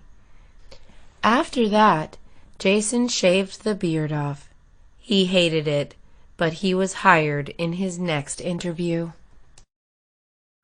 Jason Hernandez was driving on the freeway. He was in a rush to get home. He needed to watch the baseball final. Suddenly, he saw flashing red lights behind him, and then a siren sounded. A policeman pulled him over to the side. Jason was terrified. He had never gotten a ticket before. The policeman came to his window and asked him if he knew he had been speeding. Jason couldn't speak. He wanted to reply, "Yes, sir, I apologize." However, as soon as he opened his mouth, Jason started sobbing. The policeman was surprised. He hadn't seen a 30-year-old man cry like a 3-year-old baby. After chuckling a little bit, the police let Jason go with just a warning. It was his lucky day. Andy Turner had an older brother. Andy was often jealous of his brother. It seemed like anything Andy could do, his brother could do better. Everyone would always say, "You're almost as good as your brother." Andy was tired of this. He decided to find something he was the best at. Andy tried surfing. His brother ended up giving him lessons. Andy tried acting. A movie ended up casting his brother instead. Finally, Andy gave up. He went to his room and started singing a sad song. His mom then opened the door. "Wow," she said, "even your brother doesn't sound that nice when he sings." It was summer again, a camping season. Andrew Lee hated this time of the year. The rest of his family loved it. Andrew hated the bugs. He'd always go home itchy from the mosquito bites. He also hated the sleeping bags. They did not keep him warm. He would stay up all night freezing. Most of all, he hated the bears. He was always afraid of being attacked by bears. His father told Andrew to quit complaining. He gave him bug spray and a blanket. Then he took Andrew out for a walk in the woods. They lied down and spent the night looking up at the sky. The stars were beautiful. Andrew decided that camping wasn't that bad. Adrian Gonzalez was very tall. He also had huge muscles. It was clear he was a big, strong man. However, this big, strong man had a big fear. He was scared of the dentist. He had avoided the dentist for 10 years. Adrian wanted to keep avoiding it for the rest of his life. Unfortunately, his wisdom teeth were killing him. Adrian's wife was tired of hearing him complaining. "That's it," she said. "You're facing your fear tomorrow." It took 20 minutes to get Adrian to sit on the dentist's chair. However, Adrian doesn't remember anything after that. He had slept through his entire appointment. He then pretended not to remember crying the whole way to the clinic. Liz Adams had spent all day glued to her radio. Her favorite band was playing a show soon. A station was giving away free tickets. Liz was determined to win a pair. From 6 in the morning till midnight, Liz listened to the station non-stop. This went on for 4 days. Liz had to be caller 20 to win. On the last day of the contest, she finally got through. "You're the winner," said the radio host. Liz screamed with excitement. She also jumped uncontrollably. Her cell phone slipped from her hand. It landed in a big puddle. "Hello?" asked the radio host. "Oh well," he said, "I guess she didn't want the tickets." Thomas went camping with his friends. They thought they were prepared. They had packed their tents. They bought bug spray. They also had a lot of food. It wasn't until they were in the woods that Thomas noticed something. He had forgotten to pack a rope. The woods were full of bears. Bears can smell food from very far away. Rope is used to tie the food to a tree. This stops the bears from eating it. "Don't worry," said Thomas. "There probably aren't any bears here anyways." The boys went to sleep. When they awoke, all their food was gone. There were giant paw prints all around their tents. Mitchell was moving to college. "Are you taking Buddy?" asked his mom. Buddy was his teddy bear. Mitchell did not know what to do. He loved Buddy. He had him since he was a baby. Buddy made him feel safe. Mitchell knew that he would be laughed at if he took Buddy with him. College men do not own teddy bears. It was time to say goodbye to Buddy. This broke Mitchell's heart. When the moving day came, he couldn't do it. Mitchell ran to his room and grabbed Buddy. He hid him in his suitcase. Then he hid him under his pillow at college. No one ever found out that Mitchell slept with a teddy bear. Summer was a month away. That meant the local pool was going to open soon. All the kids were excited, but Evan was not.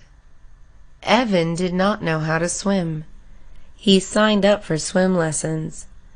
He was very afraid of the deep water. "Evan," said his teacher, "you need to relax. Nothing will happen to you." Evan practiced every day. When the pool finally opened, all the kids ran inside. Evan slowly walked to the edge of the pool. The other kids laughed at him for being scared. Evan was embarrassed. To shut them up, he dove into the water from the high board. His swim lessons paid off. Taylor wanted a new hobby. He enjoyed looking at flowers.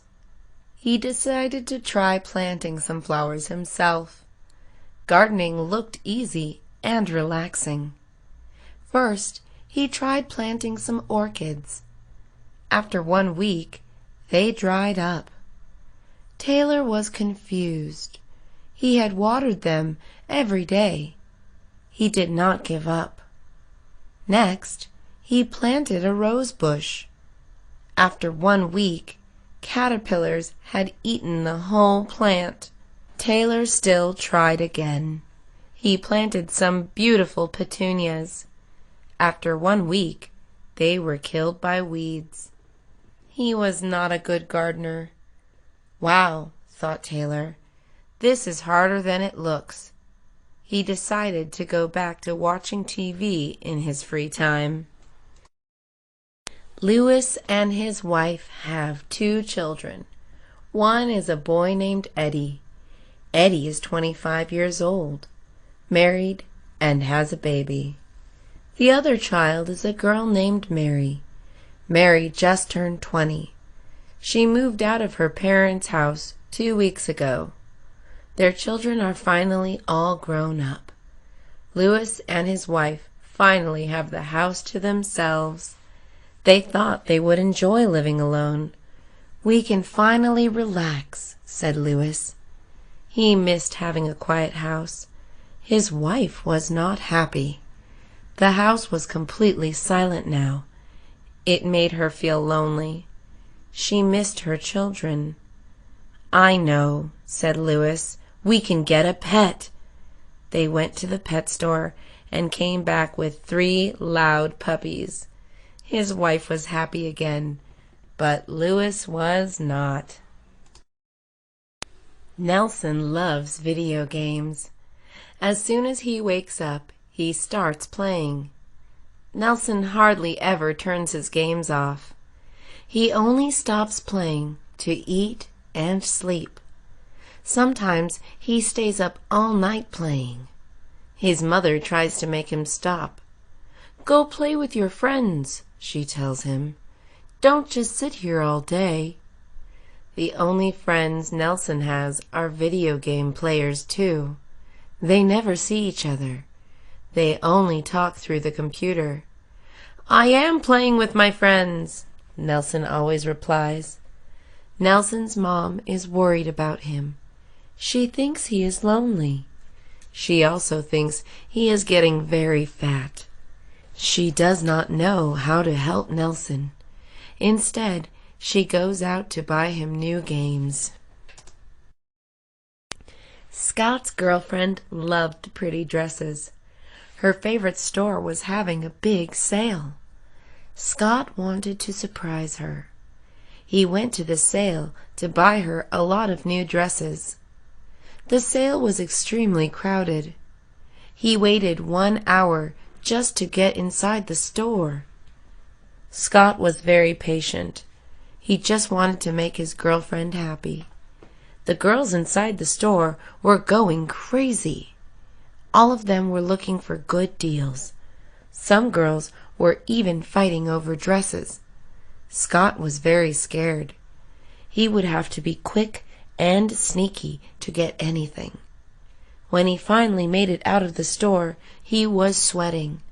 "I'm never doing that again," he thought. Martin had very crooked teeth. His dentist wanted to fix them. "You have to get braces," he told Martin. "Your smile will be perfect." Martin did not like this idea. He was scared of getting braces. He had heard they hurt a lot. They were also very expensive. He went to his dad to get some advice. His dad told Martin to get them. He even paid for them himself. When Martin looked at his braces in the mirror, he was unhappy. "I look ugly now," he remarked. "Stop being ridiculous," said his dad. "You already looked that way before they put the braces on." Wilson had always wanted to be an astronaut. His kindergarten teacher had told him that was impossible. "That's nice," she said, "but you'll probably never make it." Wilson thought she was very mean. Still, he never gave up his dream. 20 years later, Wilson proved her wrong. He was on a space mission to the moon. While looking down on Earth, Wilson thought of his old teacher. He wished she could see him now. He grabbed his camera and took a picture of himself in his spacesuit. 1,000,000 stars were in the background. As soon as he landed back on Earth, he ran to the post office. He mailed the picture to the mean teacher. Clark took his 6-year-old son sailing. It was James's first time on the ocean. They were having a great time. They were finding a bunch of sea creatures. James was amazed. First, Clark spotted 5 dolphins. Then James spotted a big whale. They even touched a sea lion. "Look!" called out Clark. He pointed to something swimming in the distance. "Do you know what that is?" he asked his son.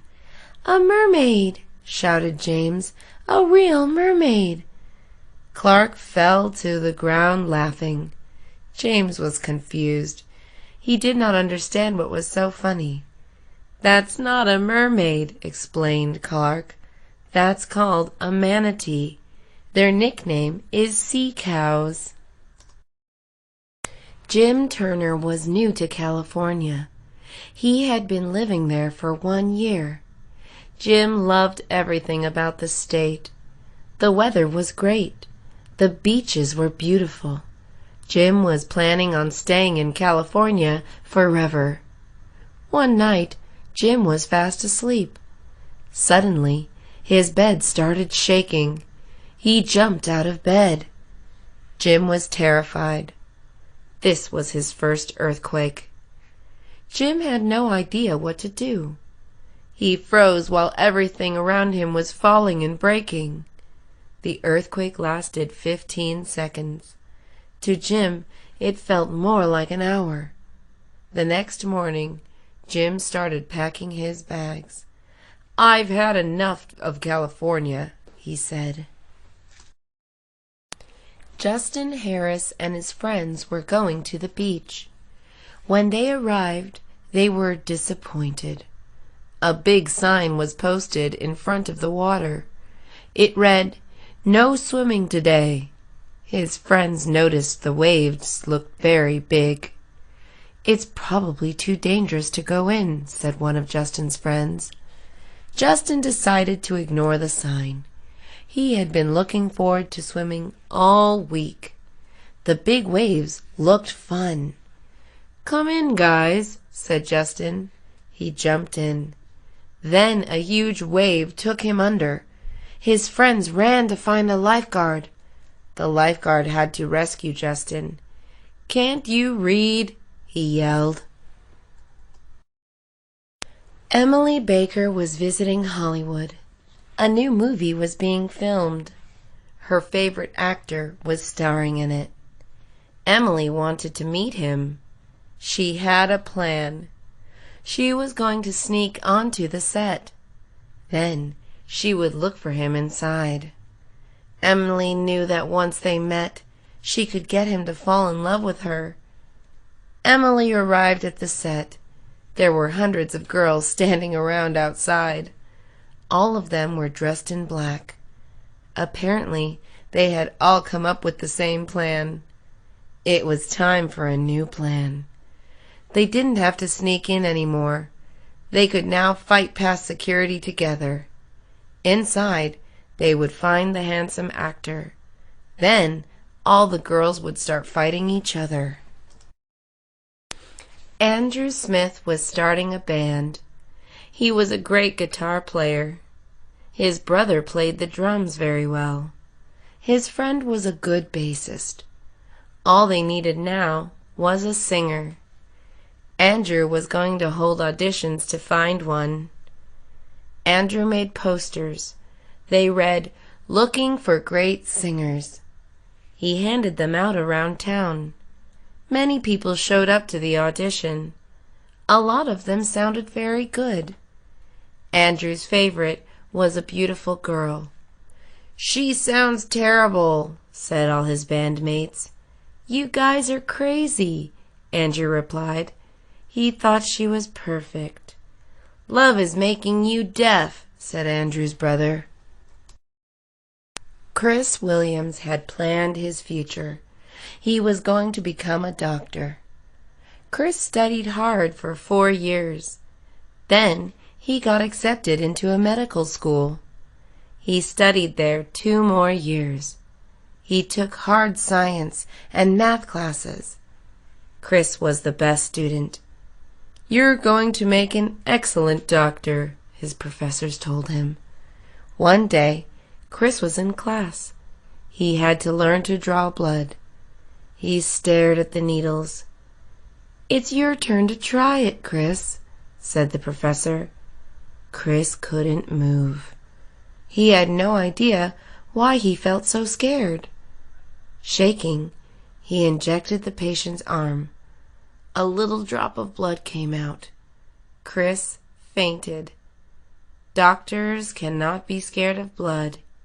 It was time to find a new career. Joe Carter was a big, strong man.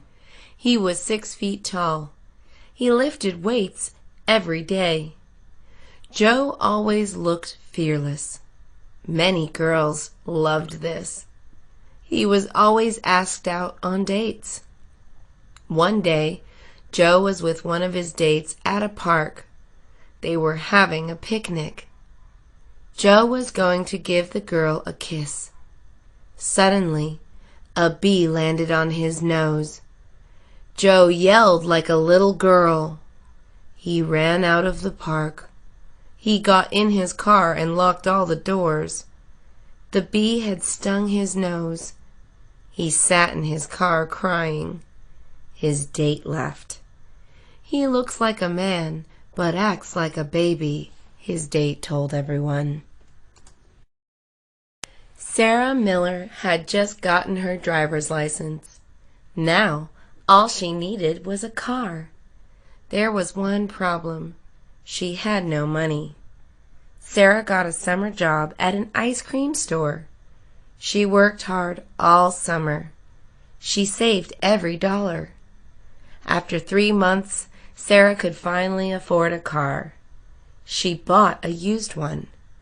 The car had a lot of scratches. One of the windows was cracked. The seats all had big stains on them. The inside even smelled funny. "It's perfect," Sarah insisted. All her work had paid off.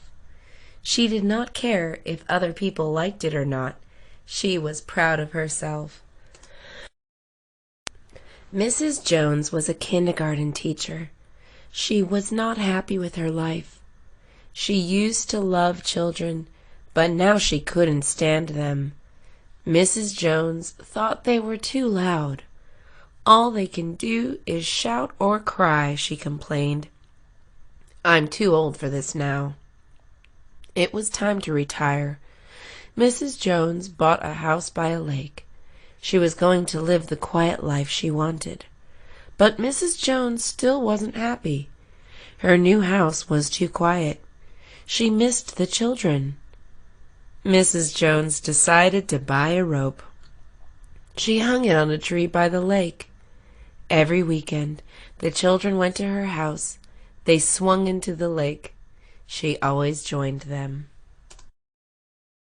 Carl Wilson wanted the latest phone. It cost $400. He begged his parents for it. "Sorry," they said, "it's too expensive." Still, Carl kept bugging them. He would not give up. He cried to them like a baby. His parents felt bad. They wanted to make their son happy. Mr. and Mrs. Wilson saved some money. They bought the phone for Carl's birthday. "Just be careful with it," they told him. "Of course I will be," he replied. Carl was so happy. He put the phone in his pocket. He ran off to show his friends. The phone slipped out of his pocket. It landed in a sewer. Mr. and Mrs. Wright were going on a vacation. Their son Brandon was staying home alone.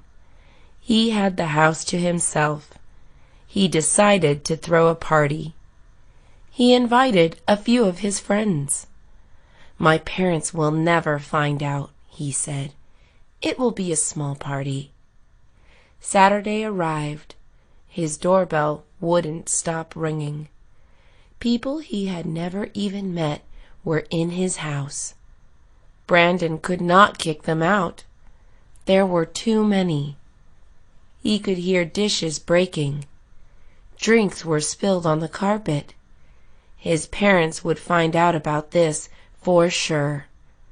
Brandon decided to just relax and enjoy his freedom, which would be taken away when his parents got home.